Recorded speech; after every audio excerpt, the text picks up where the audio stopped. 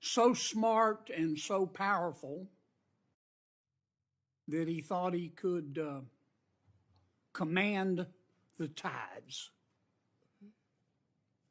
So smart and so powerful and so rich that he would go to meetings with serious people like Bill Clinton, like Tony Blair, looking like a slob,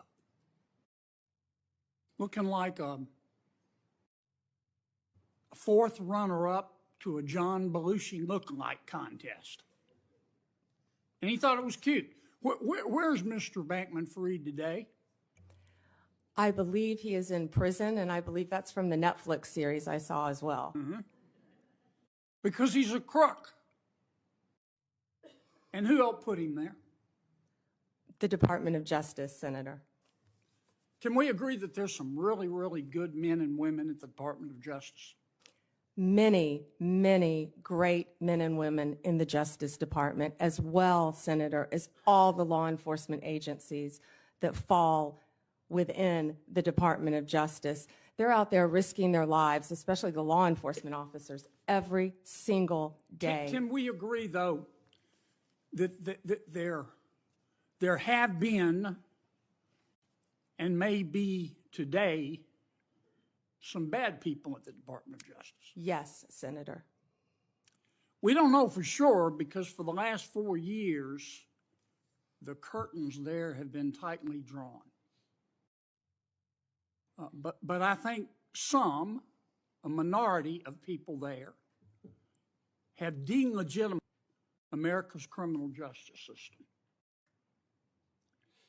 The most destabilizing act that I saw in the past 4 years, maybe in the history of the department, is when Attorney General Garland decided on the basis of dubious facts and untested legal theories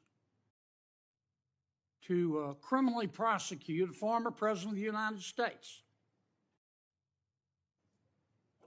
And not only that, this is the special part. He decided to do it after the former president of the United States had announced that he was going to run against Attorney General Garland's boss, didn't he? Senator, are you referring to going after a political opponent? I think so. Now, this is one person's opinion. That kind of stupid takes a plan. And I say that because, number one, this is America. That had never happened before in America. That's the sort of thing that happens in a country whose Powerball jackpot is 287 chickens and a goat. It doesn't happen here. And I call it stupid because it broke the seal. It broke the seal. It normalized it. There are a lot of ambitious prosecutors in America, Democrat and Republican. And I'll bet you right now there's some prosecutor in a particular state thinking about, well, maybe I ought to file criminal charges against President Biden's inner circle for conspiring to conceal his mental decline. And that's the road we're headed down. And you've got to fix it, Counselor. You've got to fix it. And here's, what, in my judgment, what I would ask you to do. Find out who the bad guys are and the bad women and get rid of them. Find out who the good people are and lift them up. But do it on the basis of facts and evidence and fairness. Because the temptation of some people is going to be, they're going to tell you, look, two wrongs don't make a right, but they do make it even. Don't resist that temptation. Help us restore legitimacy to the Department of Justice. Thank you, Senator. Thank you, Mr. Chairman. Welcome, Ms. Bondi, and to your family. Thank you. Thank you for visiting with me in my office. And I have to say, I'm sympathetic always to a former Attorney General, particularly having been one myself. But I am, I have to say also, really troubled, deeply disturbed by some of your responses and non-responses to the question that you've been asked today. You say the right things, that you're going to be the people's lawyer. That's what you have to say to be here. But I believe being the people's lawyer means you have to be able to say no to the President of the United States. You have to speak truth to power. You have to be able to say that Donald Trump lost the 2020 election. You dodged that question when you were asked directly by Senator Durban. You have to be able to say that January 6th insurrectionists who committed violence shouldn't be pardoned. You have to be able to say that a nominee for the FBI director who says he has an enemy list, and that's just the beginning of what he has said in terms of politicizing, deeply weaponizing the FBI against political opponents, that he shouldn't be the FBI director. You know, we have some history here with your predecessors, Barr, Sessions, and others, who perhaps sincerely, when they sat where you are now, said that they would say no, but they were working with a president that expected them to be his Roy Cohn, his personal attorney. Do you really think that you can avoid the disgrace that they encountered or the repercussions from the White House if you say no to the president? And so my question to you is, can you say no to the President of the United States when he asks you to do something unethical or illegal? Senator, first, I need to clarify something that you said, that I have to sit up here and say these things. No, I don't. I sit up here and speak the truth. I'm not going to sit up here and say anything that I need to say to get confirmed by this body. I don't have to say anything. I will answer the questions to the best of my ability and honestly. Let me ask you, an individual who says that he is going to, quote, come after, end quote, people he alleges, quote, help Joe Biden rig the presidential elections, that he has a list of people who are part of this deep state who should be prosecuted, that he's going to close down the FBI building on his first day in office. Is that a person who appropriately should be the FBI director? Aren't those comments inappropriate? Shouldn't you disavow them and ask him to recant them? Senator, I am not familiar with all those comments. I have not discussed those comments with Mr. Patel. What I do know Well, is I'm Mr. asking Patel, you for your excuse view. me, what I do know is Mr. Patel was a career prosecutor. He was a career public defender, defending people, and he also has great experience within the intelligence community. What I can sit here and tell you is Mr. Patel, if he works with running the FBI, if he is confirmed, and if I am confirmed, he will follow the law if I am the Attorney General of the United States of America, and I don't believe he would do anything otherwise. Well, let me just submit that the response that I would have hoped to hear from you is that those comments are inappropriate and that you will ask him to disavow or recant them when he comes before this committee, because they are indeed chilling to fair enforcement and the rule of law. Let me ask you on another topic. When we met, I welcomed your support for the goals of the Kids Online Safety Act. And Senator Blackburn and I have spent a lot of time, devoted a lot of effort to the passage of the Kids Online Safety Act, which happened by an overwhelming vote of 91-3, 72 co-sponsors, including Vice President-elect Vance. I appreciated our discussion and your support for protecting kids online when we met last week. I'm hopeful that this area is one where we can work together. Can we count on your support in working together to protect kids online? Senator, absolutely, and thank you for that legislation, and Senator Blackburn. I believe in this world right now, we have to find the things we have in common, and that is certainly one of them, Senator, protecting our children from online predators. You've done so much on that front, and I thank you. I attempted to do that as well when I was Attorney General, but I am committed to working with you on anything we can do to protect our children throughout this country. When I was Attorney General, we started something called From Instant Message to Instant Nightmare, and educating parents about online predators. And that also, Senator, is one of the core functions of the FBI, the cyber unit. They sit there, these agents sit there all day long and investigate child predators.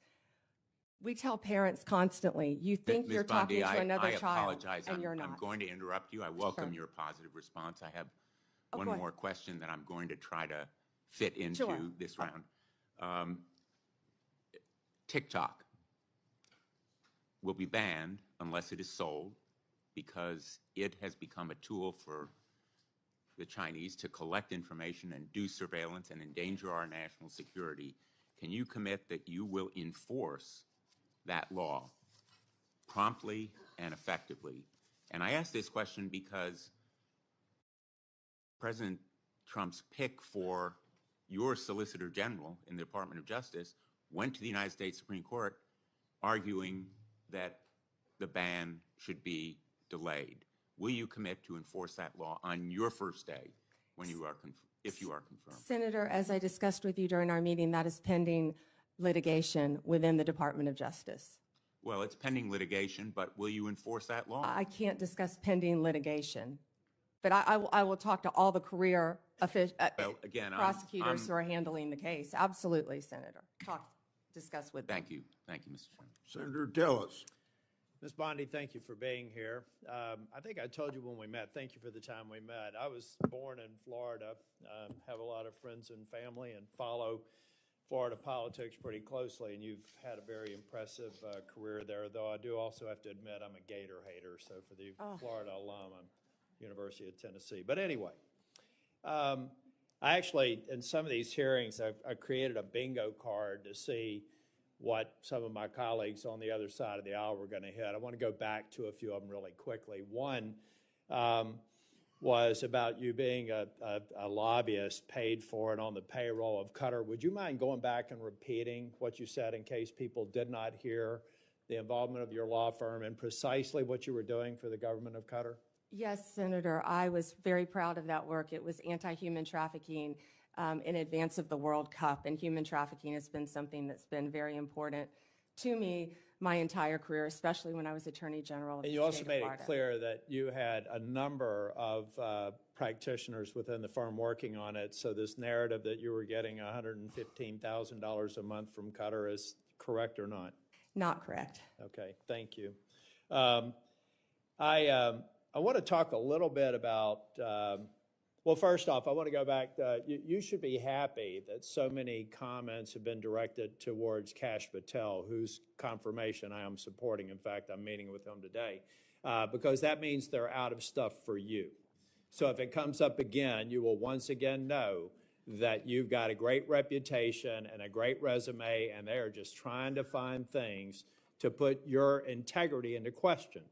You have answered the question repeatedly that that you will be loyal to the Constitution and you will live up to the oath to the Constitution and to protecting the American people. And I think Mr. Patel, when he becomes here, he'll be able to get rid of the myth in the same way that you did as a lobbyist for Qatar. He'll be able to get rid of that list of the enemies, be able to deal with the enemies list, and the marketing department for your opposition is going to have to come up with new material because that stuff is getting old. Section 702. You heard Senator Lee talk about some concerns that he has with 702. I believe it's one of the most important things that you can do early into your confirmation. You will be confirmed, and hopefully with some Democrat support. There have been dramatic reforms to 702. I've sat through an extensive presentation to try and make sure that the abuses never occur again and that you have a throat to choke if somebody abuses the protocol that's in place. I believe that we need to codify a lot of that. As a matter of fact, when I went through it, I felt like there were so many blinding flashes of the obvious. How could this not have already been a part of the approval matrix? So can you, after you're confirmed, commit that you or a designate will come back and provide for this committee an update on all of the protocols that have changed and recommended legislation for codifying so that when we do go to reauthorization, we'll have what we need to make sure that that program stays in place? Senator, I or a designee will review all of 702 before it terms, of course, in 2026 and come back and report to you on both sides of the aisle. Thank you. You have a great perspective with your time in the state and working with the Department of Justice. Give me an idea of things that we need to do better in terms of, and I'm talking primarily in the law enforcement role. I think many people don't understand the joint task forces, the law enforcement efforts that are going every single day in every one of our states. What an incredible job they do. So can you give me some sense of things that you would look at to say maybe we could do it better from your perspective of having been a prosecutor in Florida? Yes, thank you, Senator. Yeah, having been a career prosecutor, I think I have a unique perspective because I was a state prosecutor, of course, prior to becoming Attorney General. So I worked on a daily basis with local law enforcement and state and federal, not daily with federal, but I worked consistently with state, local, and federal. Then when I was Attorney General, I worked with all three as well. I feel like we have to have better coordination among all our agencies, especially given all the terrorism issues that we've discussed earlier in this hearing. We have to wrap in and communicate better with our local and state law enforcement officers throughout this country. There are so many great men and women in law enforcement, and we have to, I don't know exactly how yet, but we have to figure out a better way to work together with the federal authorities. Thank you. And I'm going to do a second round as well, but I think I also checked the bingo card for election denier. There were some people, that seemed to suggest that you were denying the election. I think that you said that President Biden is our president. President Biden is the President of the United States of America, and President Trump will be the 47th president. But I think you made a point that or at least I inferred from a comment that you made, a very important point. Folks, there are election improprieties in every election. The question is a matter of scale and whether or not you can prove it. We've seen it in North Carolina and seen it in other places. It's one of the reasons why I support voter ID, because we want to make elections easy to vote and hard to cheat. But the fact of the matter is people are cheating. So if anybody on this dais suggests that there aren't irregularities in every election, then they need to spend more time at home and really studying the facts. I don't think, though, that you've said that Biden is an illegitimate president. In fact, I think you said just the opposite. He is the president of the United States, and President Trump will be the next president, right? Yes. Okay. Last thing before the second round, January 6th. A lot of people are going to say you're going to have a rubber stamp for letting people have pardons or recommending a pardon for people who did violence to law enforcement. I'm not going to ask you a hypothetical because I want you to be consistent in not answering them. But I have to believe, as a member, I was the last member out of the Senate on January the 6th.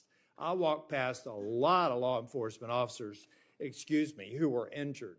I find it hard to believe that the President of the United States or you would look at facts that were used to convict the violent people on January the 6th and say it was just an intemperate moment.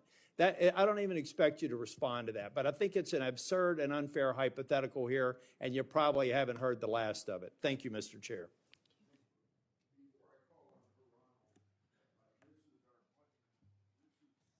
Before I call on Senator Hirano, after her and Cruz's testimony, then we'll take a lunch break, and that break will be for 30 minutes. And I can't control when my senators come back, but I expect you to be back after 30 minutes, and I'll be here. Yes, Chairman. And then I may leave the meeting to open the Senate, so whoever's on our side is acting chairman during that period of time. Senator Hirano. Thank you, Mr. Chairman. As part of my responsibility to ensure the fitness of all nominees, I ask the following two initial questions. First, since you became a legal adult, have you ever made unwanted requests for sexual favors or committed any verbal or physical harassment or assault of a sexual nature? No, Senator. Have you ever faced discipline or entered into a settlement relating to this kind of conduct? No, Senator. Ms. Bondi, I am focused on two things in my evaluation of President-elect Trump's nominees. The first is whether the nominee is qualified and experienced enough to do the job. The second is a fitness to serve, which includes putting loyalty to the Constitution over loyalty to the president. Unfortunately, in my view, many of President-elect Trump's nominees are lacking in at least one of these two requirements. Ms. Bondi, your experience as a prosecutor is the kind of thing we would expect to see in a nominee for Attorney General, but I do have questions and concerns about potential conflicts of interest, about whether you will keep DOJ's law enforcement responsibilities independent of the president's political whims, and about whether you will let facts and evidence guide your decisions. So let's start with the importance of facts, which you say is important. Ms. Bondi, we want an Attorney General who bases decisions on facts. So I want to ask you a factual question. Who won the 2020 presidential election? Joe Biden is the President of the United States.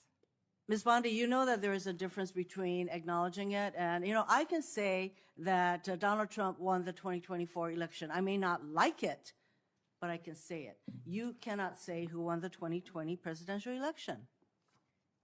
Okay. It's disturbing that you can't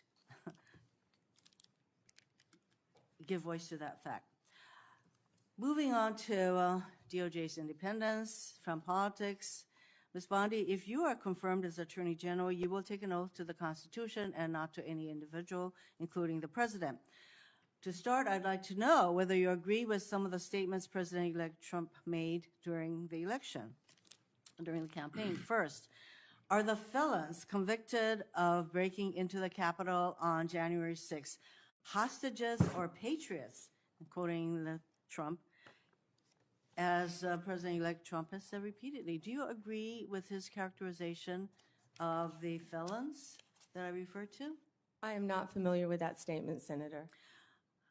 I just familiarized you with that statement. Do you agree with that statement?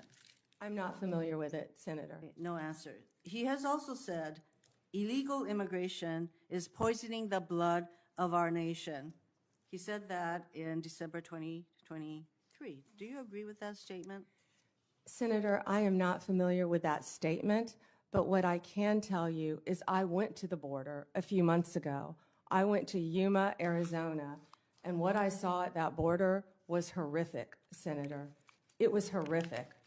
Ms. Bondi, I went to a rape crisis center. That is If I could not my finish, question. I went to a rape crisis center. Well, I'm not familiar with the statement, but I get went to a to rape the crisis next- center. I Let me met get to with the Border important- Patrol have? agents. I'm sure you've been to the Ms. border Bondi, as well, so I you want to could get answer to my that. next question. So, I believe that you responded to a question from Senator Whitehouse, and let me get your response again. You said that the White House, if I'm putting words in your mouth, correct me. You said that the White House will play no role in investigative or charging decisions in the DOJ. Is that correct? Senator, what I said is that it is the Department of Justice's decision to determine what cases will be prosecuted. What role will the White House have in investigative or prosecutorial decisions of the DOJ? It is the Department of Justice's decision, Senator. So that sounds to me that you're saying that the White House will not have any kind of role. Meanwhile, though, you have an incoming president who said, I have the absolute right to do what I want to do with the Justice Department. And in fact, President-elect Trump considers the DOJ to be his law firm. I ask you this. If President-elect Trump asks, suggests, or hints that you as Attorney General should investigate one of his proceedings, would you do so? Me, had you met with gotten to Now, know me, and who refused, Senator, discussed is that it's the Attorney General to I'm very follow happy to the listen to law. your responses under oath, Ms. Bondi. So I think it's really important to us that the Attorney General be independent of the White House. And you have a president-elect who considers the AG's office his law firm. I would like to know whether if the president suggests, hints, asks, that you as Attorney General should investigate one of his perceived enemies?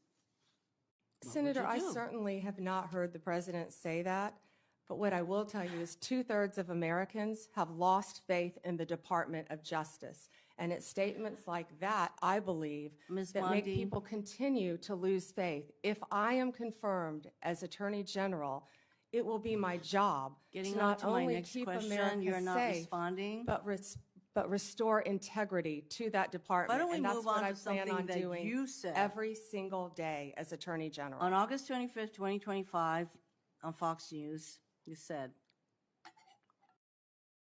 when Republicans prosecutors will be prosecuted, once the investigators will be investigated. Ms. Bondi, is Jack Smith one of those bad prosecutors that you will prosecute as AG? Senator, you hesitated a bit when I said the bad ones. Every decision Sometimes will be badness made in the eyes of the beholder. I'm just asking whether you would consider Jack Smith Senator, to be one of the people. How about Liz Cheney? Senator, How about Merrick Garland? I am not going to medicals. No one has been prejudged, or nor will I anyone am be asking prejudged whether if I am these are confirmed. the kind of people, these are in fact the people that you would prosecute.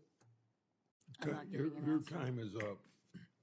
Would you like to? My time is, Would you like to Mr. respond? Chairman, she is clearly not going to answer that question, so let me get on to, Would you like to? I do have I'd love to questions for the second round.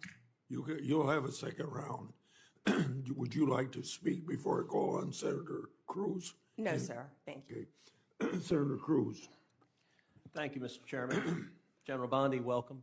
Thank you for Thank you. your long career in public service, and thank you for your willingness to take on this incredibly important office. You know, I have to say, I don't know that there is a more important position in this new administration than the position to which you have been nominated, Attorney General of the United States. I thought the exchange just a moment ago with Senator Hirono was illustrative. She asked you how you would respond if the president asked you to target his political enemies. It's rather striking because it's not a hypothetical. It has happened over the last 4 years. And I think perhaps the most tragic legacy of the Biden-Harris administration has been the politicization and the weaponization of the United States Department of Justice. And we don't need to ask hypothetically because Joe Biden publicly mused and allowed the New York Times to report it, calling on Merrick Garland, why will he not prosecute Trump more quickly?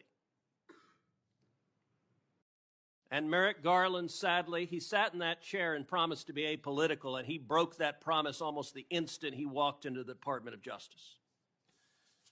If you look on the west pediment of the Supreme Court of the United States, just above the entrance, there's a simple yet profound four-word phrase: equal justice under law. We have seen over the last 4 years a Department of Justice that systematically targeted the political opponents of Joe Biden and Kamala Harris, and that systematically protected his friends and allies. And it is tragic to see the loss of confidence in the American people, in the Department of Justice, and in the FBI. I would note, I don't think there's an institution in America who has lost more respect from the American people than the FBI has in the last 4 years. That is a grotesque violation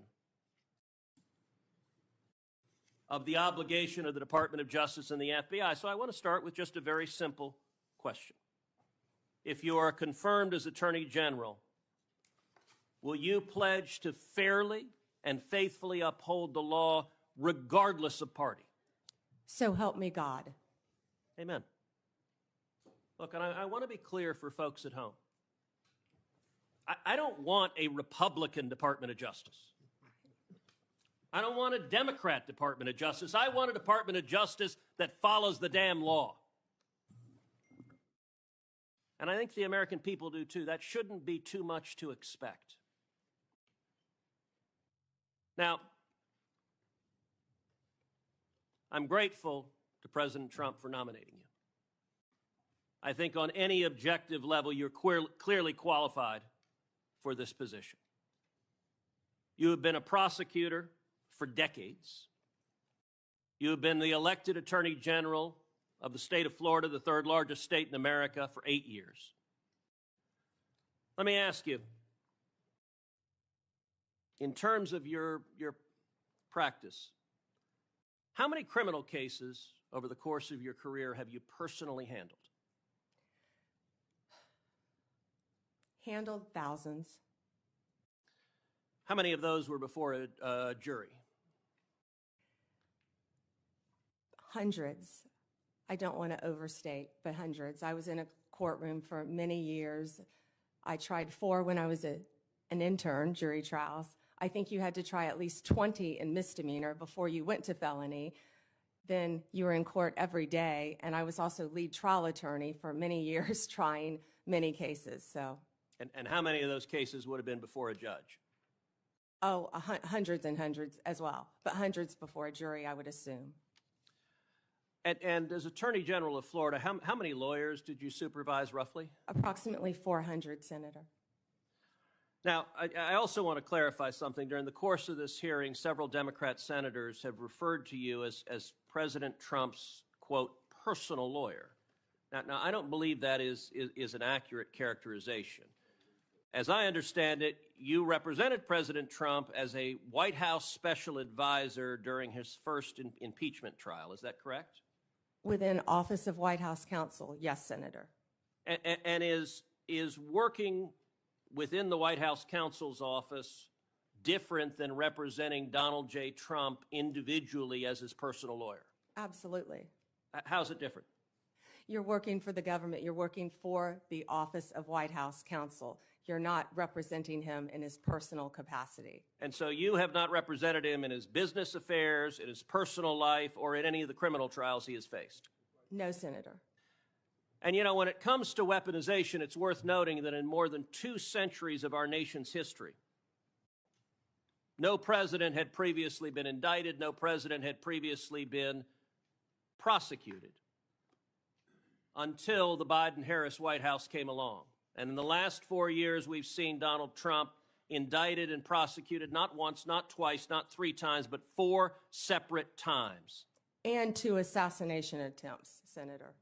I have to say, Javert from Les Mis would be chagrined at the efforts of Democrats to do anything possible to take him down. And I believe the real target in this was not President Trump, but it was the American people, that these prosecutions were brought because partisan prosecutors were terrified that the American people would do exactly what they did in November of 2024 and vote to reelect Donald J. Trump. By 77.3%. million Americans, 77.3 million Americans. Will you commit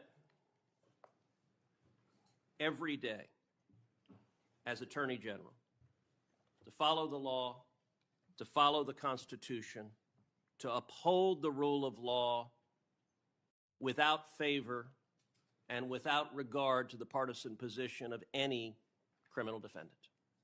Yes, Senator. That's what we should all expect from an Attorney General. Thank you. We'll now recess for 30-minute lunch break. That means we'll be back at 12:25. And when we resume, Senator Booker will be recognized to ask his questions.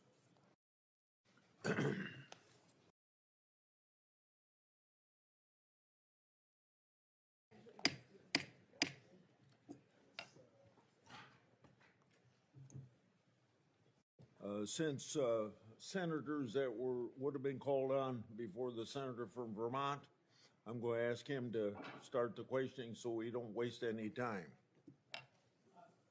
Mr. Chairman, thank you very much for this hearing. Ms. Bondi, thank you so much for the visit to my office. A couple of things. First of all, congratulations on the nomination. And number two, a couple of Vermont things that we talked about. We're going to have a new U.S. attorney in the state of Vermont. And in the last Trump administration, the Justice Department in the Trump administration worked closely with Senator Leahy, Democrat, and with Governor Scott, Republican, and came up with a consensus choice.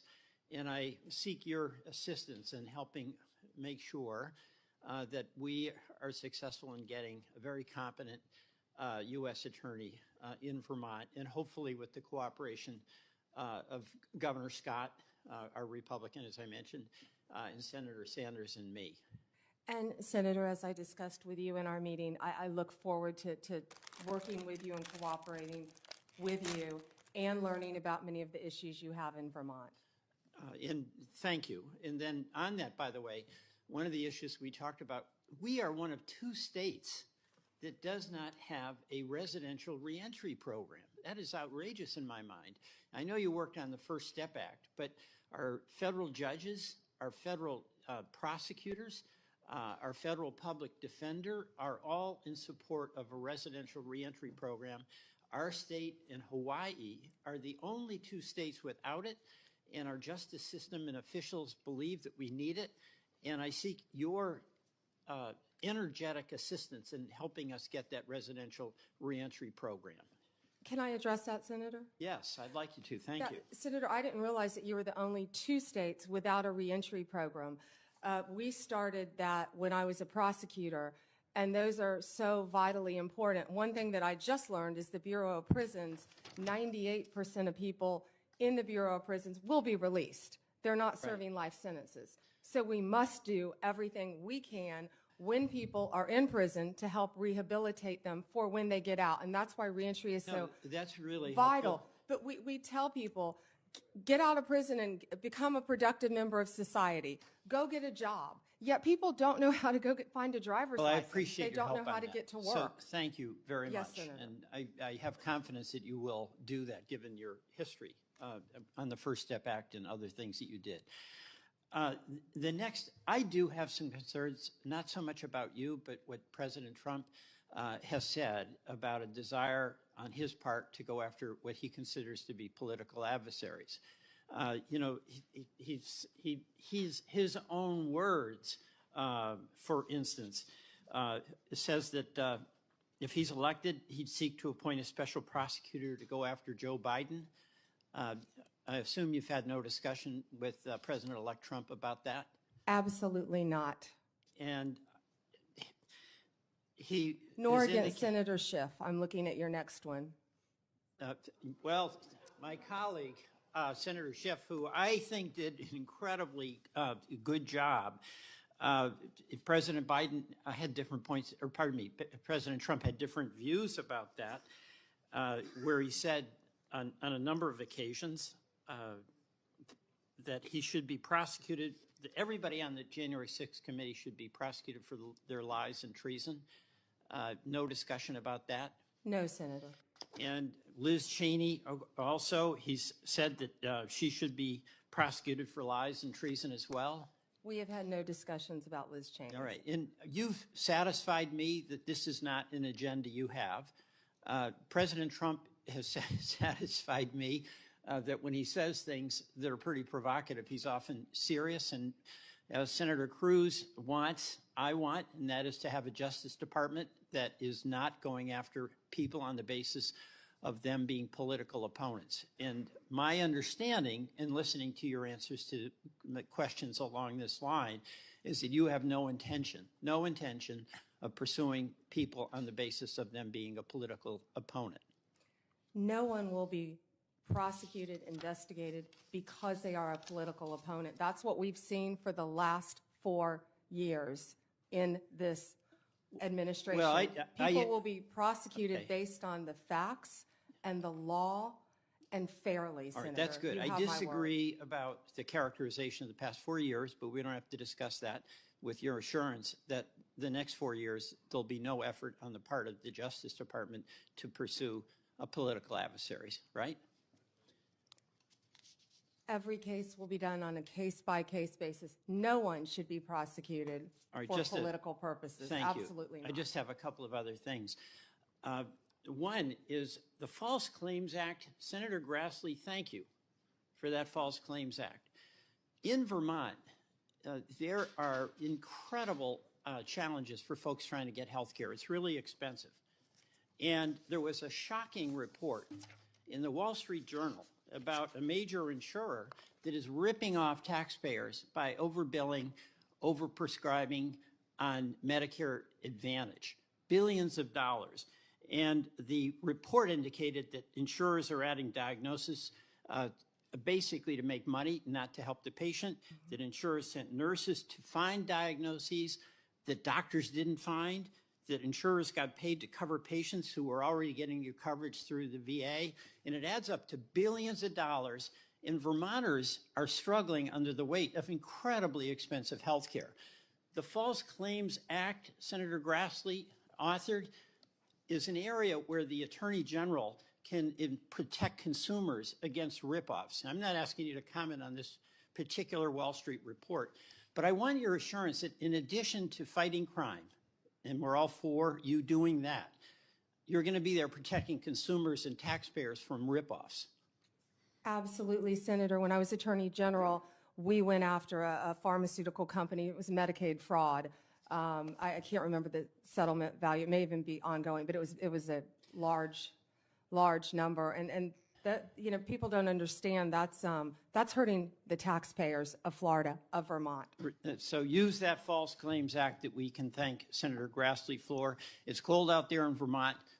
We need vigorous enforcement to protect taxpayers and Vermonters from ripoff charges. Thank you. I yield. Senator Schmidt.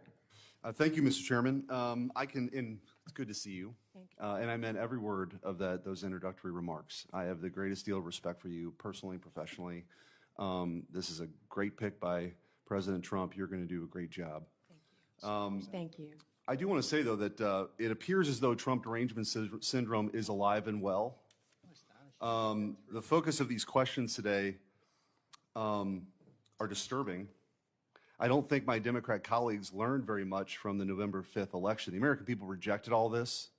Their obsession with President Trump didn't bode well for them electorally, and I think if they stay on this path, they'll be in a permanent minority. But that's up to 112 electoral votes, Senator. the landslide. But that's up for them. That's up to them to decide. I do want to comment a little bit, I guess, on this newfound religion on independence from the Attorney General. I will remind my colleagues that the last 3 Democratic attorneys general for the United States of America were perhaps the most biased, politically biased AGs we've had in modern political history in the United States. And there are some receipts. Eric Holder described himself as Obama's heat shield and wingman. This committee moved forward, and one of my colleagues referenced that the Attorney General shouldn't be the wingman of the president. Eric Holder's bragged about it. He bragged about it. Loretta Lynch met with Bill Clinton on the tarmac in a private meeting while she was investigating Hillary Clinton. And Merrick Garland probably gets however many gold stars you want to give for the most politicized, weaponized Department of Justice we have ever seen. And I think it's worth exploring that, and then I want to get your comment on it. To just sort of take a step back, I think part of leadership is understanding the moment that you're in and the landscape. We've never seen anything like this. And there is a story to be told. The arc of this story begins when Joe Biden gave a speech demonizing half the country, calling them threats to the republic, threats to democracy, these MAGA Republicans, and I'm going to do everything I can to make sure President Trump ever gets back into the White House. Miraculously, these zombie cases are resurrected. And let's talk about a couple of those. You've got, of course, Jack Smith, the overzealous and disgraced special prosecutor who time and time again has been slapped down by courts for overcharging and taking an overtly political position. He, by the way, in his postmortem this week, even acknowledged that it was unusual for him to be tasked with going after the political opponent of the President of the United States. It didn't stop him, though. The Supreme Court did, thankfully. But you had Jack Smith take on these unprecedented actions. You had a raid at Mar-a-Lago, staged photos at Mar-a-Lago for boxes of documents, which, by the way, boxes of documents were in Joe Biden's garage from his Senate days. And by the way, somebody who didn't register like you did under FARA, Hunter Biden was staying in. We don't know if he's compromised or not because that investigation was dropped. And give me a break that justice was meted out fairly for Hunter Biden. It wasn't. The Department of Justice went out of its way in documents to try to get him absolved of all potential crimes in the plea deal. It was only when the judge asked questions that unwound that. And they got back to the gun charge, but then President Biden did the dirty work himself. It was always going to be Plan B. You had Jonathan Sue, Biden's deputy White House counsel, coordinated with the DOJ and Jay Bratt on those classified document cases. Matthew Colangelo, who's that? The number 3 guy at DOJ goes to where? Alvin Bragg's office. Alvin Bragg then resurrects a zombie case in lawfare at a local level. Why would the number 3 person go do that? Maybe there was coordination. Maybe there was coordination, by the way, with the number 2 assistant DA in Atlanta in the Fonnie Willis case, who was meeting with the White House. Why would the White House care about a case in Atlanta? Well, the truth is everybody knows, it was on full display, this was the worst case of lawfare we've ever seen. If this was happening in another country, our State Department will be warning us about it. It's banana republic stuff. And one of the reasons why I'm so glad that you have been put up and nominated for this position is that I think you have the ability to level set. So when the Democrats ask you questions about your independence, it is beyond ironic that we're sitting here today because of the lack of independence from Merrick Garland and Eric Holder bragging about being Obama's wingman. So I just want to ask you, you've been asked this a bunch of times, you're going to make decisions, as you always have, right, on the law and let investigations go where they're going to go, but they're not politically motivated, correct? Yes, Senator, based on the law and the facts that apply. And in my limited time, I do want to give you an opportunity to talk about some of your experience working with law enforcement as Florida's Attorney General. This is something that, you know, as you and I talked about over the years, you were known for this, the collaboration you had. And I think getting the Department of Justice back to its core function of taking on violent crime, protecting the constitutional rights of Americans, but taking on violent crime is really important. And how you went about doing it, you've gotten bipartisan praise for that over the years. You've got the support of all these law enforcement agencies. That's something that you're going to continue and take forward into this office. Is that right? Yes, Senator. Thank you so much. And I feel like my experience with that goes back to when I was a state prosecutor with state and local, our sheriffs, our police departments, our police chiefs, and then as Attorney General on a statewide basis. And now, if I'm confirmed, all of our federal law enforcement agencies, I would be very proud to supervise those. I'll just close with this, Mr. Chairman. We heard one of my Democrat colleagues ask you the question that you're not going to pursue a case because of a name, but because of the crime. I would argue that the current Department of Justice adopted Lenin's claim, which was, show me the man and I'll show you the crime. And they did everything they could to throw President Trump in jail for the rest of his life because they didn't want to lose the ballot box. That is not what this country's about. That is not what this republic is about. But they did it. And it's up to you now to restore the integrity, and I have of that agency, of the Department of Justice, and I have full confidence that you will. Thank you, Senator. Thank you. Thank you, Mr. Chair. Before I begin, I just want to remind us all for the record that the 34 convictions, not indictments, convictions of former President, incoming President Trump were by a jury of his peers. Thank you, Ms. Bondi, for being here today, and I too would like to welcome your family and friends who are here. Thank you. Appreciated the opportunity to meet yesterday to learn about your priorities and discuss a number of issues that are important to me. But I got to tell you, as I reflected on our conversation yesterday and as I've observed the hearing today, I continue to have significant reservations on your ability to function as a truly independent Attorney General for your friend. Let's say you keep referring to him, your friend, President-elect Trump. So I hope you can address some of these concerns through your responses to my questions here. Now, the first issue area is something that we didn't get a chance to touch on yesterday.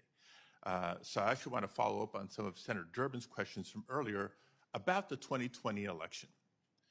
And to be specific, on the day after the 2020 presidential general election, you traveled to Philadelphia to appear alongside President Trump's then attorney, Rudy Giuliani.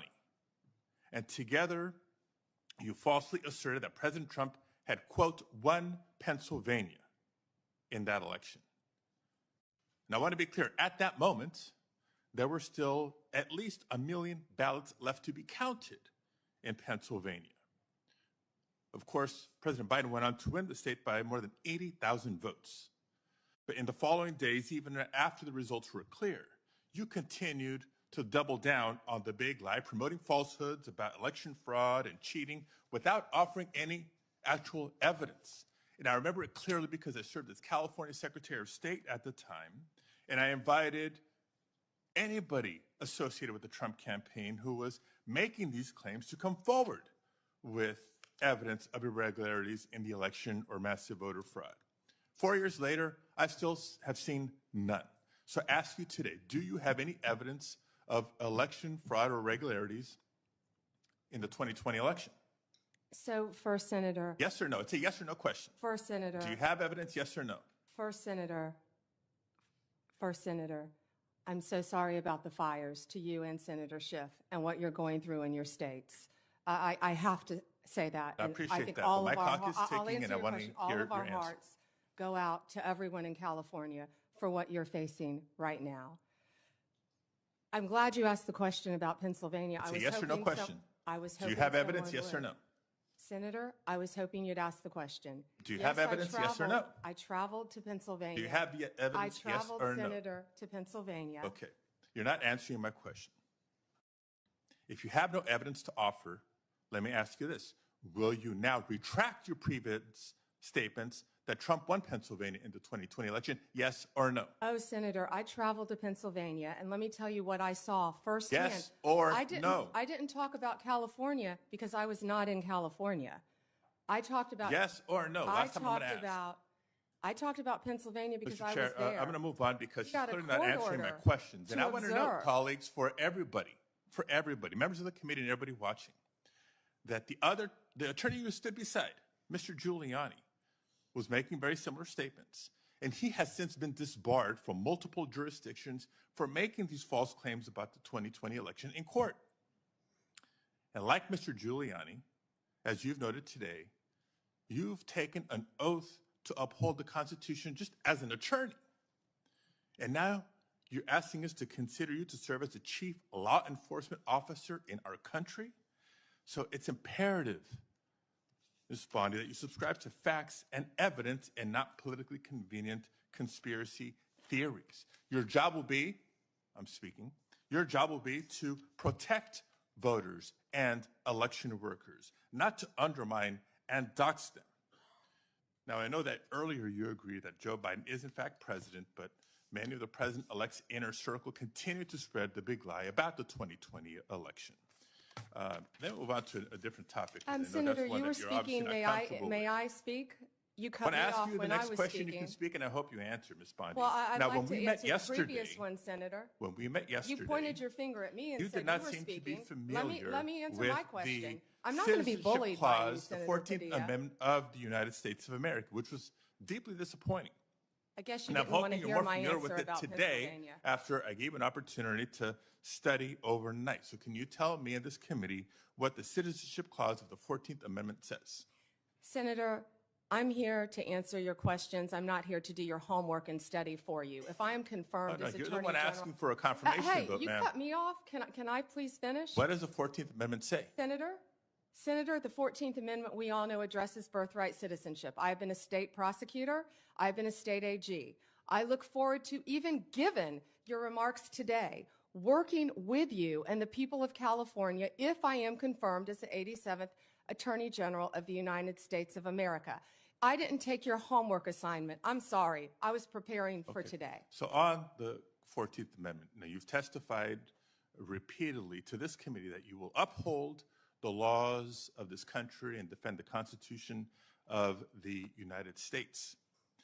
Do you believe birthright citizenship is the law of the land, and will you defend it regardless of a child born in the United States, regardless of their parents' immigration status? Senator, I will study birthright citizenship. I would love to meet with you regarding Ma'am, you're birthright asking us to citizenship. Can I consider answer to the serve as the question? Attorney General of the United States, and you still need to study the 14th Amendment of the Constitution? That is not helping me have more confidence in your ability to do this job. One other immigration-related question, and I'll steer clear of the I Constitution have one and the regarding law. that I'd like to Senator talk about. Hirona asked you earlier, but I don't think you answered her question. Can you please tell us, do you agree with the statement that immigrants are, quote, poisoning the blood of our country, yes or no? I did not say that. I did not say that you said that. I'm asking if you agree with it, yes or no. I did not say that. Do you agree with it, yes or Senator, no? my great-grandparents are immigrants. Do you agree with it, They yes or no? came here from Sicily Do you agree through with it, Ellis yes or Island no? when they were teenagers. Do you agree with it, yes or no? Senator, let me answer the question. Yes or no? It's My real simple. great-grandparents came here, immigrated to this country from Sicily, recently went and found each of their birth certificates. We are a nation made up of immigrants. Do I believe immigrants are poisoning our country? No, Senator. Thank you very much, Mr. Chair. I can't wait for the second round. Same, Senator. Thank you. No, sir. Thank you.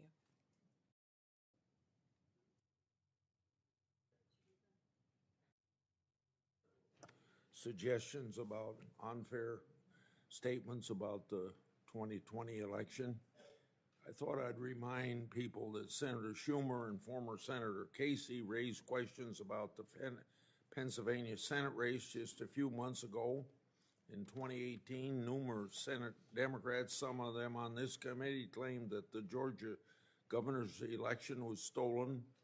In 2016, Hillary Clinton and a host of Democrats claimed the election was stolen or illegitimate and blamed Russia for the loss. And every one of my Democrat colleagues voted last month to confirm Judge Anthony Brzezinski.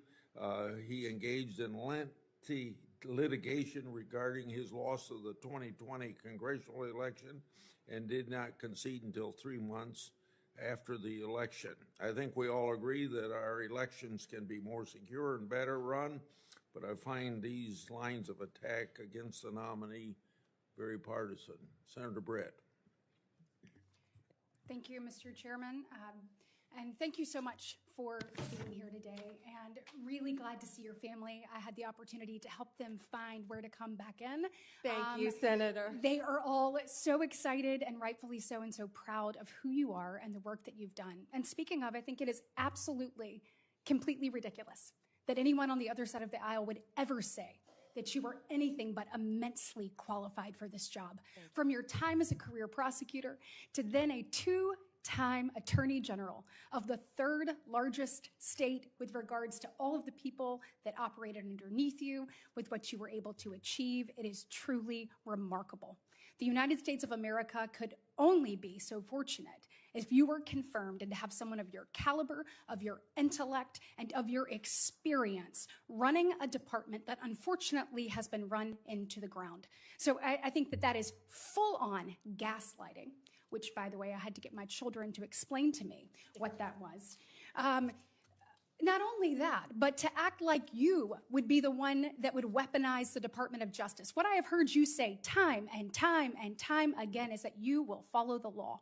And this is coming from a side of the aisle that has allowed the Biden administration, by saying nothing, they've allowed them to go after parents who are at school board meetings, who want nothing more than their children to be taught and not indoctrinated.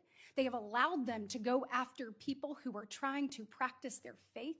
And they have sat idly by while the weaponization of the Department of Justice has undermined the credibility and credence that Americans believe that they should have in equal justice under the law. So I know that you will, as you have said here, you will follow the law and you will return this department to where it should be in the eyes of Americans. So thank you. And I wish the gaslighting on the other side of the aisle would stop, because from my perspective, I'm over it. And I believe that's exactly what the American people have said too. And speaking of, my distinguished colleague, who I have a great deal of respect from on the other side of the aisle, just said, tried to make you answer a question about immigrants and, quote, poisoning the blood of America. When actually the previous question by our colleague from Hawaii was illegal immigration. We are a nation of immigrants, but we are also a nation of laws. And the lawlessness under the Biden-Harris administration has made every single state in this nation a border state. I am so thrilled about what you've done when it comes to opioid use and human trafficking, and I look forward to you instituting that at the Department of Justice.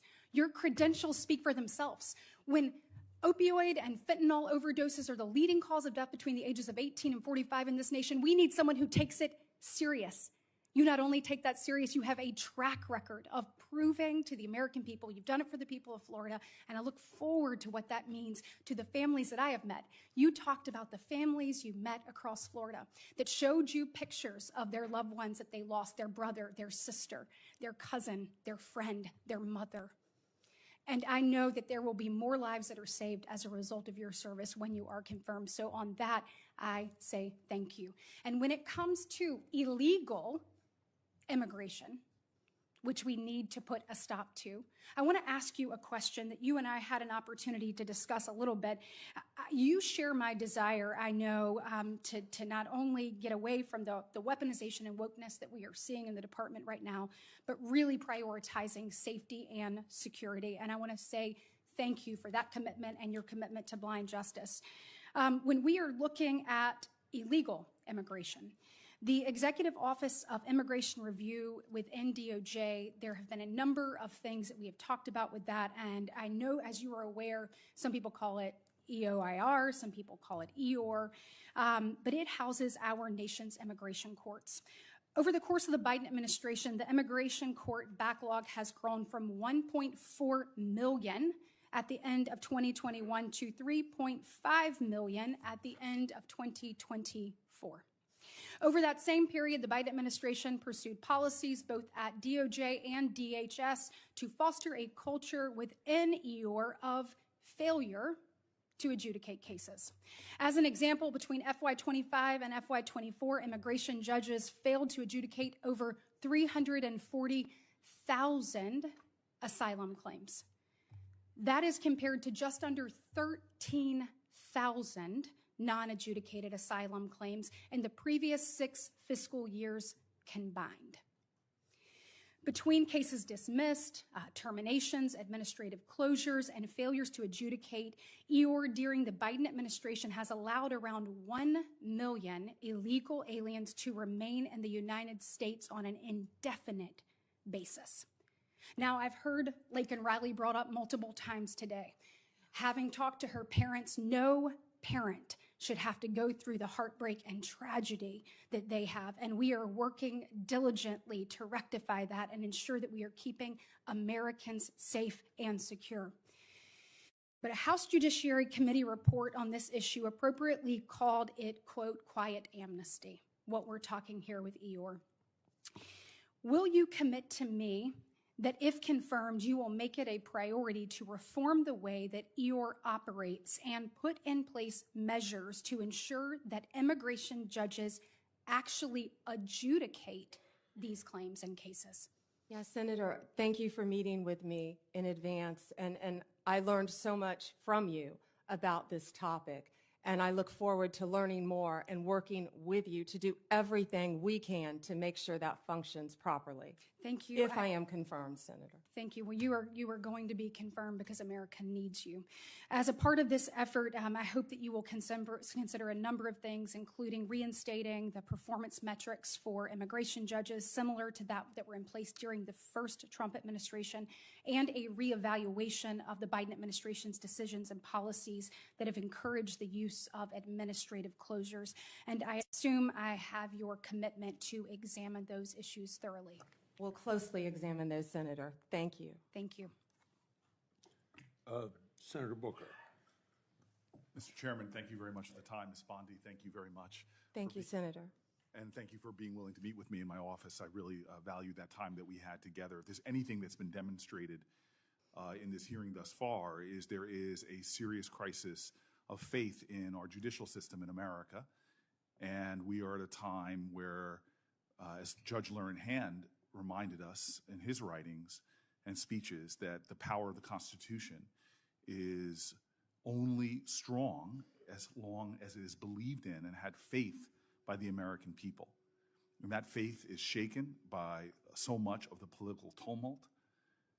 And as we have a new administration coming in and a lot of the protestations about retribution or going after political opponents, I know you could expand your empathy enough to understand why there are many that really worry about your independence. But I've heard you over and over again in this hearing, as much as I've tried to focus on it as I've gone back and forth between Senate Foreign Relations and another Floridian, Marco Rubio. But I am hearing from you that you understand that the Attorney General's guiding star is the U.S. Constitution and her client is the American people, that there can be no argument about that. Yes, Senator. Yes. And more than that, though, I hope that you, should you be confirmed, understand that there is an urgency in not just demonstrating through your actions that independence, but beginning to heal this country's lack of faith and shaken faith in that independence, in the U.S. Constitution. History may not long remember what any of us individually do here, but for the sake of our democracy, what you do to restore and repair the American faith, whether they be Democrats, Independents, or Republicans, is vital. I want to switch here to say publicly that when Donald Trump appointed Craig Carpenito as the U.S. Attorney in New Jersey, it was over the objections of myself and then Senator Menendez.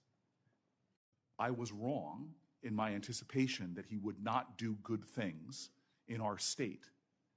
He partnered with local leaders like those in Newark, New Jersey, to dramatically drive down crime.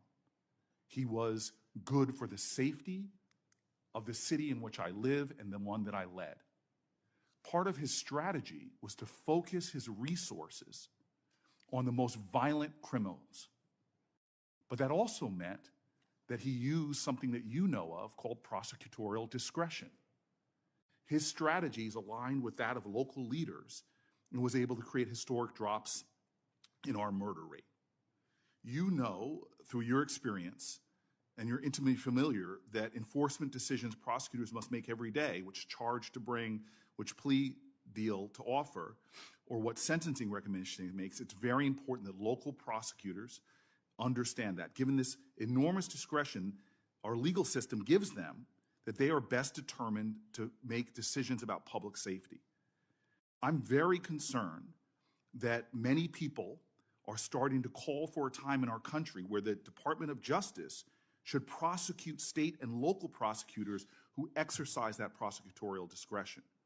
As Attorney General, will you commit to respecting the autonomy of state and local prosecutors? Senator, we have to work together with state and local prosecutors. That's what I did my entire career. And if confirmed as Attorney General, I will continue to do that. They serve a vital function in our justice system. And you understand, like in my state, that sometimes they will decide not to go after certain low-level offenses in order to use their scarce resources to focus on the strategy of pursuing more dangerous people. Yes, Senator, I completely understand And that. those decisions shouldn't be politicized if they're part of a larger public safety strategy. No, Senator. When I was a state prosecutor, we used to sit down with the U.S. attorneys and talk about cases and work together. And that's what I'm discussing about bringing back the cooperation between state and local Thank you, Ms. Bondi. governments. I just want to continue. One of the most stunning hypocrisies I've found since I've been down here in Washington is every politician gives lip service to driving down gun violence. But the very federal authority, the Bureau of Alcohol, Tobacco, and Firearm, that is primarily focused on enforcing America's gun laws and keeping people safe, is hamstrung by federal leaders. The ATF's core responsibility is assisting in local law enforcement. When I was a mayor, I detailed local law enforcement to the ATF, but I'm stunned at how they have been stripped of resources, of their budget, and all of their capabilities to go after illegal gun running. When I was mayor of the city of Newark, we couldn't find one gun crime that was done with a legally purchased gun. But when I turned to the ATF leader at that time told me in private, we don't have the resources, support, or legal ability to go after these crimes. I am concerned about our ability to fight gun crime in America that threatens our law enforcement officers as well as people in communities from red counties to blue cities. Will you commit to doing everything you can to making sure the ATF has its resources and the legal power to pursue illegal gun runners in our country? Senator, I will do everything in my power to prevent illegal gun runners in our country. When I left being a state prosecutor to run for Attorney General, I almost didn't run because I was working on a wire case involving illegal gun runners. The DOJ issued in 2022 a use of force policy for its federal law enforcement officers. It was approved by the heads of the DEA, FBI, U.S. Marshals, and ATF, and many of them said it is actually a use of force policy that actually protects law enforcement officers as well as protects others from having their rights violated. It was also endorsed by the Fraternal Order of Police and NAPO, the National Association of Police Organizations. This policy is considered best practices in law enforcement. Will you commit to continuing this policy? Senator, I have not read the policy. I will review the policy, and I will report back directly to you if I am confirmed as Attorney General, and consult with law enforcement. Absolutely. And I would appreciate if you looked at the policy and I submit questions for the record, hoping that you can elucidate maybe more of your thoughts on this. Certainly. And then I will also say, as my last question, because I see my time has run out and I look forward to a second round, the DOJ issued a policy regarding chokeholds, which limited the use of no-knock warrants and chokeholds. It's worth noting that Florida has outlawed no-knock entries altogether since 1994. Would you commit to continuing the 2021 DOJ policy on these issues? I'm familiar with the policy. I have not read it. I'm committed to reading it and studying it and reporting back to you on that policy once again. Thank you. Mr. Chairman, thank you. Senator Hawley. Thank you very much, Mr. Chairman. Ms. Bondi, welcome. Congratulations on your nomination. I'm so glad that you've been nominated, as we discussed when we had the chance to meet. Thank you. It was a pleasure to work with you as a state attorney general for a number of years, and I'm delighted to see you here today before the committee. I look forward to your confirmation. You will be confirmed. I, too, have taken note of the number of times you have been asked about weaponization of the Department of Justice as if it was a theoretical possibility that might happen in the future. One of my colleagues on the other side said, weaponization may well occur under your tenure. We all know that weaponization has occurred like we've never seen before in American history under this administration. And I want to get even more specific. In the last 4 years, this administration has carried out an unprecedented attack and campaign against people of faith. If you look at the numbers, we've never seen anything like it before in American history. It has been one of the most disgraceful chapters in the history of the Justice Department and in the history of the FBI.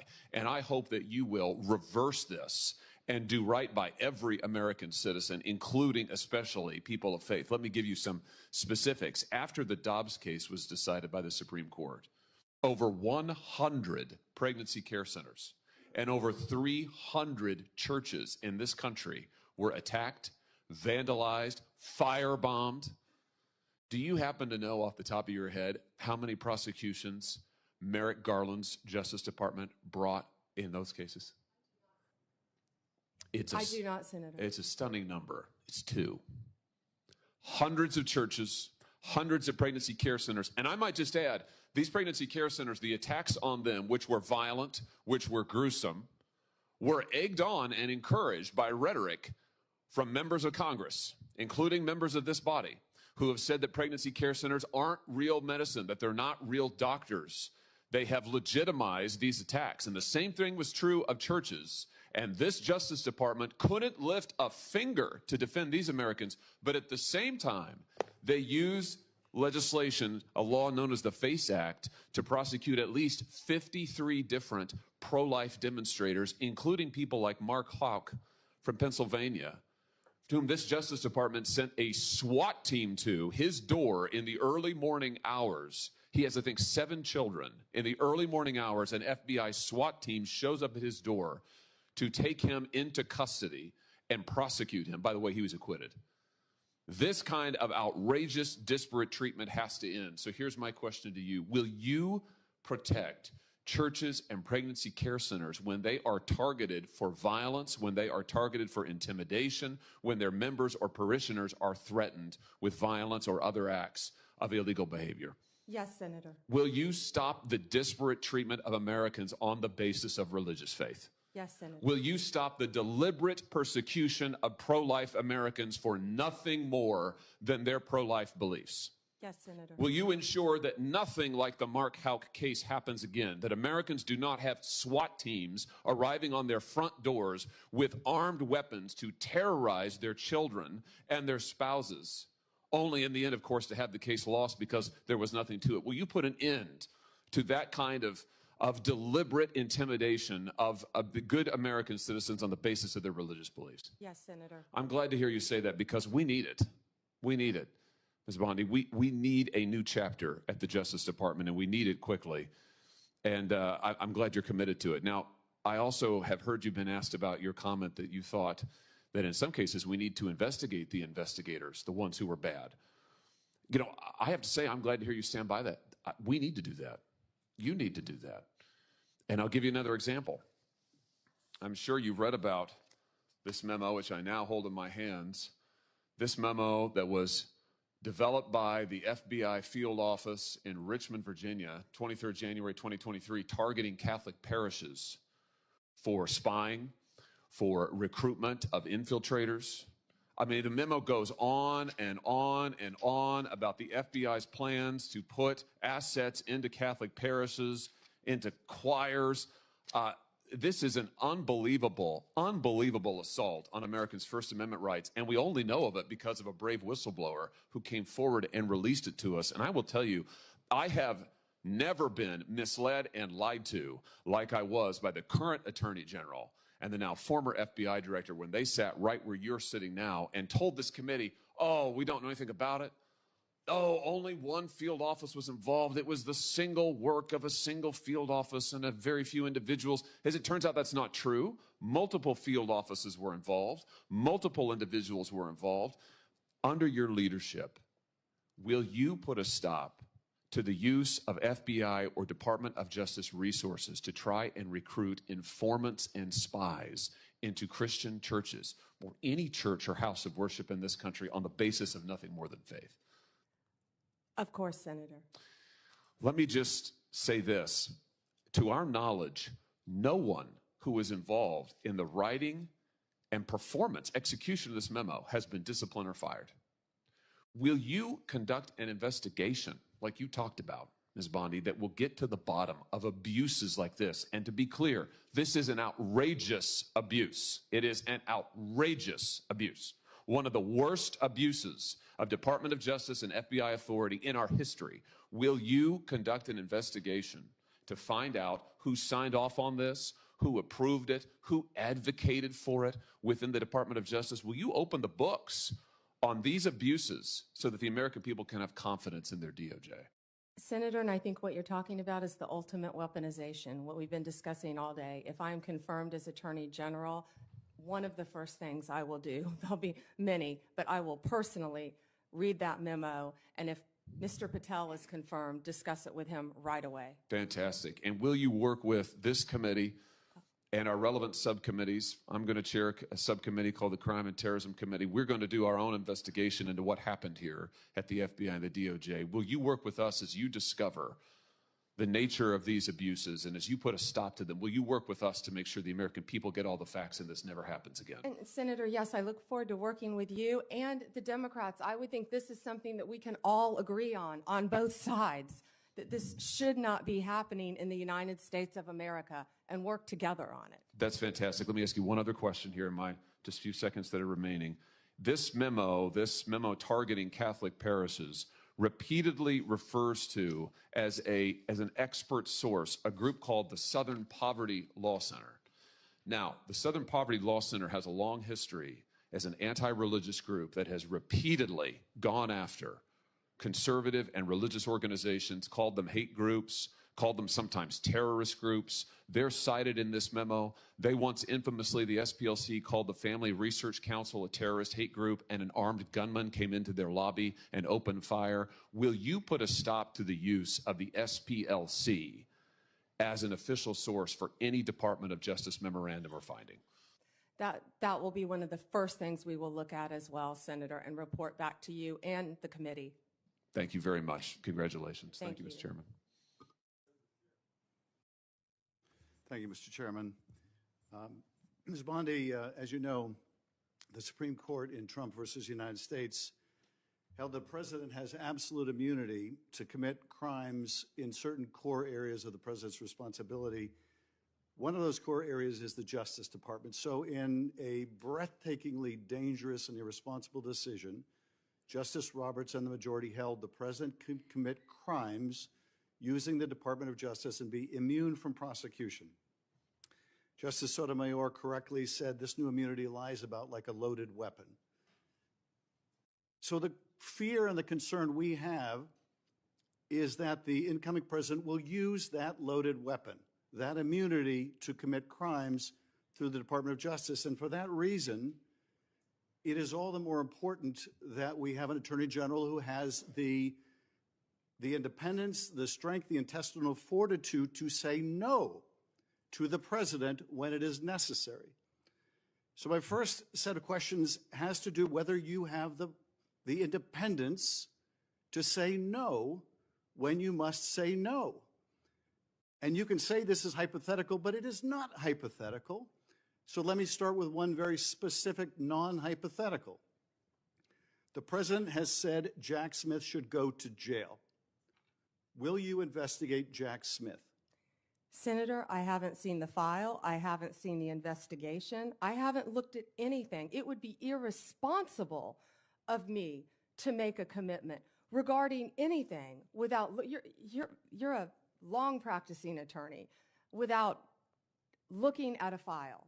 So you would need a Period. factual predicate to open an investigation of Jack Smith, is that right? Not a summary by you sitting here. Yes, sir.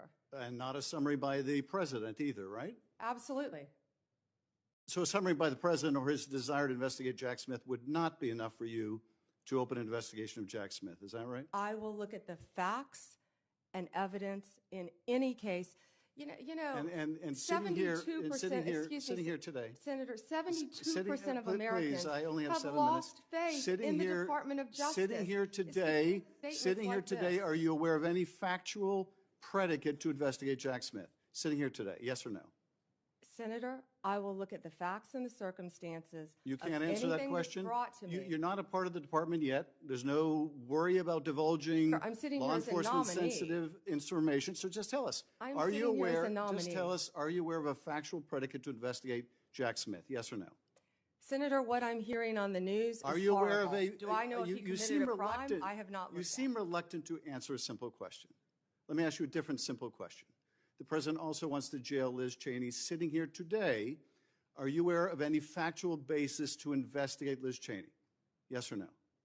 Senator, that's a hypothetical, and I'm not going to answer that No, question. it's not hypothetical. I'm asking you, sitting here today, whether you are aware of a factual predicate to investigate Liz Cheney. Senator, no one Based has on what asked you me know. to investigate Liz Cheney. That is a The hypothetical. president has called for it publicly. You are aware of that, aren't you? No one has asked me to investigate. But the president Liz. has We're called- also the worried about president- Liz Cheney, the Senator. president has You know what called we for should this- be worried about? Ms. Bondi, The please crime rate answer in my California questions. right now You is are through aware, the roof. Ms. Bondi, Your my- robberies Ms. are Bondi, 87% my higher question- than the national my question average. is this. That's what I My want to question be is focused this. on, Senator. Do you have the if I'm power to confirmed say as no to the Attorney president? General. And what you're suggesting today by your non-answer is you don't have the independence to say no to the president. So let me ask you a different question. It also requires you, if you're going to be a good attorney general, to be able to tell hard truths to the president. So my questions now are, can you tell hard truths to the president? So let me start with an easy truth that you could speak to the president. Can you tell us, can you tell him that Donald Trump lost the 2020 election? Can you say that? Do you have the independence to say that? Do you have the gravitas, the stature, the intestinal fortitude to say, Donald Trump, you lost the 2020 election? Can you tell us that here today? Senator, what I can tell you is I will never play politics. You're trying to engage me in a gotcha. I No, won't I'm just do it. asking you a simple I question. won't play If you can politics speak truth with any to ongoing power. So let me ask you investigation, another. like you did let me- leaking your let me ask colleague you- Devin Nunes's memo. If you can't answer the question, let me ask you a different, what should be a simple truth, not a hard one. Was there massive fraud affecting the result of the 2020 election? Yes or no? Senator, I'm glad you asked that question. If you'll let me answer what I saw in Pennsylvania. No, I asked a simple question about massive fraud. I can only tell you what I saw in Pennsylvania. I know you want to answer a different question, but my question is, can you tell us whether there was massive fraud affecting the results of the 2020 election? Yes or no? Was there I or can was there tell not? you what I saw when I went That's as an not my, advocate that's to not the my campaign. question. So you can't answer that question. You can't speak that even easy truth to us, let alone to the president. So let me ask you a different question. It will also be important that you give good advice to the president. Are you prepared to advise the president not to pardon people who beat police officers? Senator, as I said, the pardons are at the direction of the president. We will look and we will advise. I will look at every case on a case. so you Let me look at- finish on a case-by-case Okay, basis. okay, good. And Let I me abhor violence to police officers. Follow up with that.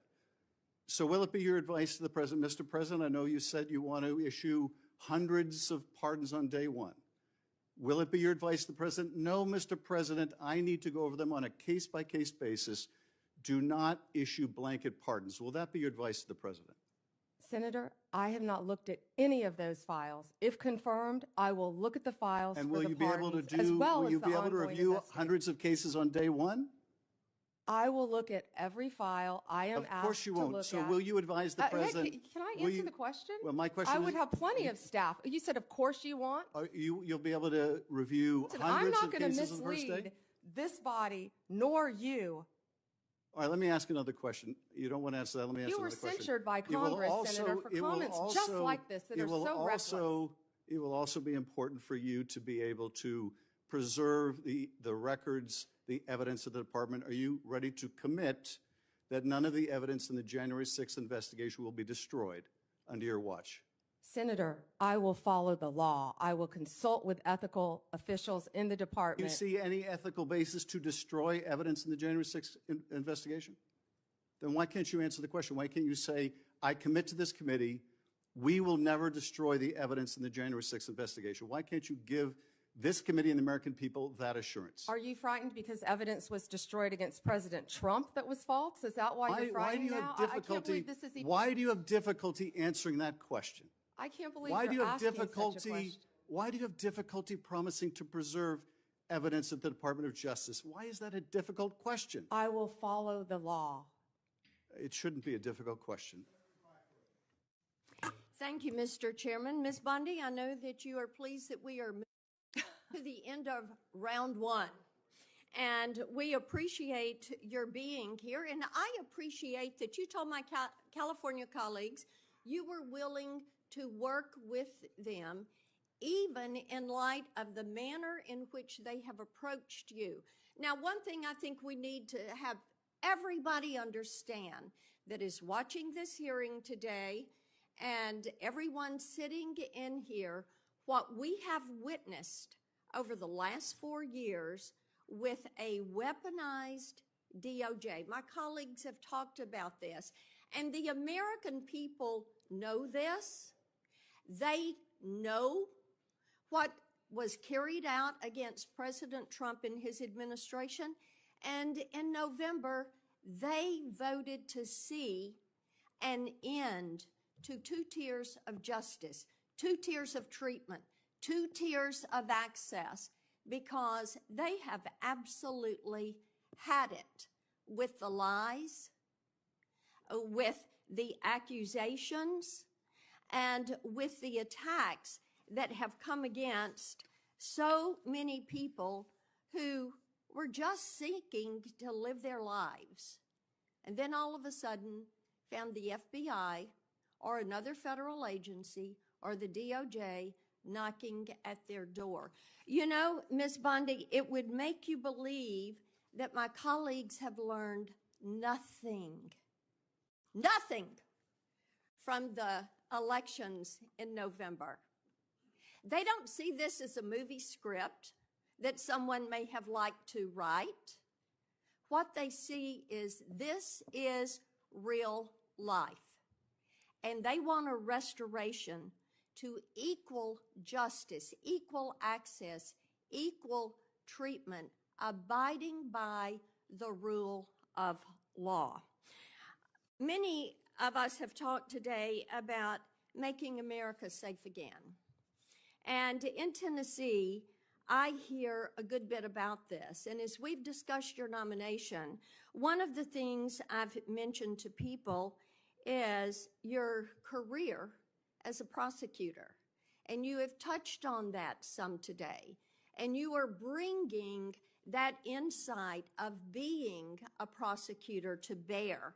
And I do appreciate that. Now, one thing that I think is noteworthy, and in preparation for the hearing, I looked some of these numbers up. During President Trump's first term, violent crime in this country actually fell. Yes. It fell by 17%. And in the first 2 years of the Biden administration, it soared by 43%. This is crime that is taking place in all of our communities. We've seen a rise, whether it's California or Tennessee. We have seen a rise. So I want you to talk to Tennesseans, to Californians, to all Americans about what you're going to do to get this crime rate down in this country. Senator, thank you for that question. And despite the questions from Senator Schiff, I look forward to working with you and the state of California to do everything we can to fight violent crime in California. And you know as well as I, that crime is only going to go through the roof now after these forest fires. You're going to have looting. You're going to have price gouging. You're going to have so many things that I have dealt with in the state of Florida, and I am committed to working with California just as much as I am committed to working with you, Senator Kennedy, in the tragedy that just took place in Louisiana, given all the human beings that were murdered in your state. And we have the Super Bowl coming up in less than 3 weeks now, I believe, Senator. I've been a little busy. But we've got to ensure, if I'm confirmed, that everyone in this country is safe. And I will work with you. I will work with you, Senator. I will work with all of you in this country. For everything that Senator Blackburn said, we have got to reduce violent crime, and we have got to restore integrity to our law enforcement officers.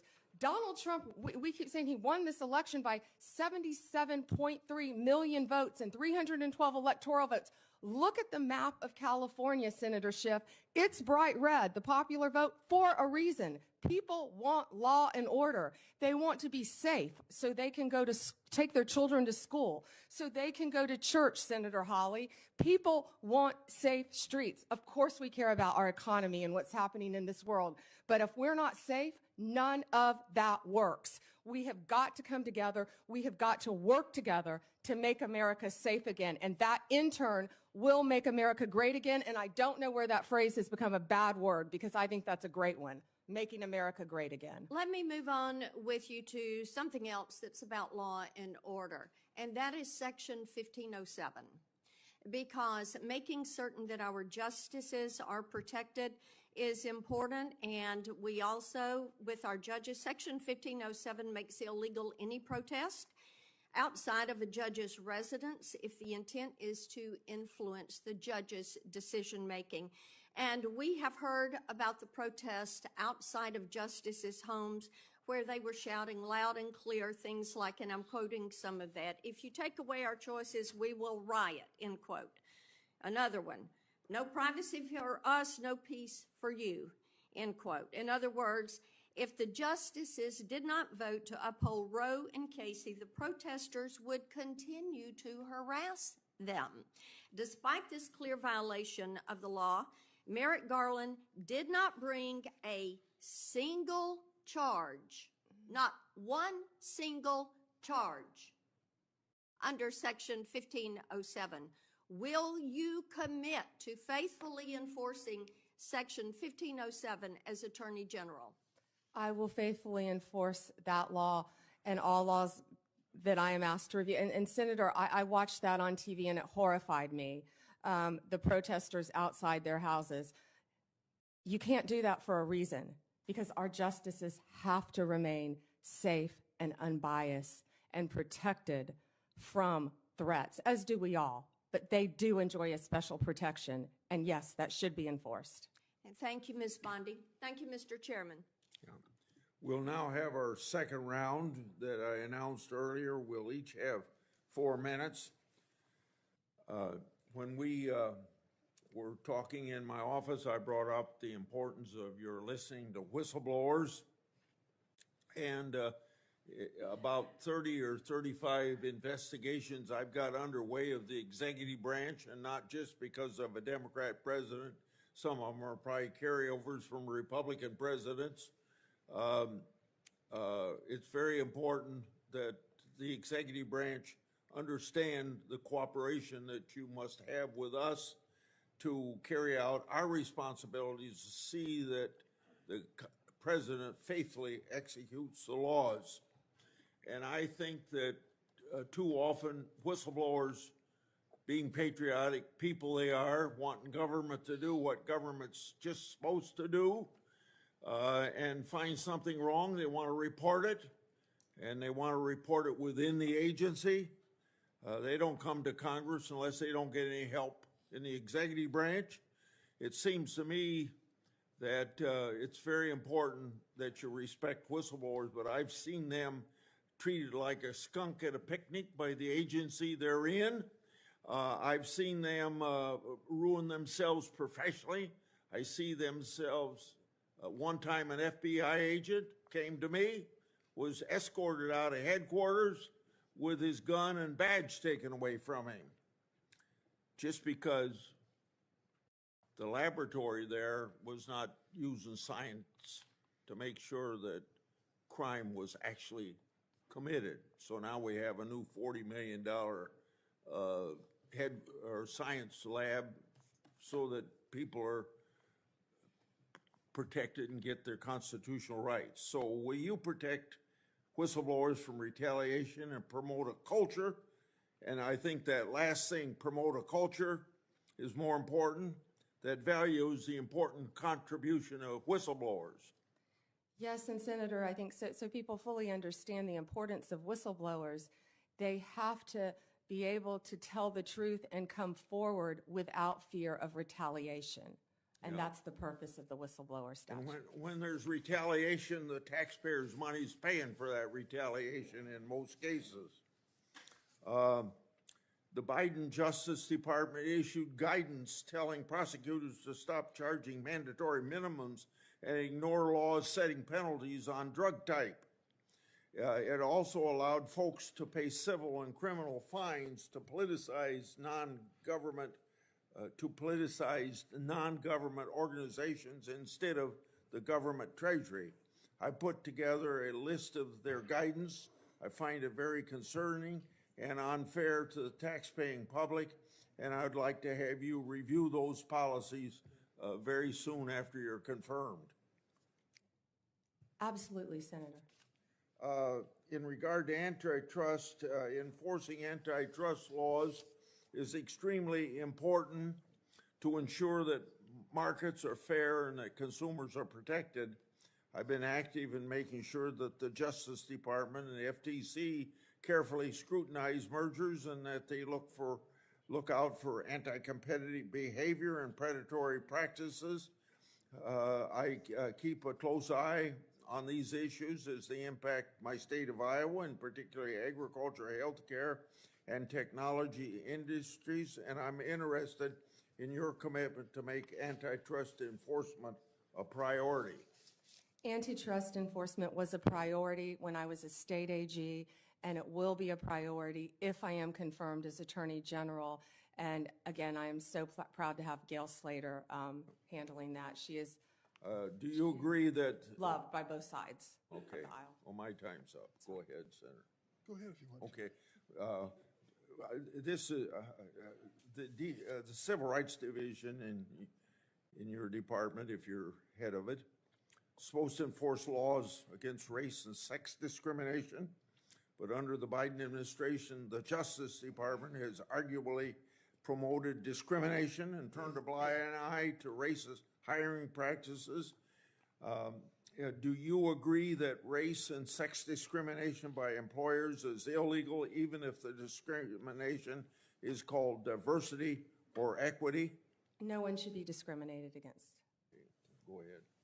I'm done. You owe me 44 seconds. Ms. Bondi, I'd like to say something, and I hope you agree with it. Violence is never acceptable when it comes to political expression. Period. I think I said that initially. Yes, I do agree. Of course I agree. I abhor that sort of thing happening when it comes to conservative Supreme Court justices, and I abhor it when it comes to Nancy Pelosi's husband being attacked in his home. That was horrible. Which we should all say unequivocally both are unacceptable. I think you agree, correct? Horrible. All right. I guess as I reflect on what you've said today, a couple things surprised me. I did not expect you to be as outspoken as you are about Kash Patel. He's been characterized as a professional career defense attorney and a career prosecutor. That's a pretty amazing achievement in his life. But he also has said and done some things which are impossible to understand and justify. For example, are you familiar with something called the QAnon conspiracy? I have heard of it, but I do not know what it is, but I've heard of it many times, Senator. So let me tell you what I've learned about it. Its core belief is that a cabal of satanic, cannibalistic child molesters are embedded within our government and are conspiring against President-elect Trump. They asked Mr. Patel about it, and he said, quote, "I agree with a lot that the movement says." End of quote. Does that sound like a good preparation to run the FBI? Senator, I don't know anything about, I had heard of QAnon, but I've never heard that definition attached to it at all. You're going to have to ask Mr. Patel about those statements. We will. And I'll tell you, until we get answers to those questions, I don't know many people on this side of the table will give him an unequivocal endorsement. This and his enemies list, what he calls his government gangsters, this is what you expect of Stasi. This is what you expect of secret police. It is not what you expect of justice in America, as you've even described it at the table today. So I would say this unequivocal support of Mr. Patel should at least have some reservation until he explains some of these outrageous positions he has taken. I look forward to hearing his testimony about QAnon in front of this committee. You will. Let me say another word about January 6th and what happened. We lived through it, many of us. We'll never forget it. To think that the United States of America's Capitol building was desecrated by an insurrectionist mob that came in and did horrible things, particularly to our police force, that keeps you safe as you sit there and keeps us safe every single day. Over 100 of them were attacked by these demonstrators. One, Kenneth Bonowitz, a member of the so-called Proud Boys, another alt-right group, assaulted at least 6 officers, placed one in a chokehold and lifted him up by the neck. Bonowitz injured one officer so severely he had to retire. Kyle Fitzsimmons, convicted for 5 separate assaults against law enforcement, including one that caused a career-ending and life-altering injury to U.S. Capitol Police Sergeant Aquilino Ganell. Can you understand why when Donald Trump says, the day I am inaugurated as president, I will issue a blanket pardon to these, quote, political prisoners? We view this with an outrage on our side. These men and women risk their lives for us every day, and they almost died. Some of them did die in the course of this attack. Why aren't we treating them as such, and why do you have to reserve judgment? Vice President Vance didn't when he was asked this week. He said pardon should not be extended to those who were guilty of violence against policemen. Yeah, and Senator, I do not agree with violence against anyone, but especially police officers. And every time I've been walking through these halls, meeting with all of you, the men and women of the Capitol Police Department are incredible. They do a great job. They deserve to be safe. And I do not agree with violence against any police officer. I would hope. I never have, Senator. You weren't able to answer my question affirmatively earlier, but I would hope that if this moves forward in a positive way on your nomination, you will speak up at some point on behalf of these police officers who are keeping you safe today and your family safe. I yield. Okay. Before Senator Graham, I want to enter into the record without objection from the members of this committee letters from law enforcement groups who support Ms. Bondi's nomination. These groups include the Fraternal Order of Police, the National Sheriff's Association, the National Association of Police Organizations. They praise her, quote, support for law enforcement, crime prevention, and public safety, end of quote, without objection. So ordered. Senator Graham. Thank you. Well, I've been gone for a while, so they're asking you about Kash Patel. It must be going pretty well. You didn't miss anything, Senator. So that's just an observation. So anyway, thanks to my colleagues on the Democratic side. It's been a good hearing. And a couple things. Pardons. If somebody applies for a pardon, you'll give the president legal advice as to whether or not he should grant it. Is that the way the system works? Yes, Senator. Okay. So rather than prejudging what you would do, you would look at the application and give him your best advice, and you don't like people who beat up cops. Correct. I hope no one does. Yeah, okay. Fair enough. So let's just get back to the process. I'm not going to speak for the president, Yeah. but the president does not like people that abuse police officers either. Yeah, well, the hope is that through this pardon process, you'll make a rational decision based on the applicant rather than deciding the outcome in a Senate hearing. That's all I'm asking. That's what I would want if I represented somebody. I'd want at least to be heard. Now, Section 230, are you familiar with it? Yes, Senator.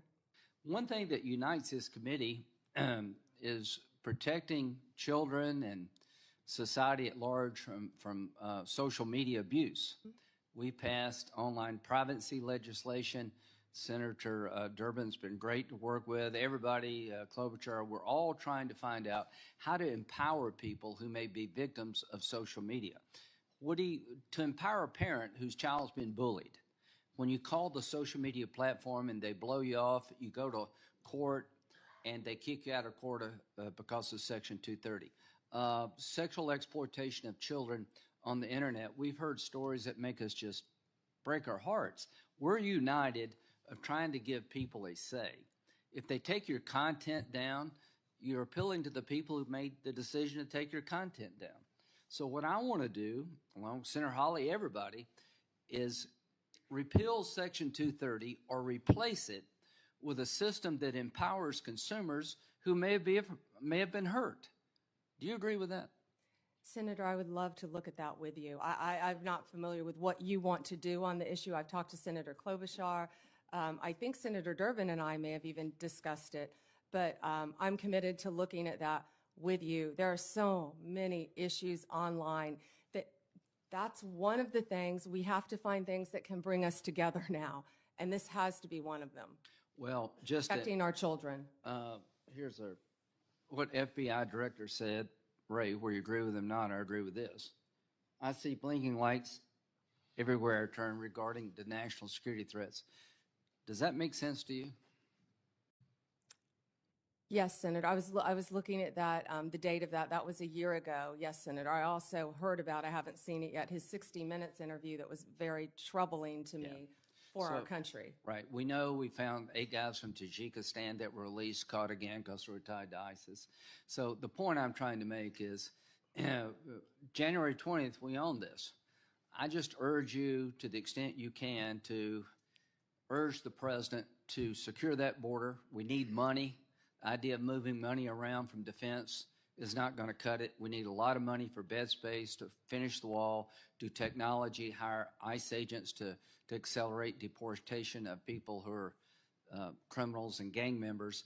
We don't have time to waste. I hope you'll make that an urgency because the threat is real. Are you worried about an attack on our homeland being generated from ISIS or their affiliates, and what should we do about it? Senator, I don't have a security clearance yet, but only from the public reporting that I've seen, I'm terrified. Senator Whitehouse. Thank you, Chairman. I'm going to try to fit in 2 questions in my 4 minutes. Lindsay, stick around because I'm going to say something nice about you. First, yes to 230. We've got to really work on that. There's a lot of support for fixing 230, in fact, outright repealing 230 in this committee. First question. Presumably, your commitment to fairly enforcing the law based on facts and evidence would also apply to environmental cases. Yes, Senator. I'm concerned because, under Trump, criminal prosecutions for pollution dropped sharply in his first term. And you will be running an Environment and Natural Resources Division that has things like, for instance, a methane task force that big polluters who spent big money to get President Trump reelected don't like. And they're going to be coming to you to say, hey, we don't want a whole lot of enforcement on this. Methane leaks, carbon dioxide leaks, it's a pollutant, polluting our water, polluting our air. Will you be strong when that happens? Senator, if you haven't learned yet, I'm pretty strong and I'm pretty independent. And I think you and I spoke about this in your office a bit. I don't know a lot about that issue, but I am committed to meeting with the ENRD division and talking to you about it. I wish I knew more about the issue you faced, but I don't. But I'm committed to absolutely looking at it and doing what I can to help you in your state. I don't want environmental prosecutions to be an ignored stepchild subset. It's law just like any other law. The second question that I'd like to get to goes back to Chairman Grassley's opening comments, that it's going to be really important for the Department of Justice, under your leadership, to answer questions from senators, both Republican and Democrat, and to give us real answers. Sometimes the best oversight comes from the other party. And indeed, sometimes the best oversight comes from one senator who sticks to one issue and persists at it without necessarily support from the rest of the committee. And that oversight has been really consequential in the past, and it's really important. So Chairman Grassley has been very good about trying to enforce that rule. And I want to tell you just a quick story about something that went the wrong way, I believe. Crossfire Hurricane was mentioned by Senator Graham. There was a committee investigation into Crossfire Hurricane. During that Crossfire Hurricane investigation, box loads of material was provided by the department and the Bureau to Senate Republicans. They got files, they got investigative reports, they got internal memos, they got stuff that would not be FOIA-able. They really were able to do a deep dive because they got everything they asked for, even stuff that the FBI would ordinarily not produce. That was happening on that side of the aisle. For me, I had questions about Justice Kavanaugh's supplemental background investigation. And I asked for things like, what is the Department of Justice policy for how tip lines work? That's a FOIA-able question. I didn't get a single piece of paper. I asked for things like, what are the ground rules for investigations of supplemental background investigations? I didn't get a single piece of paper. Senator Graham called the Deputy Attorney General up into his office to say, will you guys please knock it off and give this guy some information? So, you know, I have lived the example of, if you're a Republican, I will take the chairman at his word that he wants the department to be responsive to requests from all of us. And I would ask you, will you be responsive to all of us, irrespective of our party affiliation, if we are asking legitimate questions that you have the power to answer? Senator, I think I've said that from the beginning. Yes, especially on Freedom of Information Act, I will follow the laws that apply to the Freedom of Information Act. I believe in that. I actually dealt with the public records when I was a state prosecutor. It's been so long ago, I'd forgotten about that. Yeah. So I handled all the public records. One just sort of point of order here. The FOIA, the Freedom of Information Act process is one thing. Anybody can get information under the Freedom of Information Act process. As senators, we should be able to do better than that. When we're doing worse than that, that's a sign that somebody's hiding something. When we're doing better than that, that's a good thing for congressional oversight. Thank you, Chairman. Thank you. Senator Tillis. Can we take a minute off Senator Schiff, since I'm joking? Since he took an extra minute, I'm joking. Yes, you can. You wanted to say something to Senator Schiff? No, sir. I asked if we could take a minute off Senator Schiff since Senator Whitehouse took an extra minute. I was teasing. I'm sorry. Okay. Senator Tillis. Thank you, Mr. Chairman. Ms. Bondi, I wanted to come back, and I'm glad I did, because I got another mark on my bingo card. QAnon came up. It's a little known fact, but the so-called, I think I heard someone say that that's a cabal that has cannibalistic tendencies. I don't know if y'all know this. It's a well-documented fact that the so-called QAnon shaman is a vegetarian who actually had to be transferred to another prison to satisfy his dietary needs after being sentenced to 41 months in prison. So I don't know if all the QAnon people are cannibals, but it's a little bit absurd. I just wanted to add a little levity here and let y'all know I'm one mark away from hitting bingo. Yeah, but you know, it's important to talk about this, folks, because this is the part I don't like about the big committee. I love intellectual property subcommittee because we don't get into this theater. But it's just absurd to think that, and it was mentioned in reference to a comment that Kash Patel made, who I spoke with earlier today. You know, it's just absurd to kind of throw that stuff out there. Does anybody honestly believe someone with a distinguished career like Kash Patel thinks that a cannibalistic cabal controlling the internals of government really exists? Let me give you an example why I resist that notion. I resist the notion that most of the members here, who all raise tens of millions of dollars through Act Blue, that has a subpage that only until Senator Butler finally told them to take it down, after I spent a year ranting about it, on their Act Blue, a subpage on Act Blue had the all cops are bastards subpage and fundraising drive. I came to this committee for a year and tried to encourage my members to say, this is absurd. So would it be fair for me to say that President Biden is embracing an organization that thinks all cops are bastards and you should have a fundraising run for 13.12 miles and protest outside of police departments and put pressure on them? Saying that President Trump or you or anybody else or somehow or Kash Patel have an allegiance, that's so absurd to think in a big hearing like this. We actually just talked about that we actually think someone of the stature and the experience that would come before this committee would actually think a bunch of people-eating cabals controlling the innards of government was real. That's just being done. I get the theatrics. I get the marketing department thought it'd be really cool if it was said. But guys, that's not us at our best. And I just thought it was kind of funny that he's a vegetarian too. But I want to go back to this is a narrative that people are going to force. And I'm going to trust you to do what you do as a prosecutor. Like you said earlier, you're going to examine the facts of a case. You're going to give the president your best advice. I cannot believe if there is compelling evidence that you as a prosecutor know that this person breached the Capitol and injured a police officer, that the president would even ask you to consider it. And I certainly can't imagine you recommending that they move forward. It's a hypothetical. I don't want you to respond to it, but your track record as a prosecutor would suggest otherwise. Last question.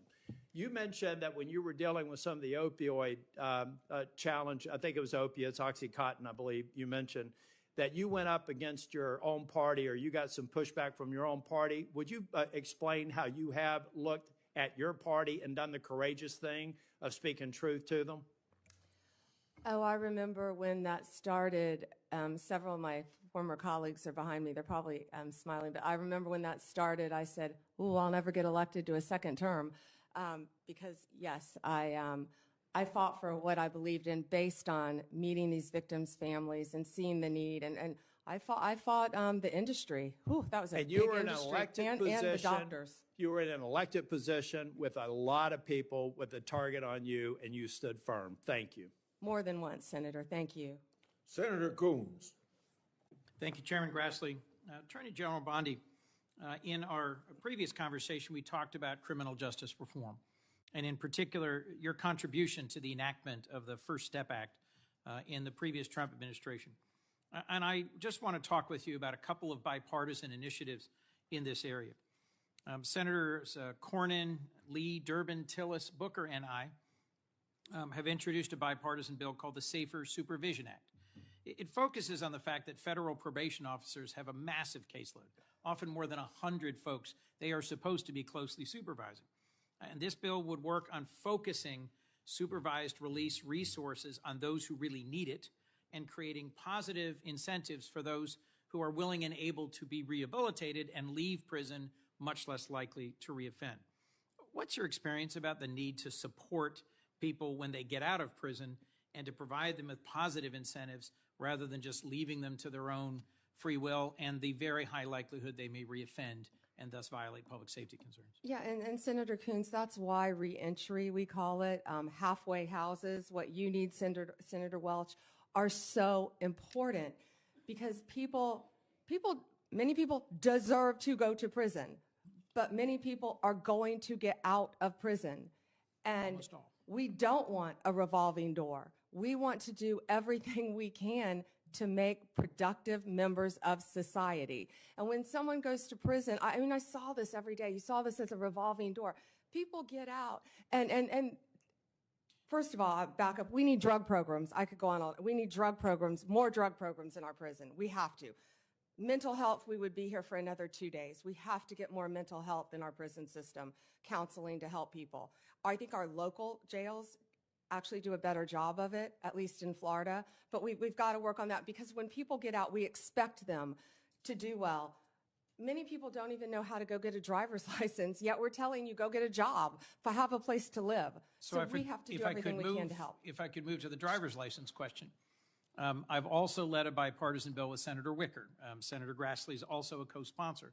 It's called the Driving for Opportunity Act. And it recognizes that in many states there is a practice of suspending driver's licenses where someone is too poor to pay their court-related or public safety-related fines and fees, but where the driver's license isn't suspended because they're dangerously driving. It's just because they haven't paid their fines and fees. And then without a driver's license, they lose their job or they're not able to get a job. Would you be willing to work with this bipartisan group of us on these two bills, Driving for Opportunity and the Safer Supervision Act? I would love to read both of them, and I was unaware of that happening with driver's license.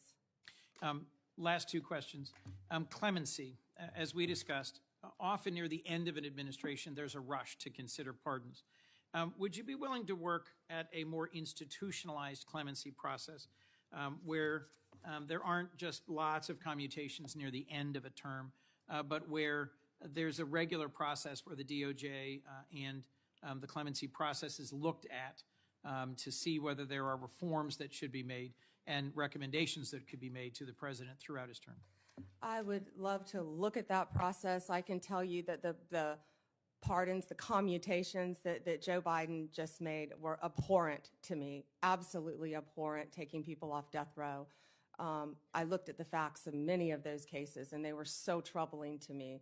I don't know what process you intend to implement, but I would love to study that with you. Well, we talked positively about your experience and mine with drug courts, veterans courts, mental health courts. There are some things we will continue to disagree about and other things I hope we can work on together. Thank you. Thank you, Senator. Senator Lee. Thank you, Mr. Chairman. Ms. Bondi, as you're aware, criminal justice reform has been an important part of my role on this committee. I worked for the better part of a decade with Senator Durban, Chairman Grassley, Senator Whitehouse, Senator Cornyn, Senator Booker, and a bunch of others to eventually pass the First Step Act, which President Trump signed into law in December of 2018.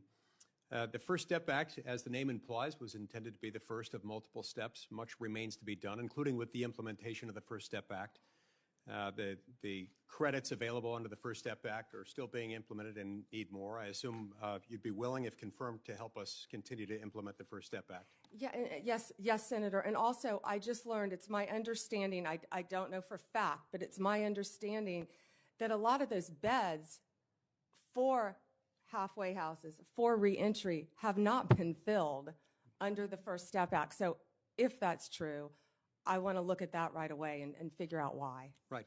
And I think other reforms like the Safer Supervision Act, of which I'm a co-sponsor, can also be helpful on that front. It's always important to make sure that we're running, although ours is not the largest criminal law enforcement institution in the country, meaning the states themselves have far more criminal cases, far more prisoners under their jurisdiction collectively than the United States government does. And nonetheless, it is a significant presence. And states often look to the federal government, sometimes for good, other times for ill, on leadership as to where they should take their own criminal justice system. And so it's important that we get this right, especially given that we've been wrong at times in the past. I also think it's important to address the topic of overcriminalization. A few years ago, a few of us on this committee decided that we wanted to find out how many federal crimes are on the books. We reached out to the Congressional Research Service, the CRS, whose job it is to answer such questions like this when members have these questions. The answer that came back was stunning. The answer that came back was to the effect that the answer is unknown and unknowable, but at least 300,000. A lot of the reason for this is that there are a lot of instances in which federal regulations impose criminal penalties. Impose criminal penalties often without Congress independently enacting anything, just using some sort of delegated lawmaking authority from Congress, which ought not be okay, but incorporating elements of a criminal offense into a criminal regulation, which we add to the Code of Federal Regulations at a clip of around 100,000 pages a year, give or take, depending on which parts of the Federal Register that you add to the CFR at the end of each year. It seems highly problematic to me for multiple reasons. Reason number one, of course, are that Article 1, Sections 1 and 7 make clear that you cannot make a federal law or change a federal law without Congress, without both houses of Congress passing the same text, submitting it to the president.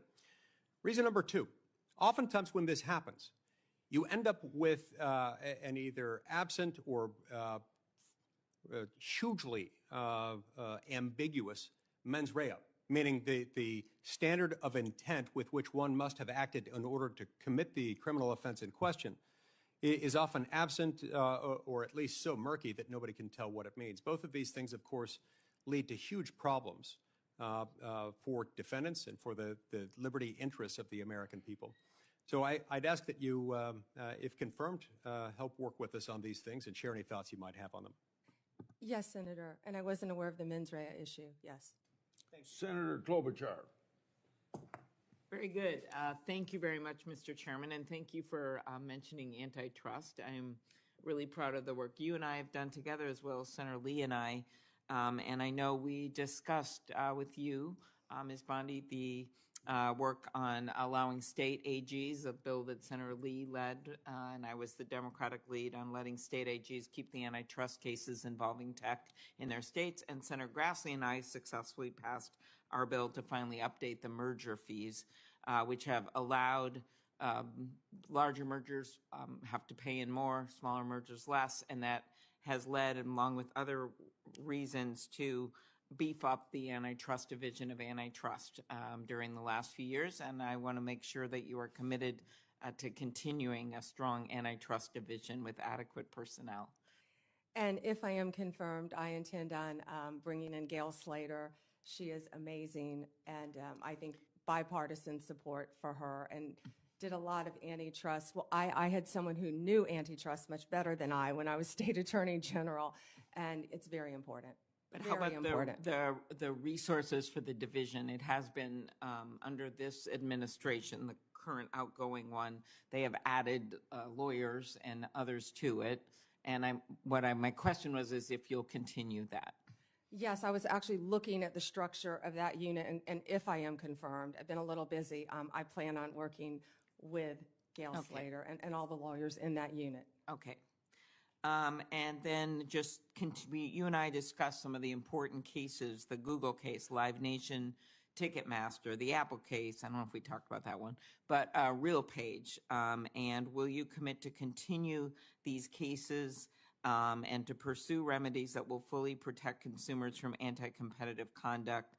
I'm not asking what the result will be. I can imagine you couldn't answer that, but I'm just asking that if you are confirmed that you will continue the work on these cases. Yes, Senator, I haven't looked at those on a case-by-case basis, but I'm committed to that type of case and protecting consumers. And I will look at that and have that unit look at that right away. Thank you. At its founding in 1870, the Justice Department's priority was to enforce civil rights. That's what was founded, the reason guaranteed by the 13th, 14th, and 15th Amendments during Reconstruction. Today's civil rights enforcement is led by the Civil Rights Division. Do you believe it is a critical mission of the Justice Department to vigorously enforce our nation's civil rights laws? Yes, Senator. Okay, thank you. Voting rights. Will you commit to properly enforcing federal laws that protect the right to vote that are critical to ensuring free and fair elections like the Voting Rights Act? Yes, Senator. Okay. We're back to the FBI nominee. Again, I express my deep concern, Kash Patel. He has vowed to retaliate against the president-elect's enemies, quote, not just in the government, but in the media, end quote. As we know, the president-elect has already sued a pollster in Iowa whose predictions turned out to be wrong, which happens with pollsters all over the place, as we all know. But a free press is essential to our democracy. Reporters must be able to do their job without fear of being investigated or prosecuted. Will you commit that the Justice Department, under your leadership, if confirmed, will respect the importance of a free press? Absolutely.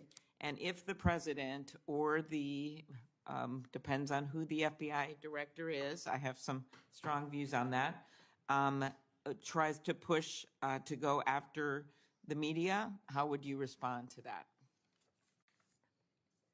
I have not, clearly he's made some statements, but I haven't talked to Mr. Patel about those statements. But going after the media just because they're the media is wrong, of course. All right. Thank you.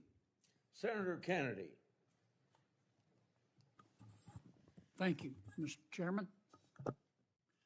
General, I admire your spunk. Coming from you, Senator, that is a huge compliment. You know, I learned the hard way up here. You may know it already, but up here, if you turn the other cheek, you just get it in the neck. You're friends with President Trump, are you? Yes, Senator, and I spoke to him this morning. You're not enemies. No, Senator, I don't think I'd be sitting here if I was an enemy. He'd be crazy to have me sitting here if I was an enemy. So you're friends. Yes, Senator. I find otherworldly this suggestion by some of my colleagues that somehow disqualifies you. Have you ever seen a president of the United States appoint his enemies to his cabinet? Exactly, Senator. I think many presidents, including President Obama, were friends with his attorney general throughout the years. Okay. I want to also ask you about one of the suggestions of my colleagues. I wrote it down. He said he was concerned that, quote, you would start with a name to prosecute and then look for a crime, unquote. It made me immediately think of District Attorney Bragg in New York, who actually in 2019 ran a campaign in large part suggesting that if you elect me, I'll prosecute Donald Trump. I believe there were others as well, Senator. Right. How long were you a prosecutor? 18 years. Okay. Is there anything in your background to suggest that my colleague's suggestion that you would start with a name and then look for a crime, is there anything in your background that would give him basis to say that? No, Senator. Okay. Have you ever done that? No, Senator. And I Ever think I have a lot of former colleagues sitting behind me who would back me up on that as well. Do you plan to do that as Attorney General? Of course not, Senator. I hope no Attorney General going forward would ever do that. Well, I thank you for your time today. One need not be clairvoyant to see that you're going to be confirmed. And you talked a lot about bringing us together today. I'll make this suggestion. Senator Durban talked about it. You can bring us together if you will just answer Grassley's letters. That will be a really good start, because you'll never hear the end of it, nor should you. The man he's like a dog on a bone. Thank you, Senator.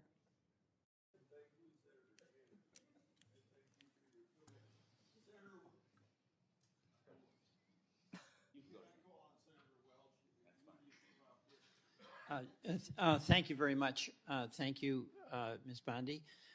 Three things. One, I do have some concern that whoever is the Attorney General, you or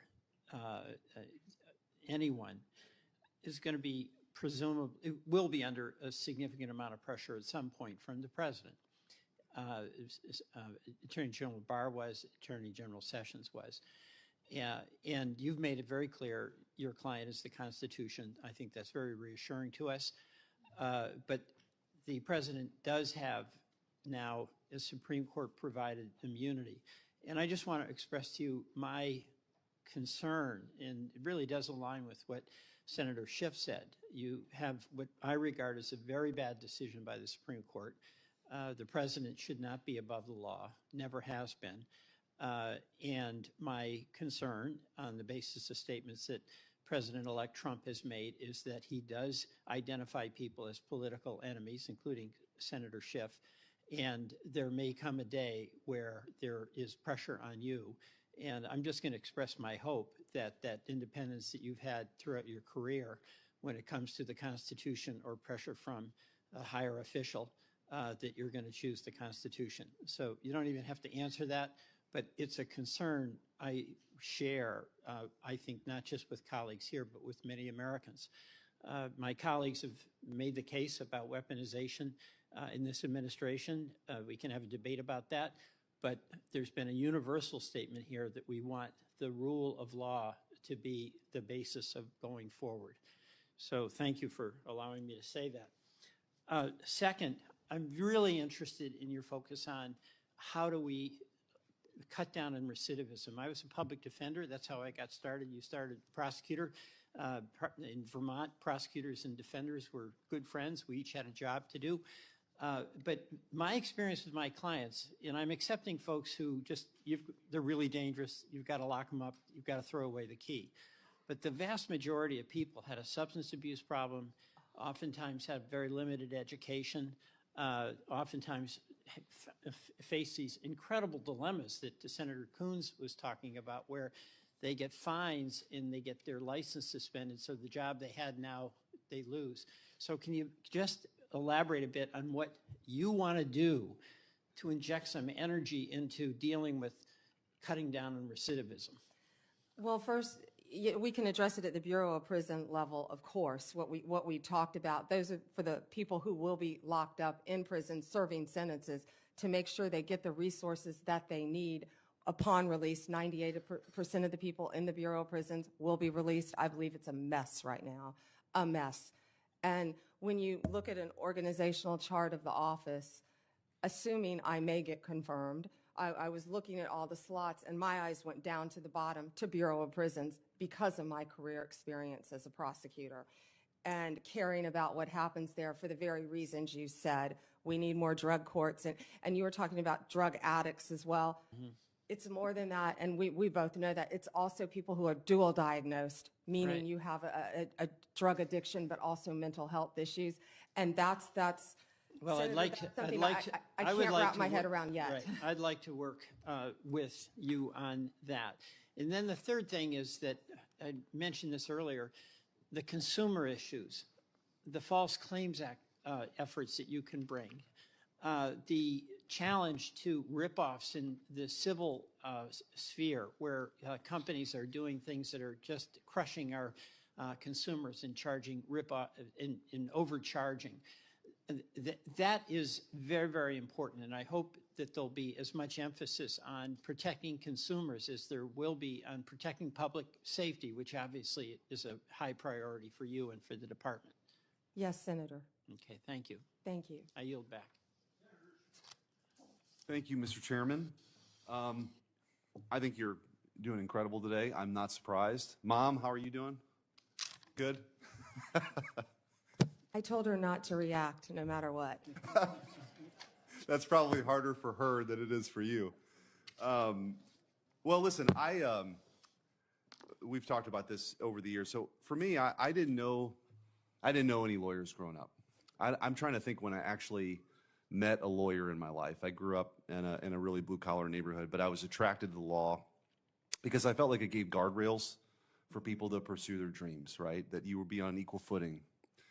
And I think that your fights for the little guy, I referenced this in the opening statements, are admirable. And, you know, you got some questions earlier about, are you willing to stand up against corporate interests, or are you willing to fight back? I mean, I think you've demonstrated that, right? I think we did it together when we were attorneys general as well. Yeah, your client is the people, and it's your job to fight for them. Because in these jobs, especially even a local prosecutor, I think is even more appropriate scenario. There's only one local prosecutor. There's only one prosecutor in that county. So it's interesting when we have these discussions about some of these prosecutors across the country, and Senator Hawley and I know there's been a couple in Missouri, and they're all around. When they decide not to charge violent criminals, there's nobody else who can do that. There's nobody else that can do that. One of the things that when I was Attorney General we were able to do when President Trump was in office, sadly the Biden administration dropped this effort, was we had assistant AGs deputized as assistant U.S. attorneys to help fight violent crime, to add capacity. And when, you know, there was a surge to take on some of the most violent criminals on the streets, we were there to help. those are the kind of partnerships I'm guessing that you'll look towards, right? To get back to the core mission of taking on violent crime and fighting for the little guy. So I wanted to give you a little bit of an opportunity to talk about that. And also, sort of what's your vision? You're answering a lot of questions. What's your vision for the department? I mean, how do you see your role? How do you want to go do that? I think you're incredibly qualified to do it, but just in your own words, what are the things that you're going to focus on? You know, Senator, it's truly overwhelming when you look at the volume of that department. The Department of Justice, it is the largest law firm in the world and manages the largest law enforcement agencies. And that's why, first and foremost, what I did when I was Attorney General, you surround yourself with great people.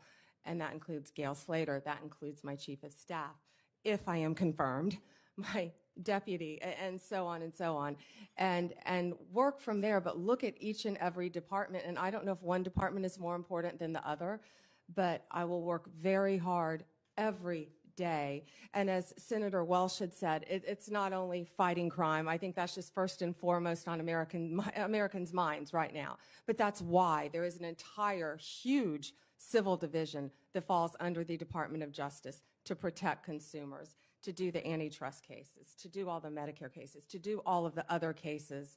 So it's multifaceted. But first and foremost, of course, to keep America safe and restore integrity to that department. I don't think I can stress enough that 72% of Americans have lost faith in the Department of Justice. Yeah, and I think that the belief that the American people need to have, again, is that people are going to be treated the same. As you said earlier, there's only one tier. There's not two tiers of justice. And I think that's when you really dig down to some of the comments you've heard and questions, at least on this side, that's the big concern. I don't want it tilted in anybody's direction. You just want it to be fair. And you want certainly the top law enforcement official in the country to view it that way. I think you do. And I think your history, your qualifications, your demeanor, your character warrant a bipartisan vote. I hope you get it. I really do. You deserve it. Thank you, Senator. Senator Blumenthal. Thanks, Mr. Chairman. Again, thank you, Ms. Bondi, for answering our question. I want to come back to TikTok. And we ran out of time when I was asking you before about the importance of the law that was passed overwhelmingly bipartisan majority here in the United States Congress. As you know, last year, a Chinese hacking group, it was called Salt Typhoon, broke into several American phone companies, reportedly used that access to spy on the White House, the FBI, other sensitive government targets. The threat of Chinese communist espionage goes beyond just watching. It also involved potentially shutting down our grids, other critical infrastructure targets. I assume you agree with me that Chinese cyber warfare, espionage, malign influence is an existential threat to America.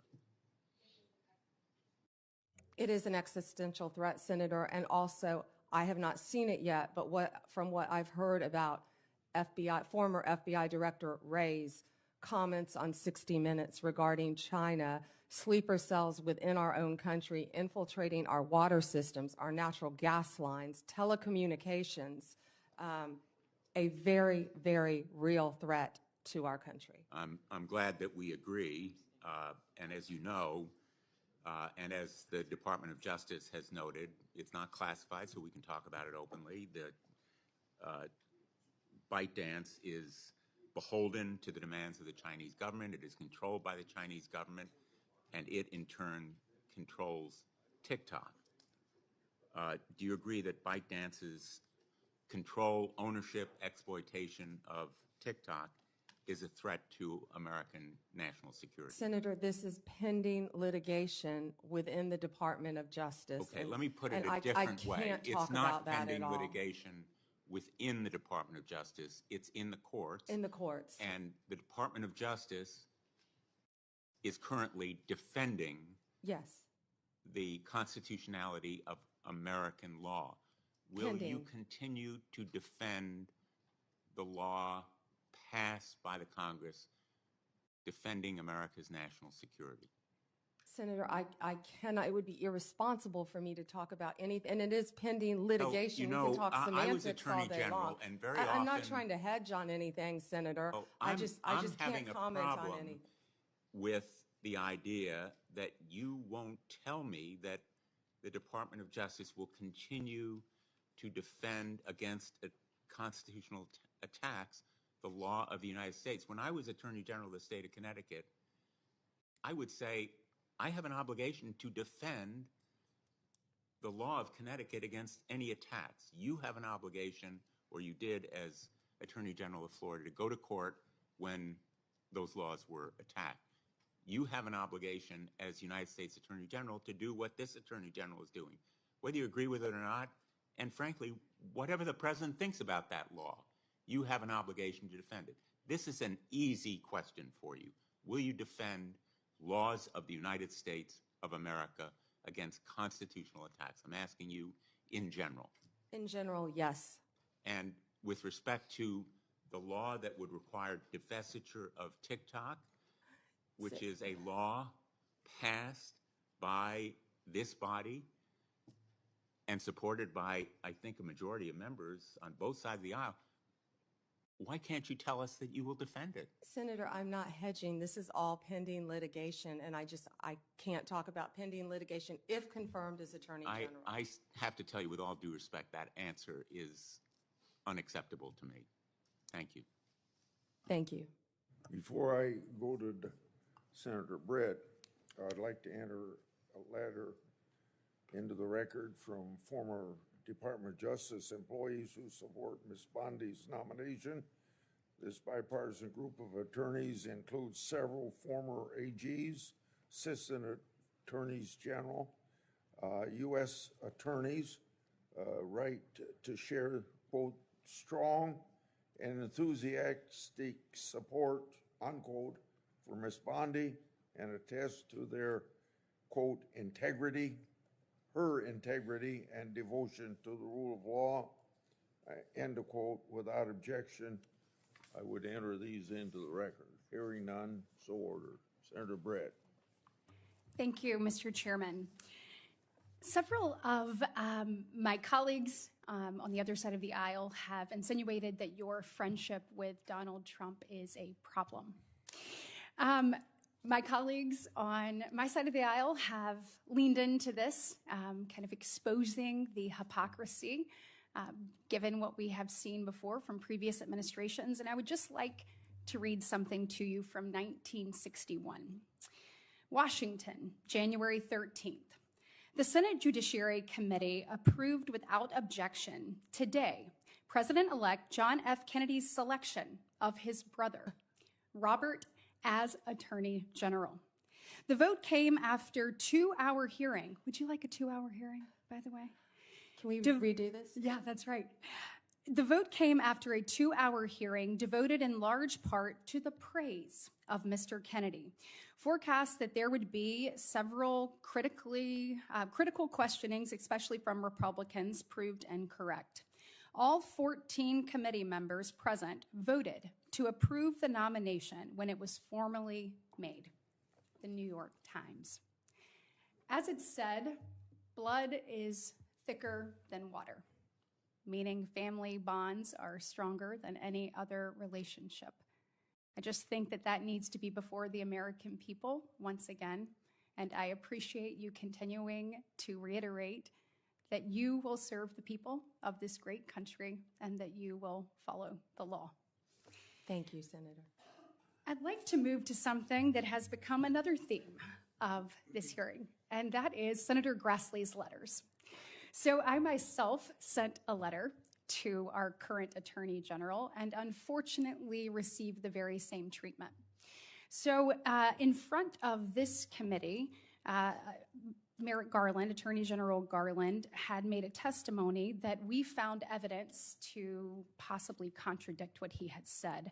On March 23rd, he came in front of the Appropriations Committee, where I was a member, and I presented him with evidence that the DOJ had actively discouraged the enforcement of 18 United States Code Section 1507 at the homes of Supreme Court justices in the wake of the leak of the Dobbs decision. Evidence that appeared that he had clearly either misled or misinformed this committee. Evidence that showed that the department was putting politics above duty. Section 1507, as you well know, makes it illegal to picket or parade near a judge's residence with the intent of influencing them in the discharge of their duty. It was openly and flagrantly violated on numerous occasions in the summer of 2022, yet never enforced by U.S. Marshals stationed at the home of the justices, in large part because of the evidence that we showed that they had been actively discouraged from making arrest. When we asked Attorney General Garland why no one had been prosecuted, he said because no one had been arrested. Really going back to the fact that the U.S. Marshals in these slides were actively discouraged from making them. On May 3rd, 2023, I led a group of senators, many on this committee, sending a letter to the Attorney General asking him for a response to 19 questions by the end of May. And to this day, I have yet to receive any actual response to any of my questions. To Senator Grassley's second point, if you do get a response, which mine came almost a year late, it was just words on paper. And so what I'd like to know from you is two things. One, if confirmed, will you do everything in your power to have yourself or one of your top officials respond in a timely manner to those of us on this committee? And second, since I am almost out of time, will you commit to working to help me get answers about why this happened in the Department of Justice so that we can ensure that it never happens again? Yes, Senator, and it sounds like we're going to have to open an entire unit to handle Senator Grassley's letters Good. to respond to them. That's what we all like to hear. Senator Booker. Thank you, and I'm grateful to Senator Britt for bringing that up. It's probably one of the bipartisan commitments if we're going to fulfill our duties as of the Constitution to give oversight. It's really important that we get timely responses, and I'm grateful for that. I want to jump back right in where we were talking in last is just about the crack and powder cocaine disparities that we discussed in my office. It's something that this committee in a bipartisan way have done a lot on. We discussed about the 18-to-1 sentencing disparity, which came down from 100-to-1. I've been working in good faith with people like Senator Grassley on trying to just get justice with that, move it as much towards 1-to-1 as possible. We know that actually in Florida, your home state, as well as 43 other states, it's 1-to-1. It's 1-to-1. Thank you for making my question quicker. Will you commit to continuing the DOJ 2002 policy of just enforcing it as if it was 1-to-1? Yeah, and I will look at that policy if I am confirmed as Attorney General. I had no idea it was 18-to-1. That I will look at that policy if confirmed and report back to you right away. It sounds like if I'm confirmed, I have a lot of reporting backs to do right away. Thank you. But I will, Senator. Am I overly stating the fact that reading from your expression that you seem to think that 18-to-1, especially given what's going on in Florida, seems unreasonable? I was unaware that that was happening and why you would want it to be 1-to-1. Right. I know your sincere and heartfelt beliefs on abortion in general, and I respect that and our differences on it. But when it comes to medication abortion, over 2 decades ago, the Food and Drug Administration approved the medication abortion pill mifepristone as safe and effective. Decades of research continue to confirm the drug's safety. However, access to mifepristone was threatened by several lawsuits that second-guessed the FDA's expert judgment about the drug. The Department of Justice has vigorously defended the FDA's judgment about the safetiness and effectiveness, and I guess a lot of people are concerned about reversing a policy that could deeply affect people's access to mifepristone. I'm wondering if you would commit to continuing the U.S. Department of Justice's efforts to defend the FDA's judgment in lawsuits against mifepristone. And I was not aware of that, Senator, until we spoke. And I think I told you I will look at that policy. I was not aware of the policy. I will look at that policy. I am personally pro-life. I have always been pro-life. But I will look at that policy. I will not let my personal beliefs affect how I carry out the law. I wish I had more than 90 seconds to talk to you about an issue, but you've been so willing to talk to me about it. But the First Step Act implementation is, in my opinion, in a dire state. We had a bipartisan bill with 87 senators voting for it, 88 if Lindsey Graham was not off fighting the world's fight. I would like to make sure that you work with us to have implementation done. One of the reasons why it's so poorly implemented is because of the disastrous realities in the Bureau of Prisons. We've had bipartisan hearings here about the egregious stuff. The hearing was so disturbing that one of my colleagues on the side came over and said, whatever I can do, let's work together. It is understaffed, and therefore a lot of the people that are supposed to be implementing the programs that would help for people to earn time credit to get out, the education programs that are proven to reduce recidivism, can't be done because the Bureau of Prisons is a disaster in terms of staffing and funding. People leave their federal correctional officers' jobs to go to state because they can make significantly more money. Is this a cause? Morale is horrible. Yes, morale is horrible. Do you feel a sense of urgency like I do to focus on the Bureau of Prisons, to deal with the staffing issues and help for the full implementation of the First Step Act? Yes, Senator, and yes, and I spoke about that, I think, when you were in another committee hearing, but yes, I will, of course. Thank you for the latitude, Mr. Chairman. For a question for both the nominee and you, Senator Booker. You were talking about this one-to-one equation. If your implication to her was that it could be done through her actions, then it seems we've been wasting our time trying to find a compromise between you and me on that subject for legislation. I didn't prepare for this hearing, sir. I didn't know I'd be asked questions. I look forward to working with you. I do believe that it should be done judicially as well as with prosecutorial discretion. It should be done legislatively as well as prosecutorial discretion. Thank you, sir. Thank you, Mr. Chairman. General Bondi, I congratulate you on an excellent job at this hearing.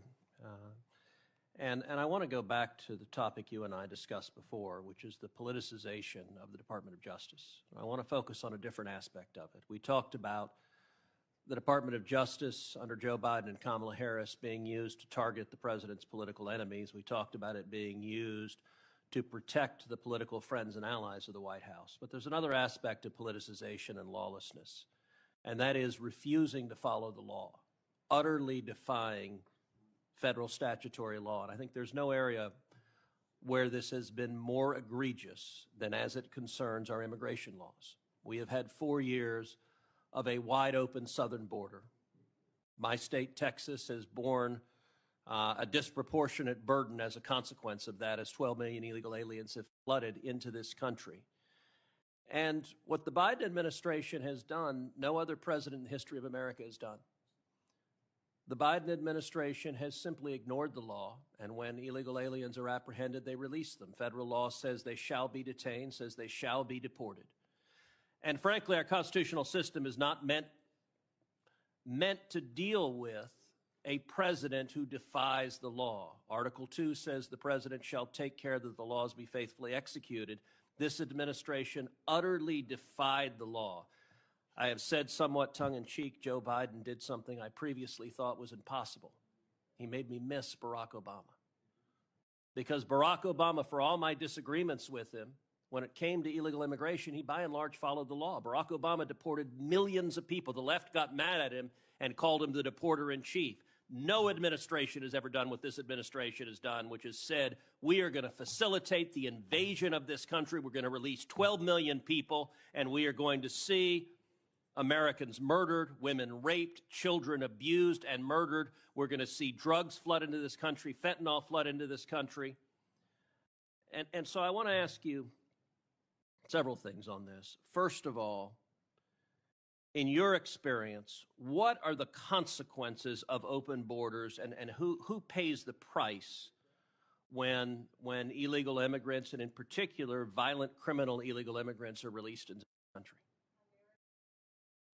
American citizens, Senator, and I think I know they're paying the price every single day. We're seeing it, we're watching it. We've talked about Lake and Riley, of course, multiple times, but there are multiple victims, violent crime in all of our states. And as we say now, every state is a border state. I was at the border, not in your state, but in Yuma, Arizona, several months ago, and I saw firsthand, the Border Patrol agents and Customs showed us IDs and driver's license, Venezuela, from all of these countries, IDs just thrown on the ground, and people were allowed to walk freely into our country. Senator, I never knew the definition of a disposable child. I never heard that term in my entire career until I was there. A disposable child, the agents kept recognizing a little boy coming over and over. You're familiar with it, I'm sure. Same little boy. And let me ask, over just and because over. my And he had been time- trafficked. Let Yes. me ask, because my time has expired and the issue you're raising is so incredibly important. One statistic that every American should know is the number 300,000. There are over 300,000 children that this administration has lost. Little girls and little boys who came here unaccompanied were in this administration's custody. They handed them over to adults, many of them not blood relatives, and they don't know where they are. I've never seen a single Democrat in this committee ask one question about the 300,000 children. I want to ask you a commitment. Will you, as Attorney General, investigate and make every effort to find those children, and if they are subject to abuse, get them out of those abusive situations that the federal government has put them into? Yes, Senator. Thank you. Senator Padilla. Thank you, Mr. Chairman, and I'll just follow up Senator Cruz's final comment with suggesting that we include targeting those children who are victims of unscrupulous employers as well. And happy to follow up with articles and reports as you prepare for this position. Senator, I'm sorry, employers? Yes. Okay, I didn't understand that. Yeah, many employers across the country who are employing and exploiting dangerous conditions. Yes. These children that we're talking about. Ms. Bondi, we have even less time in this round than the first round. Oh, darn. And I don't have some yes or no questions, but a couple of important issues I do want to make sure to cover for the record. When you were a Florida Attorney General, you defended restrictive abortion laws, including mandatory waiting periods and parental consent requirements. If confirmed as Attorney General, would you advocate for similar restrictions at the federal level? I will follow the law of the United States of America. Okay, well, I'm asking this question because there's a difference between federal law and Florida law. There's a difference between the law and your personal views. So how And according would you to ensure, Dobbs, those are left to the states. how would you ensure that your personal views don't influence your decisions as Attorney General in cases involving reproductive health? Oh, my personal, no, my personal feelings would not influence, Senator. Okay. Next, questions on the topic of gun violence, which continues to be a challenge and a problem in many parts of the country. As you know, the Department of Justice plays a key role in enforcing federal gun laws and working to prevent gun violence. In the wake of the Parkland shooting in 2018, you expressed support for certain gun control measures in Florida, including raising the minimum age for firearm purchases and implementing red flag laws, which I agree with, I support, and they're proven to make a difference and to save lives. How would you use the position of Attorney General to advance these common sense gun safety policies on a national level? First, Senator, let me say I am pro-Second Amendment. I have always been pro-Second Amendment. I will follow the laws of my state of Florida and our country, of course, regarding any gun laws. I worked that shooting, meaning I was there when 17 family members were notified. I was there that their children were murdered. Also, Pulse nightclub. I also went to Nevada to help with the MGM shooting. The Attorney General at the time asked me to come out there. I believe over 60 people were murdered there. I am an advocate for the Second Amendment, but I will enforce the laws of the land. Okay, well, I appreciate that. I would certainly hope so. But any specific ideas that you have on advancing the common sense gun safety proposals that you support as you were Attorney General? I gave you two examples: raising the minimum age for firearm purchases or implementing red flag laws. There's, I think, a growing national consensus on universal background checks. I would be glad to meet with you and review any legislation that you have, Senator. All right, I only have a few seconds left, but thank you for your testimony. I know we asked some tough questions in this hearing. That's what the confirmation hearing process is supposed to be about. I know how to count and I know how to read tea leaves.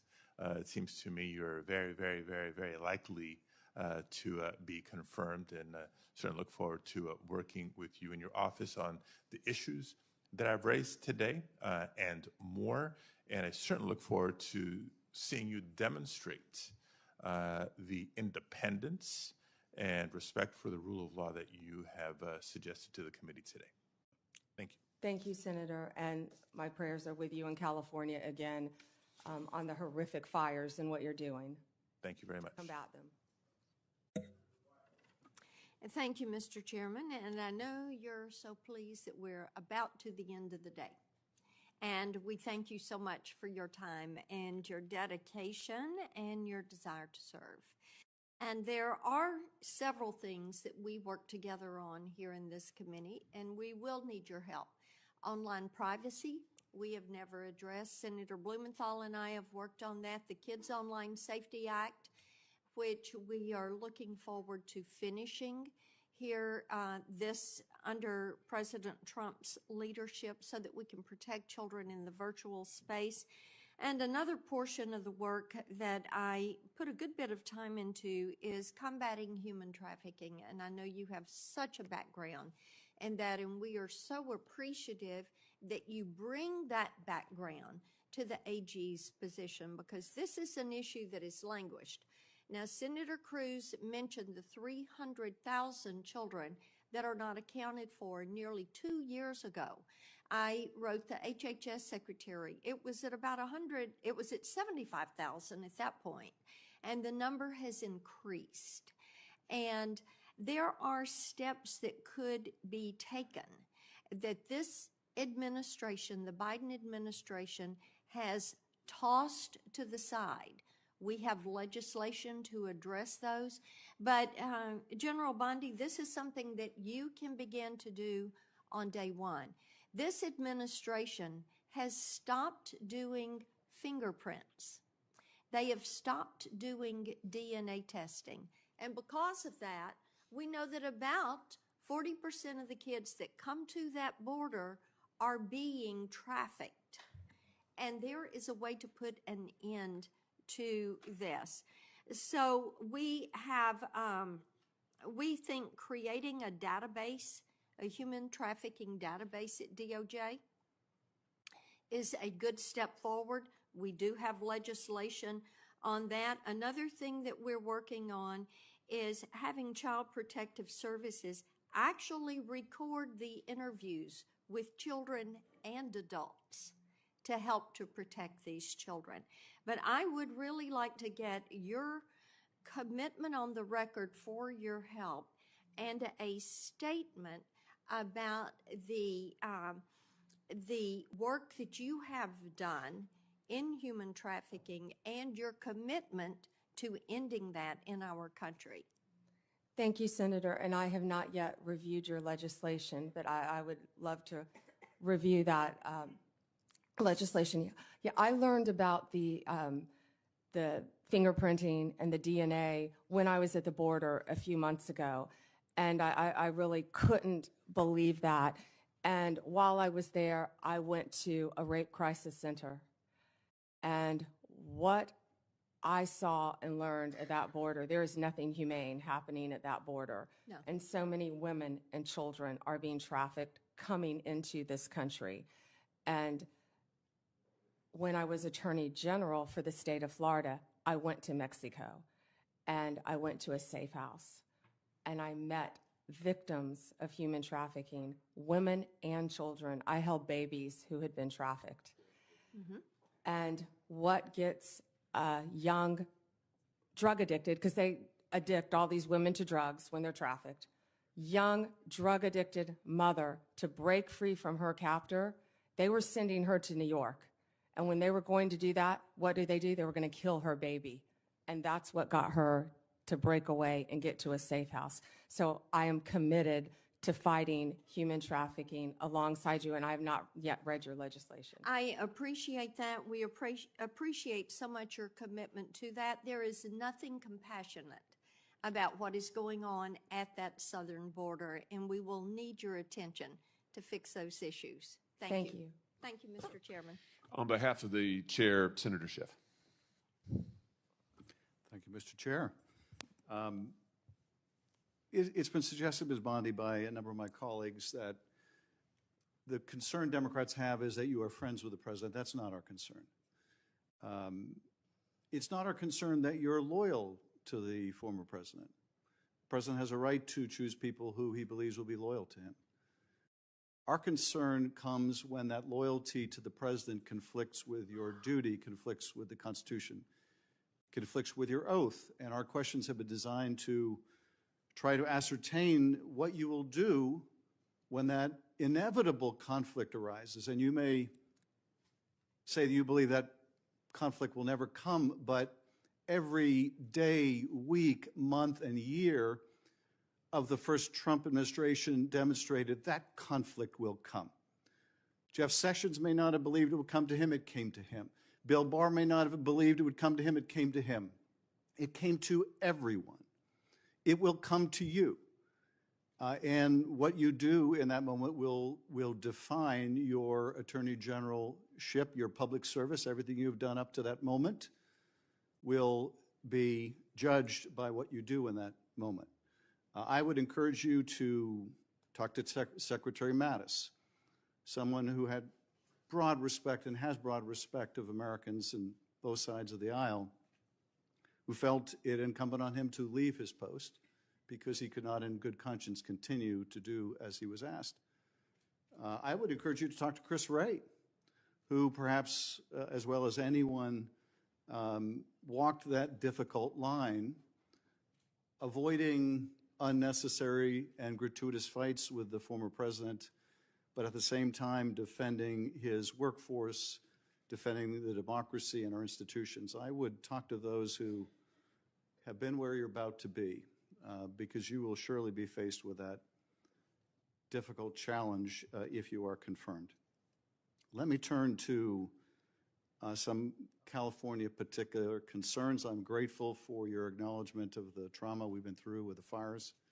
That is not over.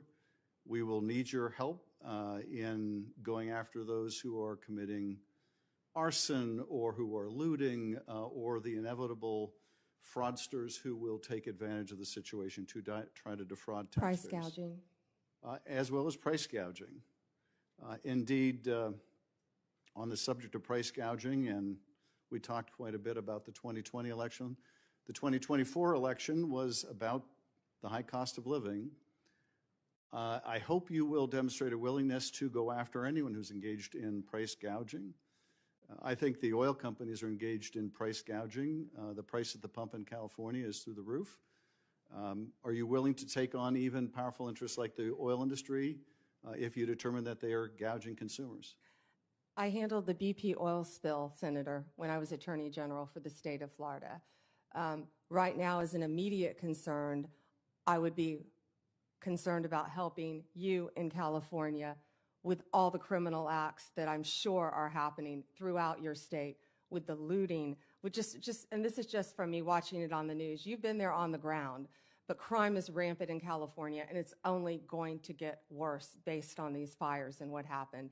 And price gouging is when people come in and they try to raise the price of goods, water, essential commodities, when people have lost their homes. And not everyone lives in a big home. Most people don't. And people have lost everything that they have had. And I am committed to working with everyone in California constantly to help the people in the aftermath of these fires and do everything that I can. We will need your help on that. We will need your help on attacking the scourge of fentanyl. We can't solve this problem as a local government or a state government or a federal government alone. We need to work together on that. And let me ask one last question, if I may, Mr. Chairman. Important to a great many Californians and people around the country. And that is, will you respect their marriage? Will you respect marriage equality? Will you defend marriage equality? I will respect the law, absolutely. Thank you, Mr. Chairman. Thank you, Senator. I'm sitting here in the chairman's seat, General Bondi. It's a great feeling of power. Do you have documents you want me to review? Maybe some things I'd like you to sign. Let me just ask you here, and I think I may be your last interlocutor for the day, so congratulations. You've just done fantastic. Thank you for answering all of our questions. Let me just ask you about another of the abuses that this past administration perpetrated that is still in place, and I'm referring to the October 2021 memo from Attorney General Garland targeting parents at school board meetings. Do you remember this? Yes, Senator.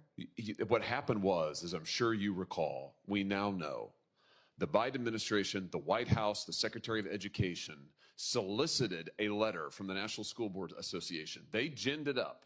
It was fake from beginning to end. They ginned it up, calling for law enforcement scrutiny against parents, tax-paying parents who are going to school board meetings, inquiring what their children were being taught, inquiring about face masks, critical race theory.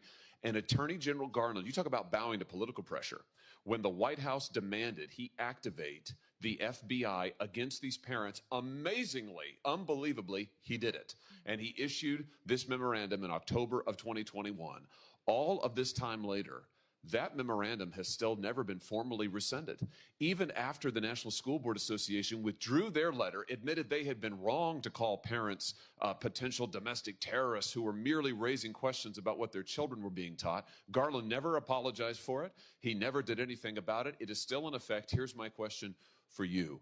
As Attorney General, if and when you are confirmed, will you finally rescind that memorandum and do right on behalf of all of these parents who have been wrongly, unjustly targeted by the FBI and DOJ? Senator, I have not yet read the memo. If I am confirmed, I will read the memo and I will do the right thing, just like I told senators on both sides of the aisle regarding their issues. Good. I look forward to you doing that, and I would hope this is something you could do on the first day after you're confirmed, to send a message to parents and law-abiding citizens everywhere. This shouldn't be a partisan issue. I bet the parents who went to these meetings, they're Republicans or Democrats, they have no partisanship, but they want to know that their First Amendment rights will be protected. And you rescinding that memo formally after, frankly, the current Attorney General lied to us about it for years would send a tremendous message. Let me just ask you about the one other thing, and this is something near and dear to me. We talked about this when you came to my office. The Department of Justice administers a fund called the Radiation Exposure Compensation Fund. This is a fund that helps pay for the health care bills of Americans who have been exposed to nuclear radiation by the government through no fault of their own. In the West and other parts of the country, the Department of Justice has administered that program for years. Senator Orrin Hatch actually wrote the initial bill. It has been in existence since 1990. It's been supported by senators from both parties. It's extremely important to my state because the state of Missouri, we have a lot of nuclear radiation that has occurred, that's still in our groundwater, still in our soil, not cleaned up yet. My question for you is, since you'll be in charge of administering it, will you administer that program fairly and equitably? Will you defend it? Will you make sure that radiation victims who are under the statute entitled to compensation from their government get what they deserve? Senator, I was speaking about that with someone yesterday because I did not know, again, there's going to be a lot, if I am confirmed, that I don't know. That's why it's so important to keep an open dialogue with every senator from every state. And yes, I am committed to looking at that. And I did not realize you had that horrific problem in your state. Thank you very much. Thank you for answering our questions. And with that, Mr. Chairman, I yield back my time. Before I close down this meeting, I would enter into a record from a bipartisan group of attorneys who have served as Attorney General in their respective states. This includes New York, Delaware, New Jersey, Illinois, and Hawaii. They write that Ms. Bondi has worked, quote, across both state and party lines to solve problems.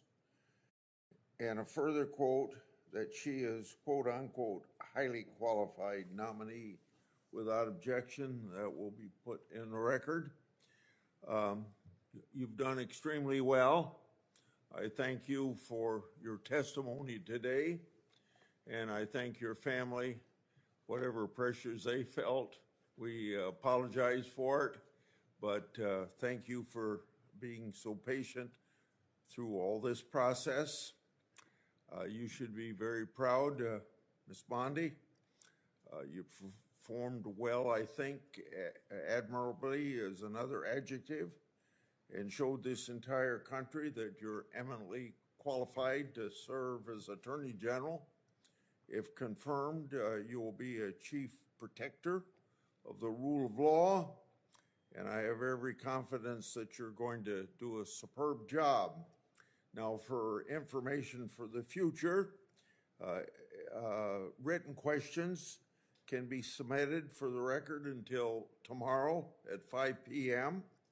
Ms. Bondi, when you receive these questions, please enter and return them to the committee as soon as possible, because under our rules, that has something to do with when we can schedule action for your confirmation. You're excused at this point. This committee is adjourned. We will reconvene tomorrow right here. Is it right here in this room? Yeah, right here at 10:15 a.m. to hear from a panel of outside witnesses in regard to Ms. Bondi's nomination.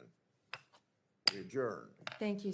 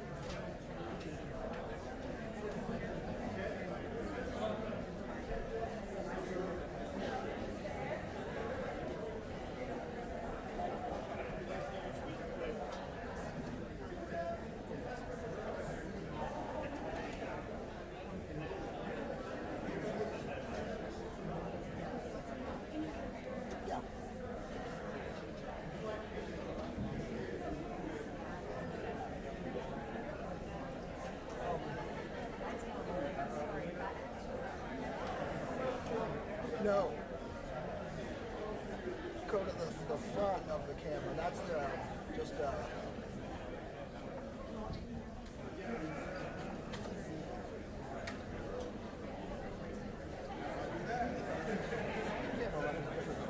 I have a, it says, just return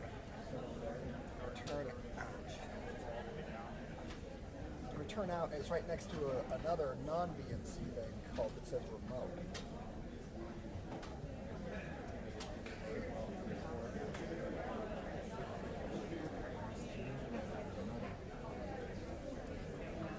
So your camera's different because prompt for me is that accurate.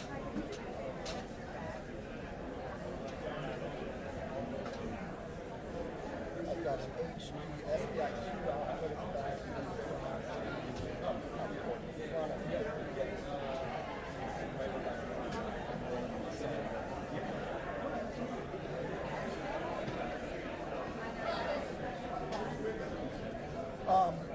Well, no, for return, I'm plugged in up front. Is my return. In the back is just my video. But yeah, I'm coming out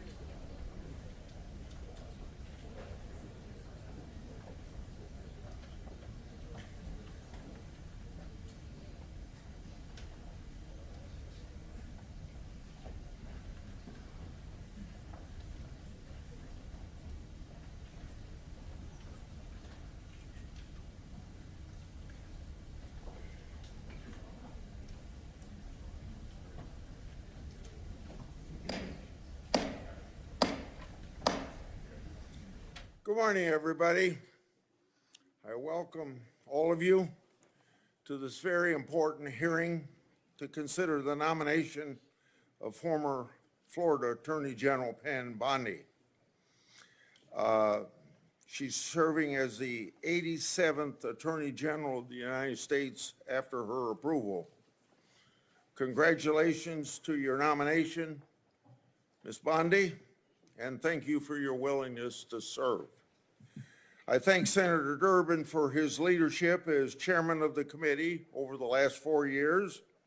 Although he and I have differences of policies, I think the public could say we worked well together on many issues over the years. As he steps into his role as ranking member, I will work closely with Senator Durban to serve the American people.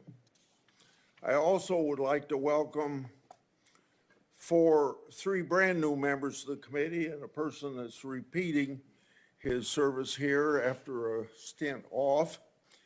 I welcome to the committee Senator Britt, Senator Schmidt, Senator Crapel, and Senator Schiff.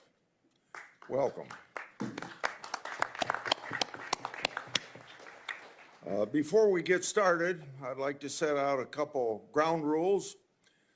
I want to handle this hearing using a similar structure to how Senator Durban handled the nomination hearing of Attorney General Garland.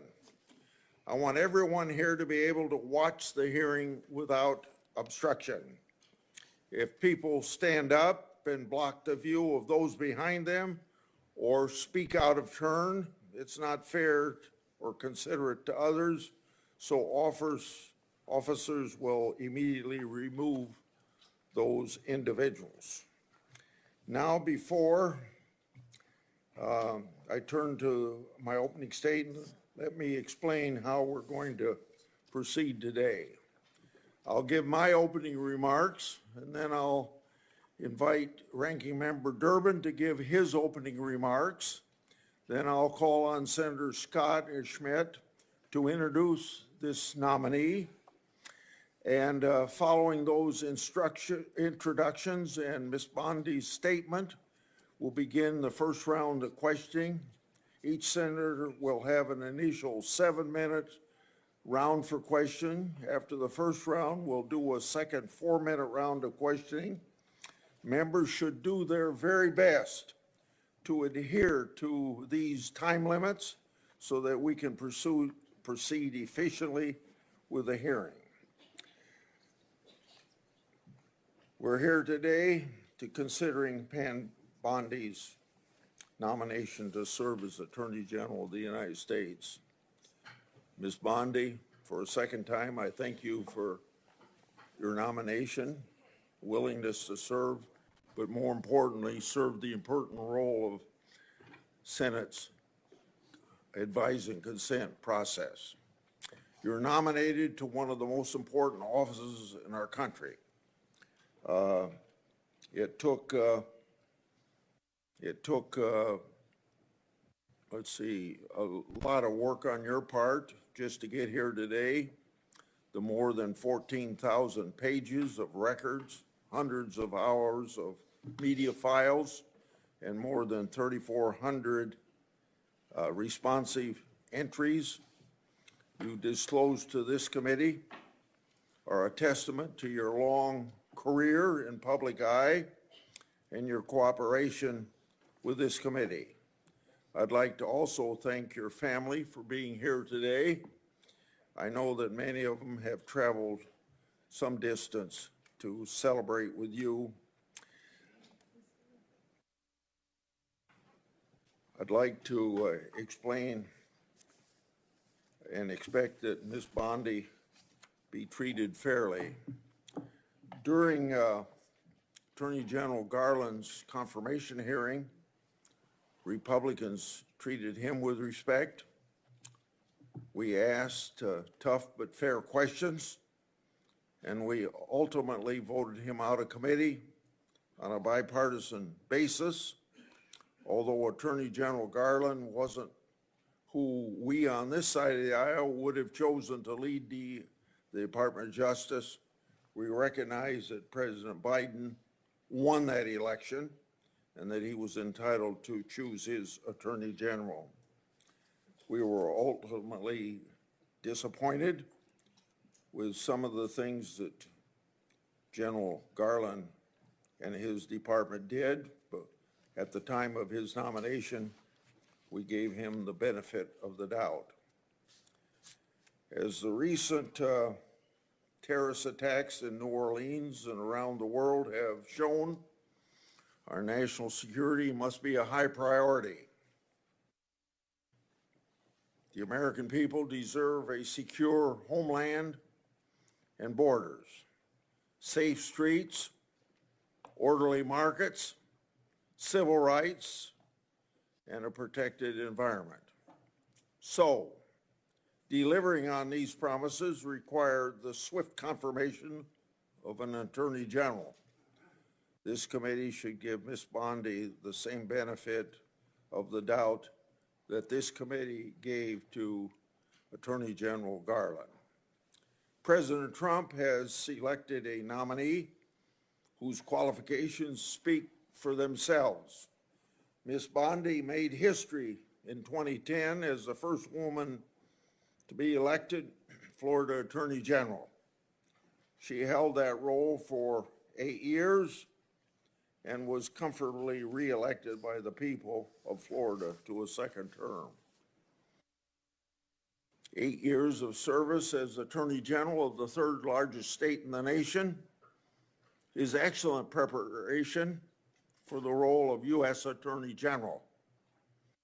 As Florida Attorney General, Ms. Bondi was a member of the Florida Cabinet, Chief Legal Officer of the state, and led a large agency that tangibly impacted people's lives.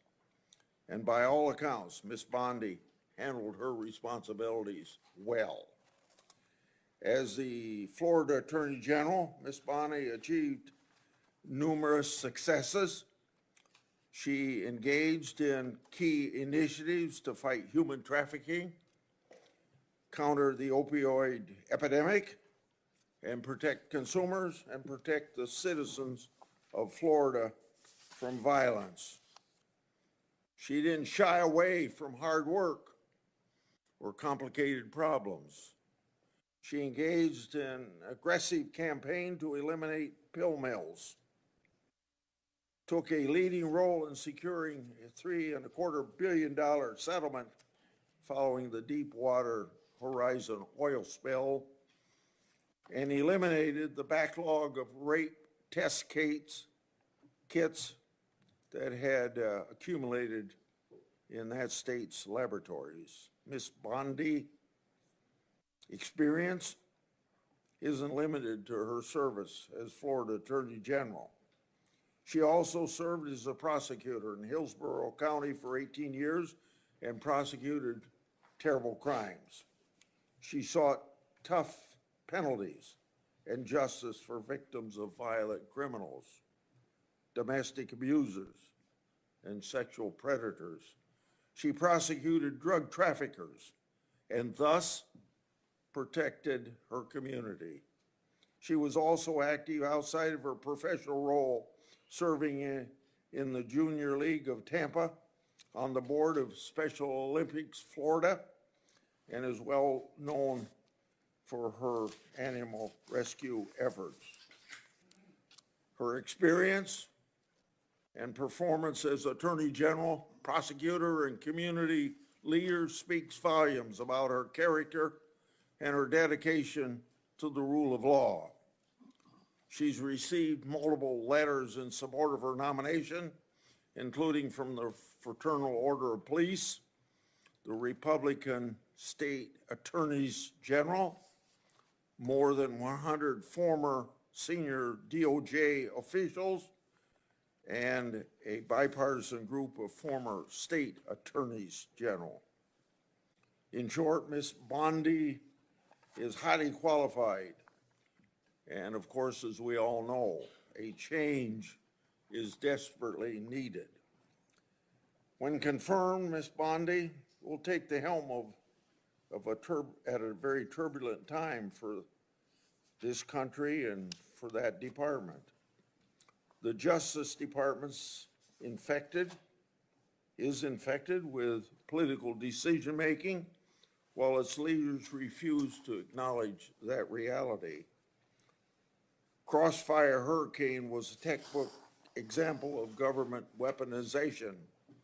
The FBI's investigation was built on the fake Steele dossier, which was funded by the Democratic National Committee and Clinton campaign, who worked with foreign operatives.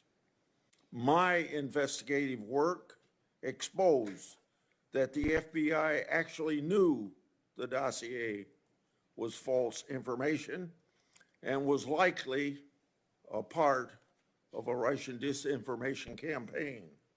Even with the knowledge of such dossier defects and political infections, the Justice Department sought FISA warrant renewals and took other actions. After directing my oversight staff to investigate Justice Department's mishandlings of the matter, the Justice Department retaliated in issuing a subpoena for my own staff's phone records. That's right, challenging my constitutional rights of doing my oversight duties. Well, what's next? Then a few Democratic colleagues pressured the FBI Foreign Influence Task Force to supposedly brief me and Senator Johnson related to our Biden family investigation. On August the 20th, Senator Johnson and I had that infamous briefing from the FBI. Later, this FBI's briefing contents were leaked to the media, even though the FBI promised confidentiality. That leak falsely labeled our oversight work as, you guessed it, Russian disinformation. To this day, over 4 years later, the intelligence community and the FBI refused to provide us the intelligence basis for that briefing. The title of this Wall Street Journal's article sums it up, quote, "The FBI's dubious briefing. Did the Bureau set 2 U.S. GOP senators up at the behest of Democrats?" Question mark, end of quote. So, I know, as other people on this committee and in and out of Congress know, what government weaponization is. And then we get to Special Counsel Jack Smith and his lawfare operation. It involved an unprecedented FBI raid on Trump's house, including agents that even searched the former First Lady's clothing drawers. Hillary Clinton and Joe Biden certainly did not receive the same treatment by government regarding their records. Indeed, as my oversight exposed, the FBI amazingly agreed to destroy laptop records and records associated with Clinton staff. This Orwellian conduct should have no quarter. On top of it all, the FBI Special Agent Tebow, the anti-Trump agent that violated the Hatch Act for political activities on the job, started one of Jack Smith's cases. But Jack Smith wasn't the only department official who tried to influence this past election. The Washington Post reported just last August about a previously undisclosed Mueller investigation into Trump that was closed for lack of evidence, and it being, quote unquote, fishing expedition. That news reporting was based on sealed court records, government records, and potentially classified information roughly 90 days before the last presidential election. The Justice Department leaked that information to the press to impact the election against President Trump. And they did it while stiff-arming congressional requests for information that would prove embarrassing to the Biden-Harris administration. So let us not forget some of the more and other flagrant abuses of power that we've seen from the DOJ and the FBI over the last 4 years. And I don't have the time to spend on these that I spent on 2 or 3 others, but just to list them. The Department of Justice used the might of the federal government to prosecute individuals peacefully praying outside of an abortion clinic. The FBI suggested that traditional Catholics could be domestic terrorism threats, claiming that these individuals adhere to, quote, anti-Semitic, anti-immigration, anti-LGBT, and white supremacy ideology, end of quote. The FBI opened dozens of investigations into parents who voiced their concerns at school board meetings regarding curriculum choices and COVID-19 mandates. The FBI applied undue pressure to social media platforms to censor so-called misinformation, downgrading or removing flagged social media posts and removing users. These are only a few particularly egregious examples of rot infesting the Department of Justice. The impact of this political infection in our once storied law enforcement institutions is catastrophic. By every metric, the Biden-Harris Justice Department conduct has failed to live up to our country's ideals. So, Ms. Bondi, should you be confirmed, the actions you take to change the department's course must be for accountability so that the conduct I just described never happens again. The only way to accomplish this is through transparency for the Congress and the American people. Now to my friend, Ranking Member Durbin. Thank you, Senator Grassley. I appreciate your commitment to the Judiciary Committee's longstanding bipartisan practices for vetting presidential nominees. That was in doubt several weeks ago, but I spoke to Senator Grassley and he assured me that he's still personally committed, as I am, to maintaining these practices which we've established over the years. Our process is rigorous, and it shows how seriously members on both sides of the aisle take our constitutional responsibility of advice and consent. Ms. Bondi, thanks for coming to my office last week to discuss your nomination. The importance of the Attorney General to our justice system cannot be overstated. As our nation's chief law enforcement officer, the Attorney General oversees the Department of Justice, which is responsible for protecting the civil rights of Americans, economic freedom and opportunity, public safety, and of course, national security. In short, the Attorney General has real impact on America's everyday life. It is critical that any nominee for this position be committed first and foremost to the Constitution and the American people, not any president or political agenda. But President Trump claims he has, quote, an absolute right to do what he wants with the Justice Department. And that's how he conducted his first term. He interfered with the criminal cases of his friends and allies and successfully pressured DOJ to investigate his rivals. He even tried to use the Justice Department to overturn the results of the 2020 presidential election. The president-elect made it clear that he values one thing above all else, and he said it over and over again: loyalty.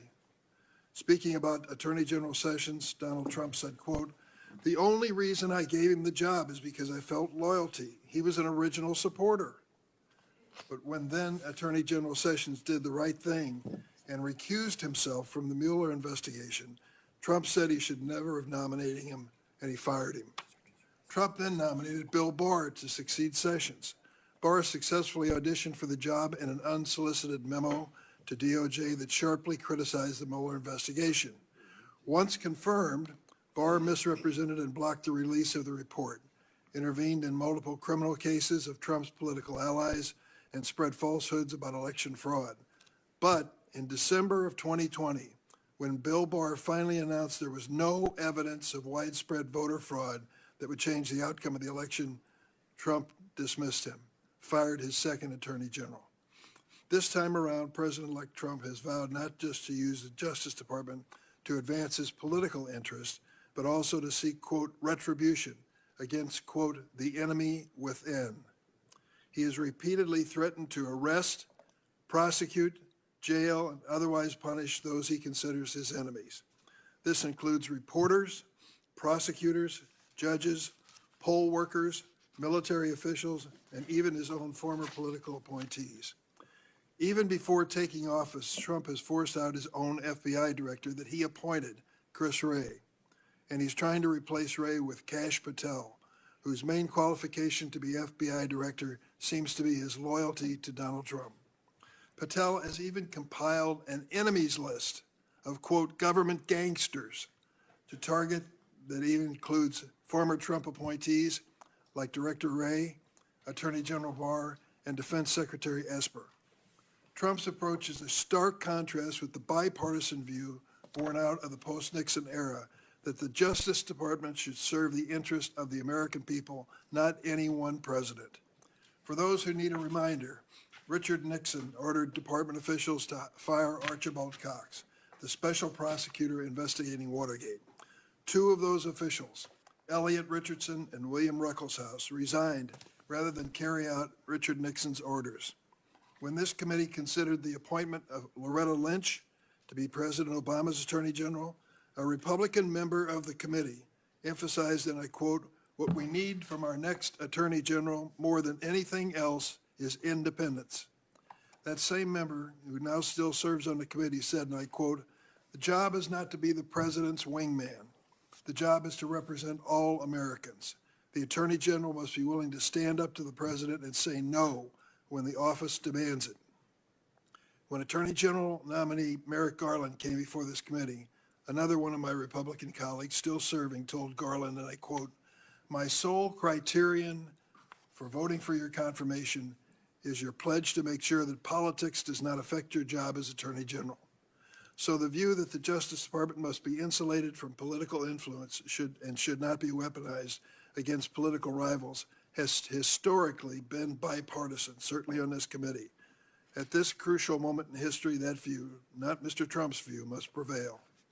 Ms. Bondi, you have many years of experience in law enforcement, including nearly a decade of service as Attorney General in one of the largest states of the nation. But I need to know that you would tell the president no if you're asked to do something that is wrong, illegal, or unconstitutional. Ms. Bondi, you are one of 4 Trump personal lawyers that he has already selected for top positions in the Department of Justice. You joined Mr. Trump in working to overturn the 2020 election. You've repeatedly described investigations and prosecutions of Mr. Trump as witch hunts, and you have echoed his calls for investigating and prosecuting his political opponents. This flies in the face of evidence, like Mr. Trump's call to Georgia Secretary of State Brad Raffensperger. We've all heard that audio recording. These are the kinds of anti-democratic efforts that in the past you have defended, and it's critical that we understand whether you remain supportive of Mr. Trump's actions. I also have questions whether you will focus on the needs of the American people rather than wealthy special interests. I'm concerned that you failed to identify your extensive lobbying for foreign governments and big corporations as potential conflicts of interest. There'll be questions in this hearing on that issue. That's why I've asked the Justice Department and the National Archives for information.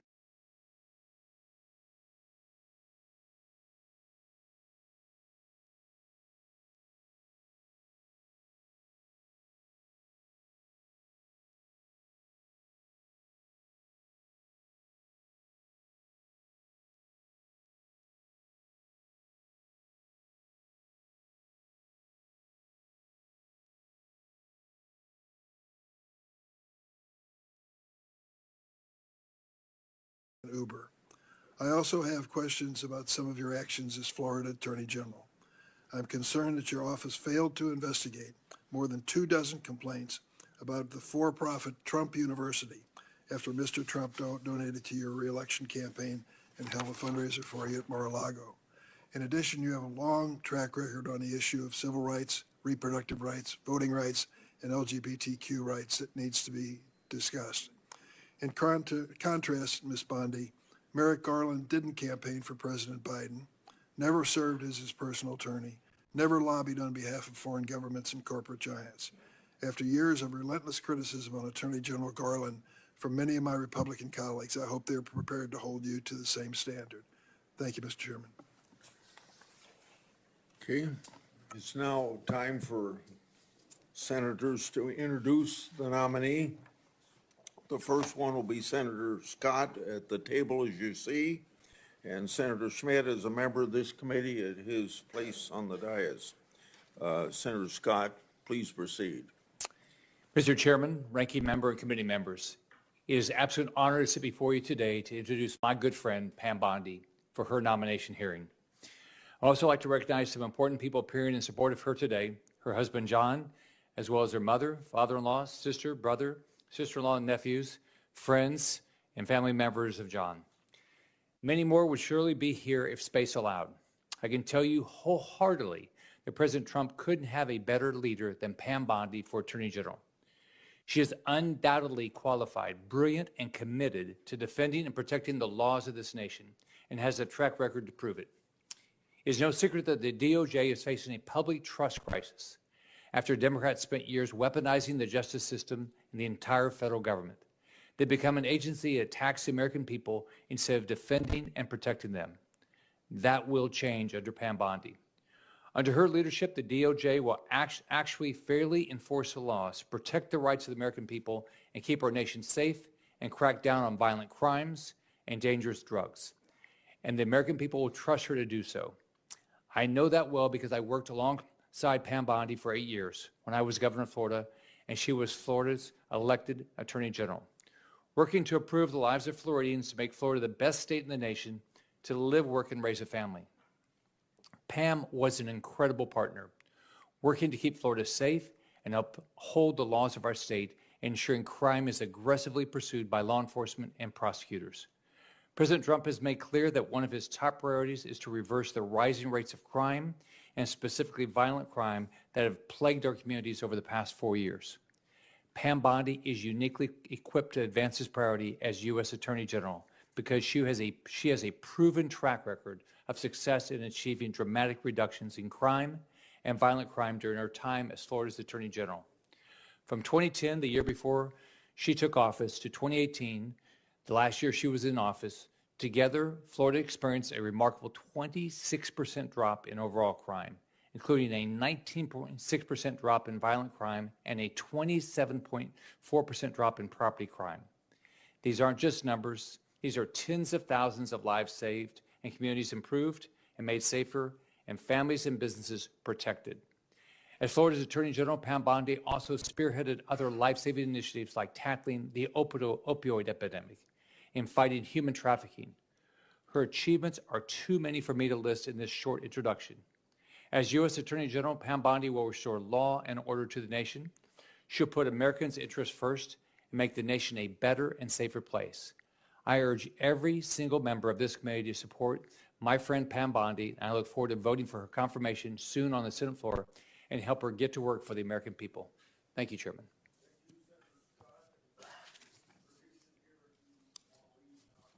Thank you. Thank you, Mr. Chairman, Ranking Member Durban, and members of the committee. It is an honor for me and a privilege to introduce Pam Bondi, President Trump's nominee to be the 87th Attorney General of the United States. I have known and worked closely with Pam for years, and I'm glad to call her a friend. When Pam was nominated by President Trump, my reaction was, this is a home run.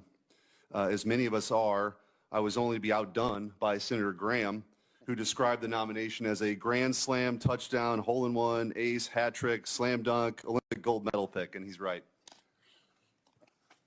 As the letter joined by more than 100 former Justice Department officials put it, quote, it's all too rare for senior Justice Department officials, much less attorneys general, to have such a wealth of experience in the day-to-day work of keeping our communities safe, end quote. Pam exemplifies and personifies the Department of Justice's mission to uphold the rule of law, to keep our communities safe, and to protect our rights and liberties as Americans. Pam has a career in public service that has taken her from her small-town upbringing in Temple Terrace, Florida, to hearing before this esteemed committee.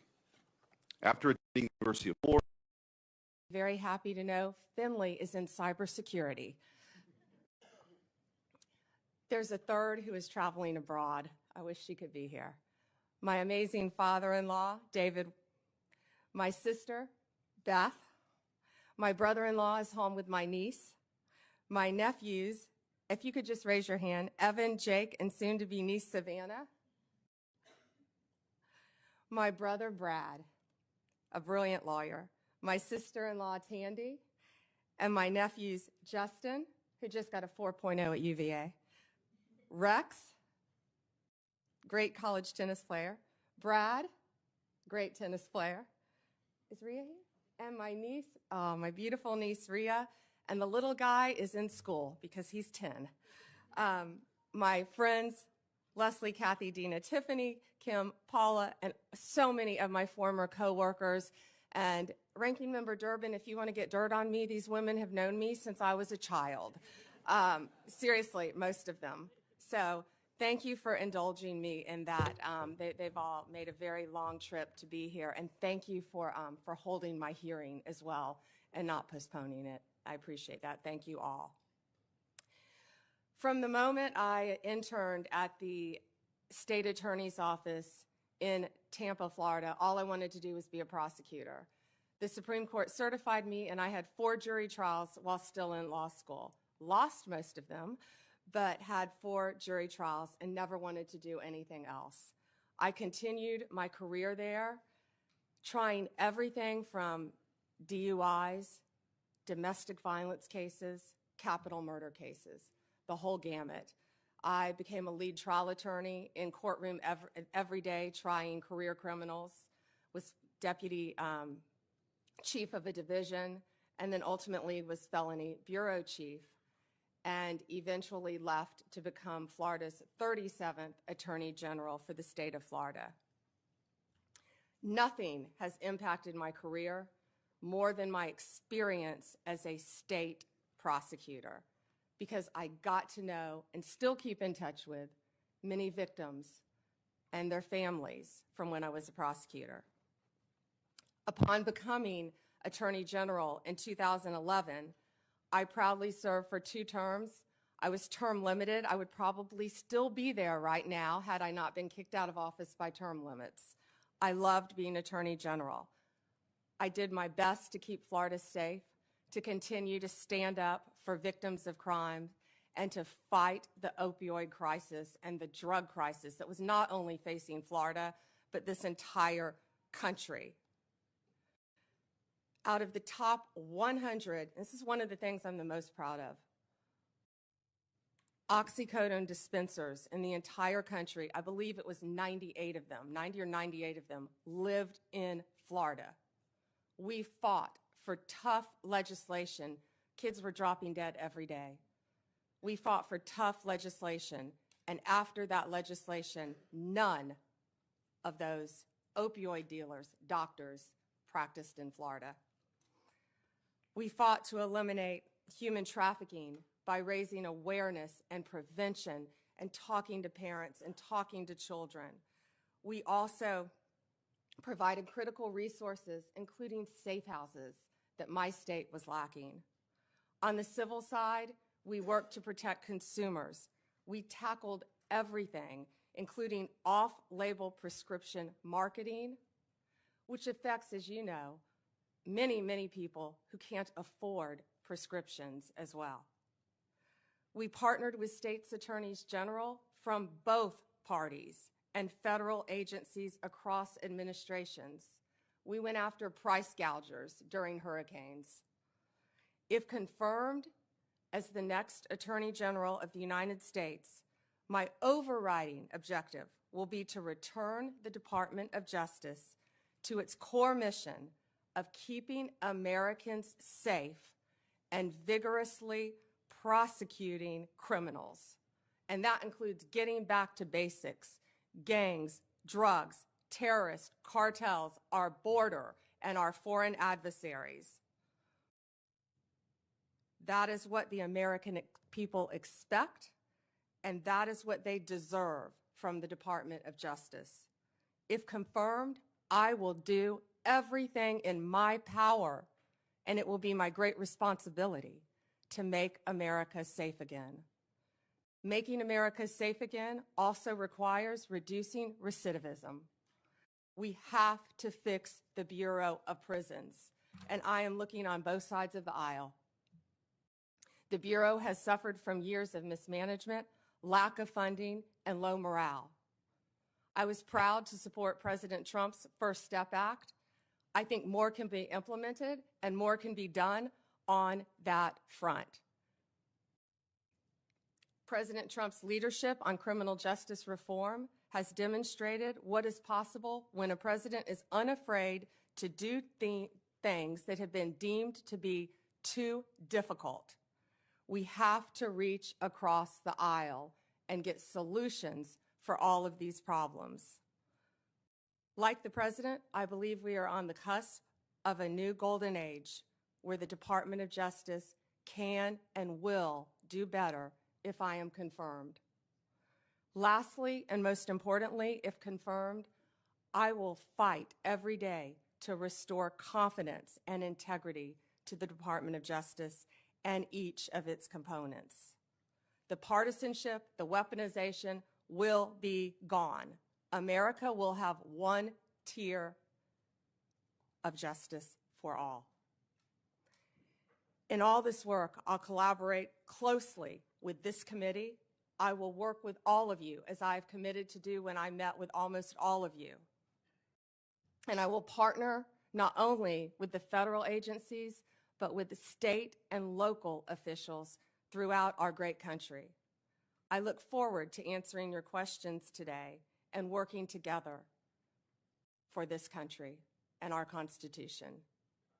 Thank you, Senators.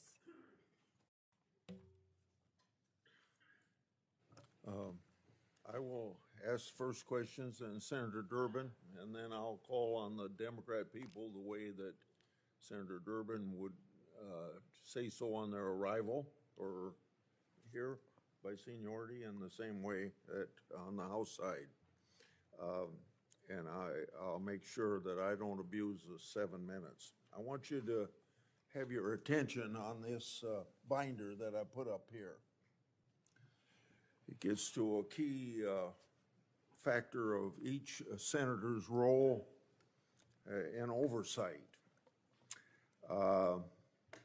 It contains 144 oversight letters that I sent to the Biden-Harris Justice Department and its component agencies, with many of those letters in there to the FBI. Adding letters to the Inspector General, that would be about 165 letters. So I've sent more letters since you've been in my office before Christmas. Should you be confirmed, 144 letters will be your responsibility. The responses I have received so far fall in two categories. First, they weren't answered at all. Second, I received a response, but it didn't fully respond. Said another way, the Justice Department merely sent me words on a piece of paper. So, should you be confirmed, you'll have an obligation to respond even to the minority and consider a letter from them, even if my signature's not on it, as they want information. Will you commit to responding to my oversight requests as well as the requests of other members of the committee? Chairman, either I or my top staff will personally review the letters and do everything we can to respond to you. Your tenure as Florida Attorney General was impressive. You fought against pill mills, human trafficking. You eliminated a backlog of rape test kits. in state labs. You fought against organized retail theft, and you were known to stand for law and order. With such achievements, it's easy to see why the people of Florida re-elected you in 2014 and why President-elect Trump nominated you to serve as the nation's chief law enforcement officer. So this gives you a chance to tell us on this committee and the people of this country what you're proud of as your record as Attorney General of Florida. Thank you, Chairman Grassley. I was truly honored to serve the people of the state of Florida for 8 years, but it was a team effort. I had great people around me, many of whom are in this room today. And we did a lot. We did a lot to fight crime, and I've been reminiscing a lot since I was asked to take this nomination. Opioids, as I talked about, were a top priority right when I took office. When I was running for office, I went through the entire state of Florida. Parents were walking up to me, handing me pictures of their children who were deceased from opioid abuse. After I was elected, I took those pictures and I framed them in my office as a goal of stopping that fight, which I talked about in my opening statement. And if U.S. Attorney General, I'll bring those pictures back out, and they will be there to inspire me on the further drug abuse we're facing throughout this country. We also learned that something else was happening. Pregnant women were having babies as a result of being opioid dependent. We call it neonatal abstinence syndrome. We fought to educate mothers. We fought that issue as well. Fentanyl was wreaking havoc in our country, but it was just getting started. I actually fought my own party a bit on scheduling fentanyl because at that time people thought it was something you merely got in the hospital on a patch after surgery. Apples and oranges, and boy, do we all know that now, the difference. Fentanyl is raging throughout our country, and I will do everything I can to fight that with the agencies that fall under the Department of Justice. Human trafficking became a top priority for me as Attorney General. I had the opportunity on a bipartisan trip to go to Mexico, and the one thing I found out there, they were doing better than we were. They had safe houses. I saw things I never dreamed I would see, and all of these things in my past have formed the person I am right now sitting here before you. I came back to Florida. We started a human trafficking council, and we partnered with others, and we expanded and added safe houses in the state of Florida. I don't know how many are in this country right now, but I would like to partner with both sides, if confirmed, to continue those efforts. I'd like to interrupt you. Yes, sir. And go to another question. And I'll have another round so you can finish on that point. I'd like to ask you about something that's central to fighting government waste and fraud, the False Claims Act. I want you to know that Attorney General Garland calls me once a year. He called me yesterday to tell me the success of the False Claims Act. Since 1986, when I got it passed and President Reagan signed it, it's brought in $78 billion as of yesterday, his report, $2.9 billion for the year of 2024. Most of that's because of patriotic whistleblowers who found the fraud and brought the cases forward at their own risk. The Supreme Court has long upheld the law's constitutionality, but I want you to know, in your view, is the False Claims Act constitutional? Before you answer that, one time in the 1990s, one of the attorney generals said it wasn't constitutional, and when that same person by the name of Barr was back 5 years ago to be attorney general, he said it was constitutional. So if confirmed, will you commit? Well, answer that first question. Do you think it's constitutional? Would you defend the constitutionality of it? I would defend the constitutionality, of course, of the False Claims Act, Okay. Senator. Last question. If confirmed, would you commit to continuing DOJ's defense of the constitutionality of it? And will you assure the entire staff and funding levels to properly support and prosecute false claim cases? Senator, the False Claims Act is so important, and especially by what you said with whistleblowers as well, and the protection and the money it brings back to our country. Yes, sir. Thank you for your answers. Senator Durbin. Thank you, Senator Grassley. Ms. Bondi, if you're successful in your nomination, this Democrat would like to give you 3 words of advice. Answer Grassley's letters. You'll never hear the end of it if you don't. At issue, I believe, in this nomination hearing is not your competence nor your experience. At issue is your ability to say no. More than any other cabinet official, the Attorney General has to be prepared to put the Constitution first and even tell the President of the United States you're wrong. The political danger and personal costs of such a decision are well documented. You have only to ask former Attorney General Jeff Sessions and Bill Barr, whom Donald Trump sacked for lack of loyalty. And so I have 3 basic questions I'd like to ask you. Most Americans believe that central to the peaceful transition of power in a democracy is the acceptance of the results of an election. To my knowledge, Donald Trump has never acknowledged the legal results of the 2020 election. Are you prepared to say today under oath without reservation that Donald Trump lost the presidential contest to Joe Biden in 2020? Ranking Member Durbin, President Biden is the President of the United States. He was duly sworn in, and he is the President of the United States. There was a peaceful transition of power. President Trump left office and was overwhelmingly elected in 2024. Do you have any doubts that Joe Biden had the majority of votes, electoral votes, necessary to be elected president in 2020? You know, Senator, all I can tell you as a prosecutor is from my firsthand experience.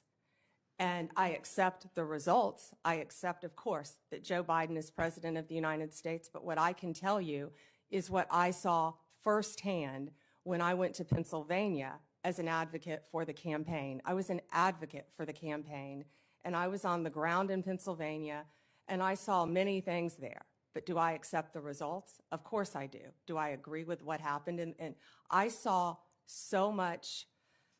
You know, no one from either side of the aisle should want there to be any issues with election integrity in our country.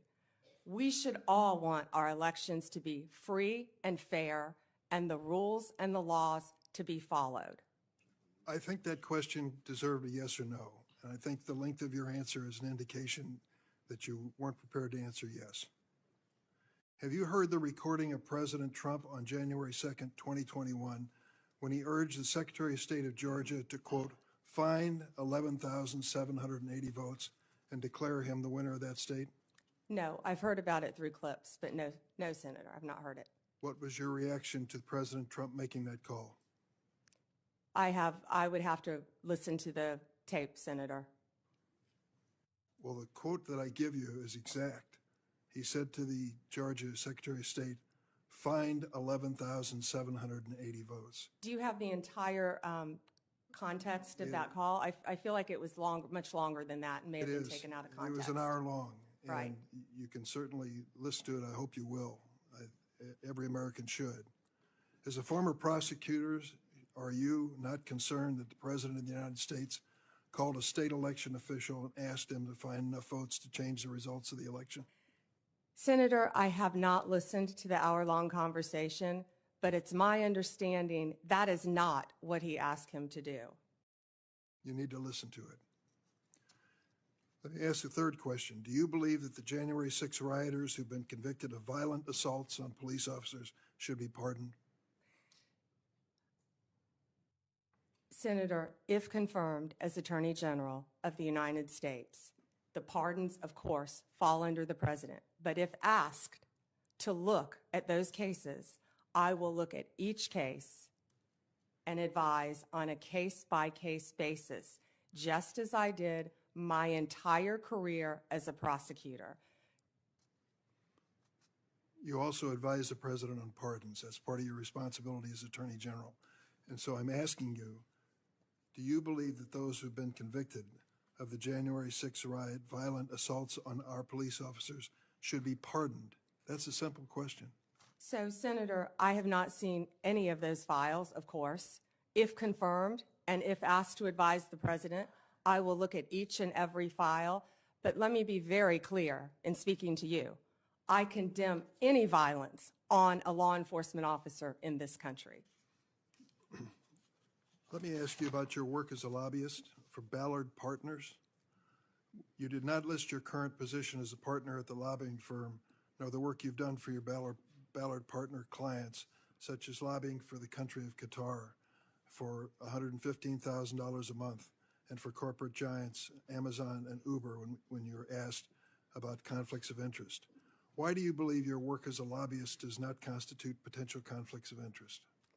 Well, Senator, first, that was the amount my firm received. I believe multiple people represented the country of Qatar within my firm.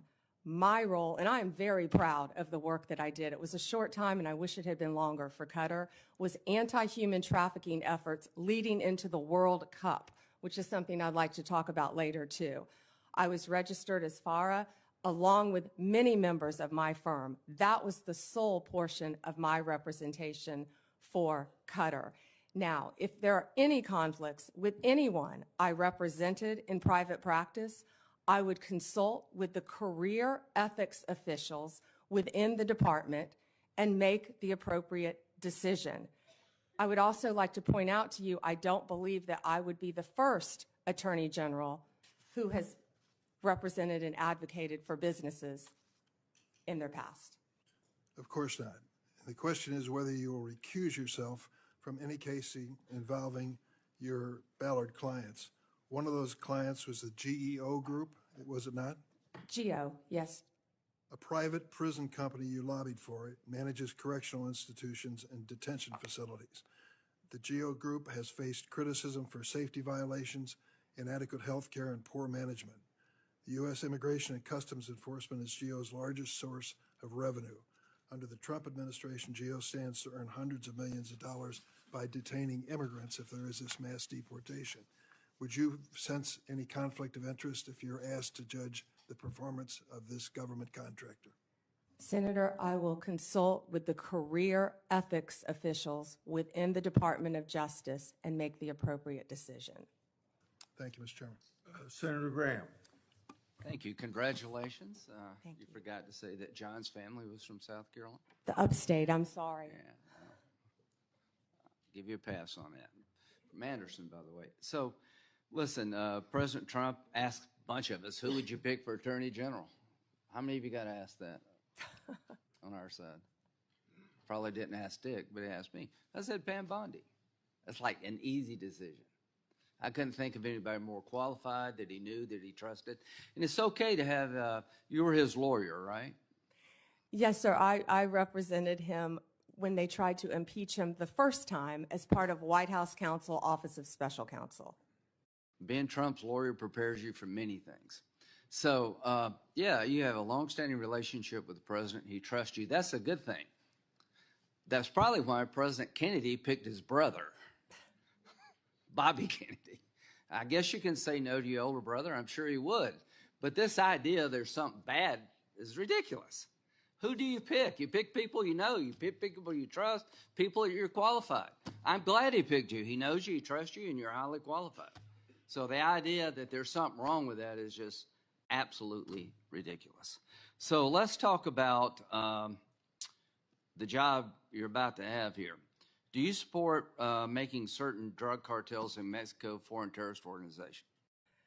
Senator, I personally went to Mexico. I personally dealt with these cartels when I was a state prosecutor, and they are a grave and violent threat to our country. Yes, Senator. Advising the president. Good, good. Now, when it comes to Crossfire Hurricane, are those days over if you're Attorney General? Absolutely. Okay. Lake and Riley, are you familiar with that case? Sadly, I am, Senator Graham. Do you know why the man who killed her was released from custody? He was paroled to the detention capacity at the Central Processing Center in El Paso, Texas. Now, that's not your call. You'll be DOJ. But do you agree with me that the statute regarding parole doesn't allow parole to be based on we don't have detention beds? There's nothing in that statute would authorize parole based on lack of capacity. Are you familiar with that statute? Yes, sir, and that's frightening. Yeah, well, it's frightening. Are you going to fix it? I am going to do everything in my power to fix it Well, if confirmed as Attorney You're going to General. advise President Trump we need more beds. Tom Homan's the guy that's going to do this, but would you as Attorney General say we need more bed space so Lake and Riley never happens again? Senator, my job, if confirmed as Attorney General, will be to keep America safe. Do you think we And need that more include- detention space? And that includes having enough space for violent criminals, for people that should not be in this country, who Yeah. have committed violent crimes. To and the Lake public. and Riley is Lake and Riley is one of many. Yeah, but 41,000 beds in this country to detain people. We got like millions of people here illegally. We let this dude go because we didn't have any place to put him. I hope those days are over. And if, Tom, you're listening out there, I hope you'll create enough detention space to make sure we don't find this dilemma ever again. Do you think we're at war? And if so, who with? Oh, Senator, we're at war on so many fronts. Are we at war with ISIS? Of course, we're at war with ISIS. They're at war with us. Do you agree with that? Absolutely, Senator. Do you think since our withdrawal from Afghanistan, threats to our homeland have gone up from ISIS? Yes. Okay, March 7th, 2024, General Corella. I assess ISIS-K retains the capability and will to attack the U.S. and Western interests abroad in as little as 6 months with little or no warning. That's March of 2024.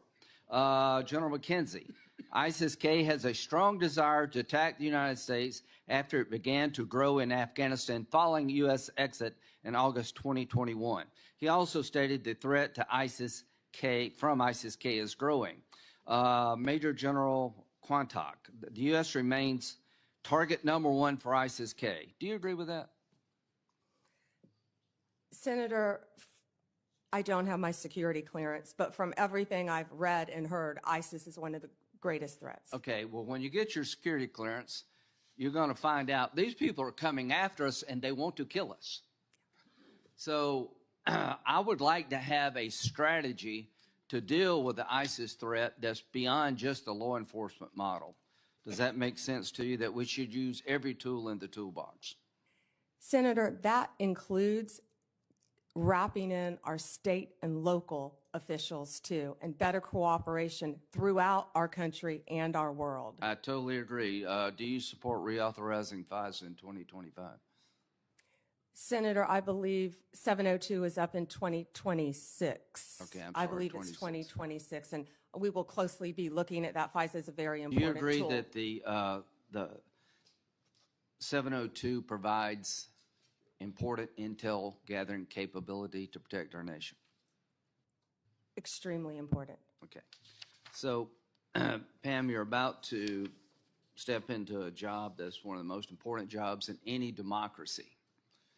Let's go back to pardons. If I'm a lawyer for somebody in jail, would you promise to listen to the application and read it before you made a decision?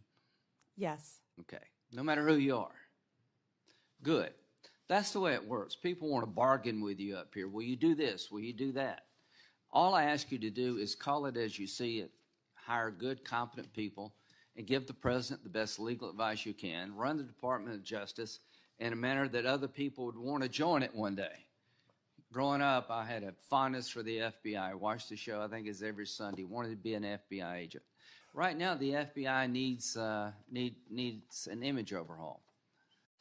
So you have a real task ahead of you in two areas: to restore trust to many Americans who have lost trust in the Department of Justice, and to make sure that this country is safe from drug cartels that are killing 3,000 Americans every 2 weeks for money, to go after these people and to protect our homeland that's under siege. I think you're the perfect pick at one of the most dangerous times in American history, and I look forward to supporting you. Thank you, Senator. Senator Whitehouse. Thank you, Chairman. Welcome, Ms. Bondi. Thank you, Senator, and thank you for meeting with me. I greatly appreciate that. It was a pleasure. Ms. Bondi, you were a courtroom prosecutor for a great many years. As a courtroom prosecutor, did you ever have an enemies list? No, Senator. And you went on to be Florida's Attorney General. As Florida's Attorney General, did you ever have an enemies list? No, Senator. As Florida's Attorney General, you were responsible for hiring into the Florida Department of Attorney General, correct? Senator, the Attorney General's office in Florida is the third largest in the state, approximately 1,400 employees and approximately 400 lawyers. Only California and Texas are our bigger offices. And you were responsible yes. for hiring into that office while you were Attorney General? Yes. Would you have hired someone into the Florida Attorney General's office who you knew had an enemies list? Senator, to cut to the chase, you're clearly talking about Kash Patel. I don't believe he has an enemies list. He made a quote on TV, which I have not heard. I saw your sign, or Senator Durban's sign, about Kash. But I know that Kash Patel has had 60 jury trials as a public defender, as a prosecutor. He has great experience in the Intel Department, Department of Defense. I have known Kash, and I believe that Kash is the right person at this time for this job. You'll have the ability to question Mr. Patel. And I'm questioning you when right you now do. about whether you will enforce an enemies list that he announced publicly on television. Oh, Senator, I'm sorry. There will never be an enemies list within the Department of Justice. Thank you. The FBI's, what is the FBI's role in national security and counterterrorism, and how important is that role? You know, Senator, I believe now more than ever, counterterrorism is so important and vital in our country. We are facing such incredible threats here and abroad. If I'm sure many of you saw former FBI Director Wray's interview on 60 Minutes, he talked about the threats that, frankly, again, I don't have my security clearance, but the threats facing us, Senator, from China right now that are so great. The sleeper cells within our country. Given that importance, is it responsible to call for shutting down the FBI's counterterrorism and national security work? And will you, as Attorney General, impede or shut down the FBI's counterterrorism and national security work? Senator, Two questions. Senator, I believe that national security is vital right now for our country on so many fronts. I could continue to discuss many others. And the FBI's role in that? And the FBI plays a vital role in counterterrorism Which you throughout will our or will world. not shut down. I will look at each agency. I have no intention of shutting anything down right now, Senator. I am not in that office yet, and if confirmed, I will look at each individual agency and how it should be managed, but counterterrorism right now in our world is vital.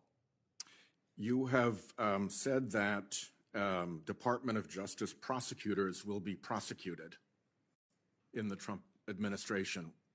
What Department of Justice prosecutors will be prosecuted and why? I said that on TV. I said prosecutors will be prosecuted to finish the quote, if bad. Investigators will be investigated. You know, we all take an oath, Senator, to uphold the law. None of us are above the law. Let me give you a really good example of a bad lawyer within the Justice Department, a guy named Klein Smith, who altered a FISA warrant, one of the most important things we can do in this country. So will everyone be held to an equal, fair system of justice if I am the next Attorney General? Absolutely. And no one is above the law. Under what circumstances will you prosecute journalists for what they write? I believe in the freedom of speech. Only if anyone commits a crime. It's pretty basic, Senator, with anything, with any victim. And this goes back to my entire career for 18 years as a prosecutor and then 8 years as Florida's Attorney General. You find the facts of the case, you apply the law in good faith, and you treat everyone fairly. And it would not be appropriate for a prosecutor to start with a name and look for a crime. It's a prosecutor's job to start with a crime and look for a name, correct? Senator, I think that is the whole problem with the weaponization that we have seen the last 4 years and what's been happening to Donald Trump. They targeted Donald Trump. They went after him, actually starting back in 2016. They targeted his campaign. They have launched countless investigations against him. That will not be the case if I am Attorney General. I will not politicize that office. I will not target people simply because of their political affiliation. Justice will be administered even-handedly throughout this country. Senator, we've got to bring this country back together. We've got to move forward, or we're going to lose our country. Yeah, I think the concern is that weaponization of the Justice Department may well occur under your tenure. And we want to make sure that that's not the case, that you remain independent, that you remain able to and willing to tell the president no when that's necessary to protect the Constitution and the integrity of the department. So that's where I'm asking these questions. We talked in the meeting about the contacts policy that has prevailed really since Senator Hatch sat in that chair and demanded it of the Clinton Justice Department through all the administration since then, with the exception of a brief period under Attorney General Gonzalez, which he corrected and which did not end well for him. There has been a contacts policy that limits contacts between the White House and the Department of Justice to a very few senior officials on each side. In your role as Attorney General, if you are confirmed, will you maintain, defend, and enforce that longstanding contacts policy? Senator, yes, I will meet with White House counsel and I will meet with the appropriate officials and follow the contacts policy. My time has expired. Thank you, Ms. Bondi. Senator Cornyn. Ms. Bondi, your testimony is music to my ears. Thank you. One of the things that I have been most concerned about over certainly the last 4 years and extending back during President Trump's administration is the weaponization and politicalization of the Department of Justice, which together with the FBI is one of the most important institutions in this country. If people don't trust that their elected officials will faithfully enforce the law or administer equal justice under the law, they've lost faith in America. And that disturbs me greatly, and I know it does you too, based on what you said. So I'm delighted to hear you say what you have said. But I want to talk about some specific topics. Time is short. First, the border. I believe President Biden and Vice President Harris had presided over one of the biggest humanitarian and public safety disasters in American history. Senator Cruz and I represent a state with 1,200 miles of common border with America. But as you pointed out with fentanyl, what happens at the border doesn't stay at the border. Fentanyl poisoning is the most common cause of death of young people between the age of 18 and 45. We know where it comes from. Yes. The precursors come from China. They go to the cartels. They mix them up, make them look like innocuous pills. And young people take them and die. It's just that simple and that tragic.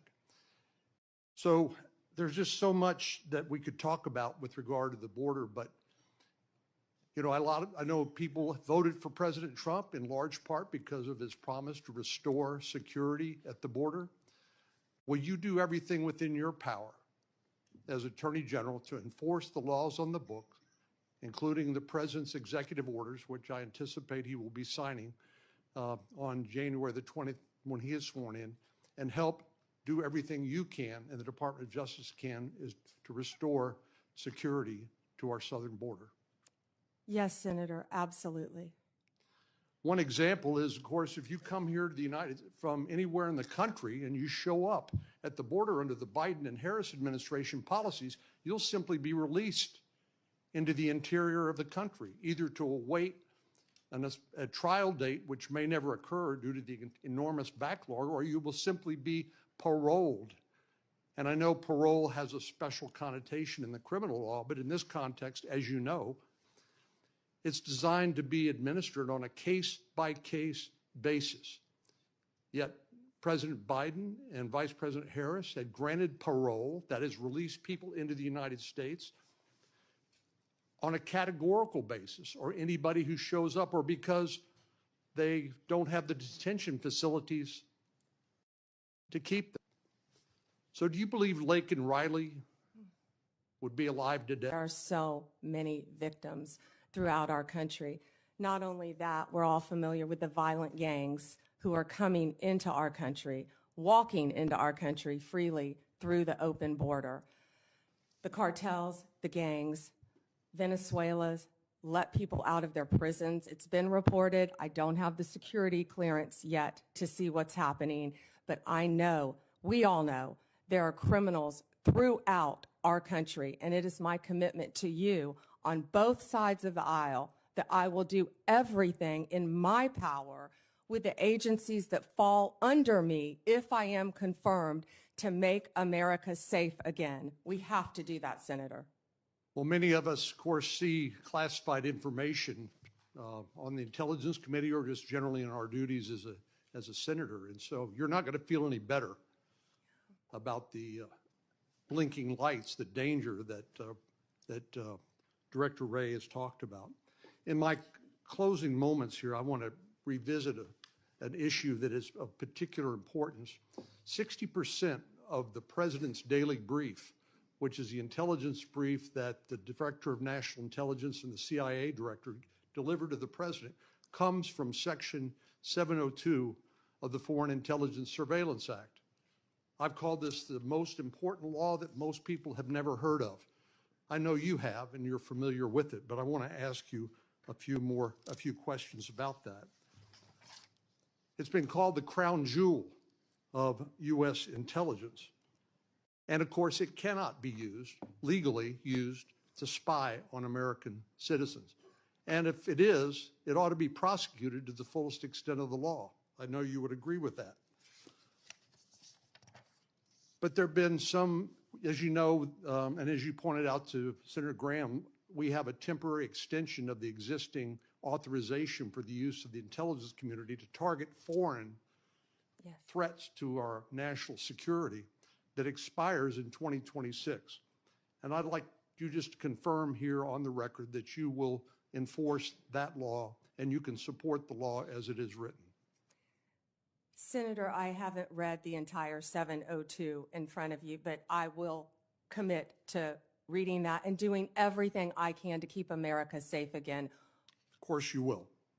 So Director Ratliff, who's going to be, I'm going to go to his hearing on for CIA Director. Of course, he was confirmed as Director of National Intelligence.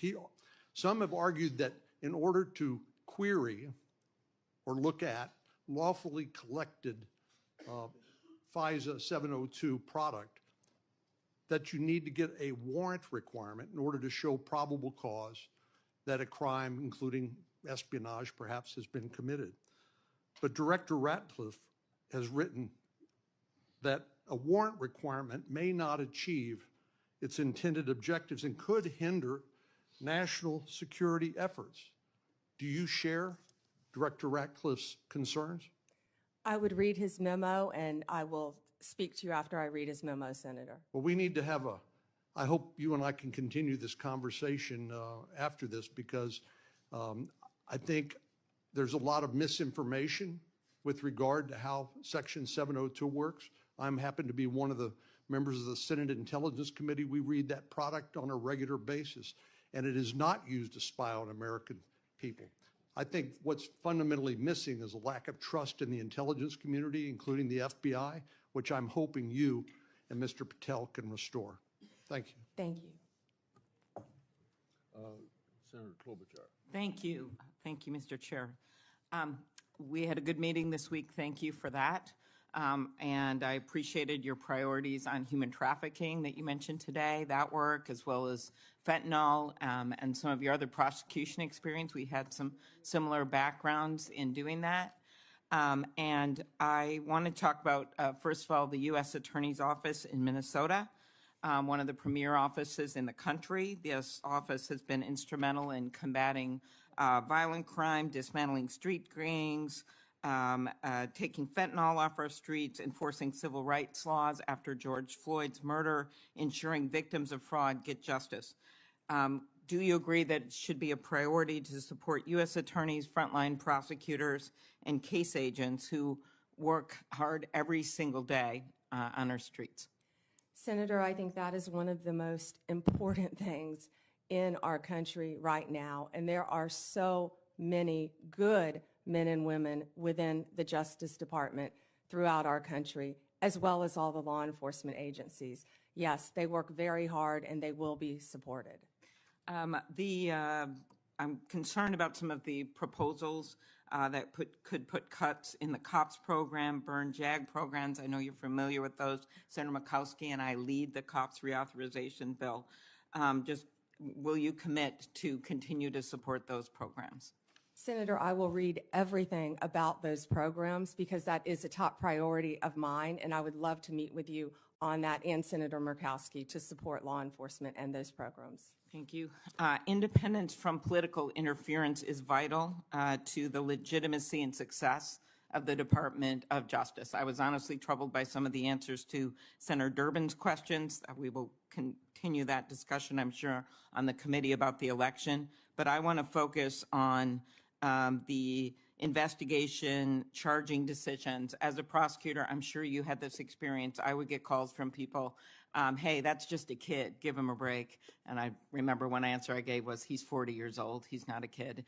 But that kind of interference is attempted all the time. And one of my concerns here, whether it's a call from a friend, a corporate lobbyist, a White House, it has been very clear that the attorney generals of both parties have established clear policies to ensure the White House doesn't tamper with criminal investigations and prosecutions. At Attorney General Mike McCasey's hearing, he made clear that any attempt by the White House, and these are the words, to interfere with a case is not to be countenanced. Any call to a line assistant or to a United States attorney from a political person relating to a case is to be cut and curtailed. Do you agree with this statement? Senator, yes, I believe that the Justice Department must be independent and must act independently.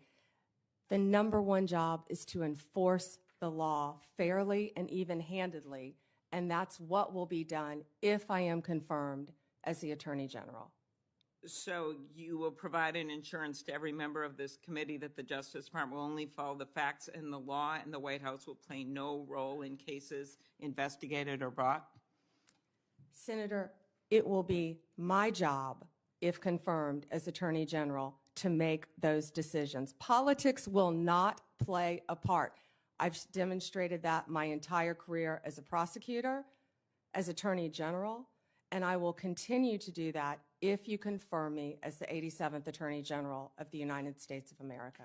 In an earlier question, with some of my colleagues talked about China and the risk, yet you have a nominee from this incoming administration, Kash Patel, the pick to head the FBI, have serious concerns about him, has referred to the FBI's Intel Division, which is responsible for protecting us from foreign adversaries like China, as, quote, the biggest problem the FBI has had, and he said that he wants to, quote, break that component out of the FBI. Do you agree? I have not seen those comments from Mr. Patel. I would review them, but we have to do everything we can to protect our country. Again, Mr. Patel would fall under me and the Department of Justice, and I will ensure that all laws are followed, and so will he. There are many decisions made by the FBI director, having seen a number of them do their work, that can be made. While I agree you would be the boss of Kash Patel, I'm not sure that you would be able to intervene with every decision or position that he had or know what he's doing. So let's continue. Do you agree it is a duty of the Justice Department to defend the laws Congress passes? And will you commit to do even when the president may disagree with an act campaigned against its passage or called for its repeal? President Reagan's AG, William French Smith, said the department policy was the department has the duty to defend an act of Congress whenever a reasonable argument can be made in its support. So I'm specifically referring to the 2022 law that I long led that we passed to empower Medicare to negotiate drug prices, major savings for seniors. Will you commit to defend the law against the lawsuits from Big Pharma? Senator, I was involved in Big Pharma cases when I was Attorney General of the state of Florida, and I will commit to protect the laws of the United States of America. Okay, thank you. That would also, same question, with the Supreme Court is going to be hearing a challenge to the Affordable Care Act's coverage of preventative services. And despite the fact that you twice joined suits to have the entire Affordable Care Act invalidated, will you commit to defending this law? Yeah, I believe this is very different. It's a very isolated, it's different. It's not the entire Affordable Care Act, but I will, it's pending litigation, of course, within the department. Since the 1990s, the Freedom of Access to Clinic Entrances Act has protected patients, providers, and facilities that provide reproductive health services. Will you commit to continuing to enforce the FACE Act to address violence and threats against those providing reproductive health care services? Senator, the FACE Act not only protects abortion clinics, but it also protects pregnancy centers and people going for counseling. The law should be applied even-handedly. Yes, Senator. So you'll uphold the enforcement of that law? I'll uphold the enforcement of the law, Senator. Okay, and I will ask my antitrust questions in the next round. We had a good discussion about that, and I do appreciate the nominee that has been put in place for the Antitrust Division, and there's incredibly important work that has to be done in that division. So Gail thank Slater you. is remarkable. Thank you. Thank you. I thank all of my colleagues for abiding by the 7-minute rule. Before I call on Senator Lee, I want everybody to plan on our first break would be about 11:50, and that would be 30 minutes for lunch. Senator Lee. Thank you, Mr. Chairman. Thank you, Ms. Bondi, for being here today. I too share the assessment that Gail Slater is great. Had a great meeting with her yesterday, and just thrilled that you're here and that you're willing to serve. I'd like to talk to you as a longtime lawyer and one who has handled a variety of criminal matters about the Fourth Amendment. What can you tell us about the Fourth Amendment's warrant requirement and why it's so important? Well, the warrant requirement is so important, which I've dealt with that since I was in my 20s as a state prosecutor. A warrant is so important because it protects citizens' rights, and that's why it's so important. And it does that specifically because under the Fourth Amendment, you're required to go to a judge, and you're required to show a judge evidence providing probable cause, and based on that probable cause, you can describe with particularity the things or persons to be searched or seized. And on that basis, the judge may issue or not issue the warrant, but without it, you can't get it. Now, this is time-consuming, no doubt, right? Oh, I've done many of them, yes. It's very time-consuming, Senator. And there's probably not a law enforcement officer anywhere in the world who wouldn't acknowledge that they could save time if they didn't have to go about it. And yet we require it. Why is that so important that we do it?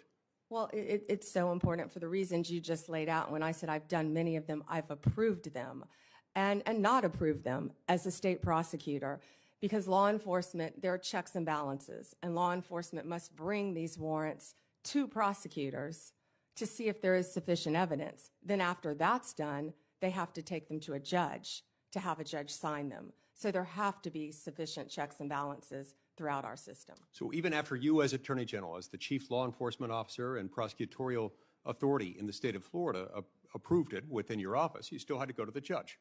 And if it was late at night, early in the morning, didn't matter when, you had to find a judge. All hours of the night. That was more when I was a state prosecutor. As Attorney General, the office of the statewide prosecutor, Nick Cox, would have done that many, many times at all hours throughout the night and woken up many, many judges throughout the state of Florida. is there an exception to the warrant requirement that exists anytime it would be inconvenient for prosecutors or anytime national security might be involved? I'm not certain about national security, but absolutely no for a state prosecutor. Right. Yeah. There's no exception. There's no catch-all exception that just says this is important or it would be inconvenient for the prosecutor, and with good reason. Right. We've learned through sad experience over many hundreds of years, not only in our own country but also in that of our mother country, what happens when you don't have this in the loop. So you've been asked today a little bit about Section 702 of the Foreign Intelligence Surveillance Act, also known as FISA. There are those who have repeatedly assured members of this committee, including myself, that don't worry, content of phone calls or electronic communications involving American citizens, sometimes resulting in the quote-unquote incidental collection of American citizens' private conversations. Don't worry, their Fourth Amendment rights are just fine. And yet, when they incidentally collect the communications of American citizens, either because they're perhaps unwittingly talking to somebody who might be an agent of a foreign power and themselves under 702 surveillance, they get onto this big database. And at times, there are those in the government, including the Federal Bureau of Investigation, who have gotten into that database and done so, of course, without a warrant because there currently is no warrant requirement. This has the effect of what we call a de facto backdoor warrantless search. Would you agree with me that that is potentially concerning anytime an American citizen's private conversations are intercepted, stored, whether as an incidental collection or otherwise? They ought not be searched without some kind of probable cause showing. I assume you'd agree with me on that. Yes. Yeah, it's important. Sometimes people will defend that by saying national security is involved, as if that's the beginning and the end of the inquiry. That has never been the case, and I hope and pray it never will be the case, because that's not what the Fourth Amendment says, not what it does, not what it ever can be. So it's my sincere hope that the next time FISA 702 comes up for reauthorization, Congress finally do what it has been avoiding for a long time, which is to ensure that this doesn't happen. We've heard again and again from people who, if you're confirmed to this position, will soon be your predecessors, prior occupants of the position to which you've been nominated and to which Mr. Patel has been nominated. Don't worry, we have good people. Don't worry, we have good systems in place.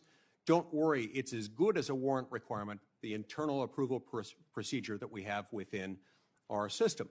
And yet we've found out time and time again that this has happened, by some accounts, hundreds of thousands of times. These things have been accessed where searches for an American citizen's private communications that have been intercepted and stored through incidental collection have been searched without those safeguards being met, including instances where people just wanted to check on, to cite one example, whether his father was cheating on his mother, or in other instances, doing background checks on someone looking to lease an apartment that he owned and was looking to rent out. This is unacceptable, and we've got to fix it. Speaking of unacceptable, we have seen over the last few years the weaponization of government, specifically within the Department of Justice, against law-abiding Americans. Law-abiding Americans whose offense was something along the lines of, them exercising their constitutional rights, ranging from Catholics attempting to practice their faith, to parents showing up to school board meetings, to people showing up to engage in peaceful protesting outside of abortion clinics. As Attorney General, how will you prevent the weaponization of the Department of Justice against Americans?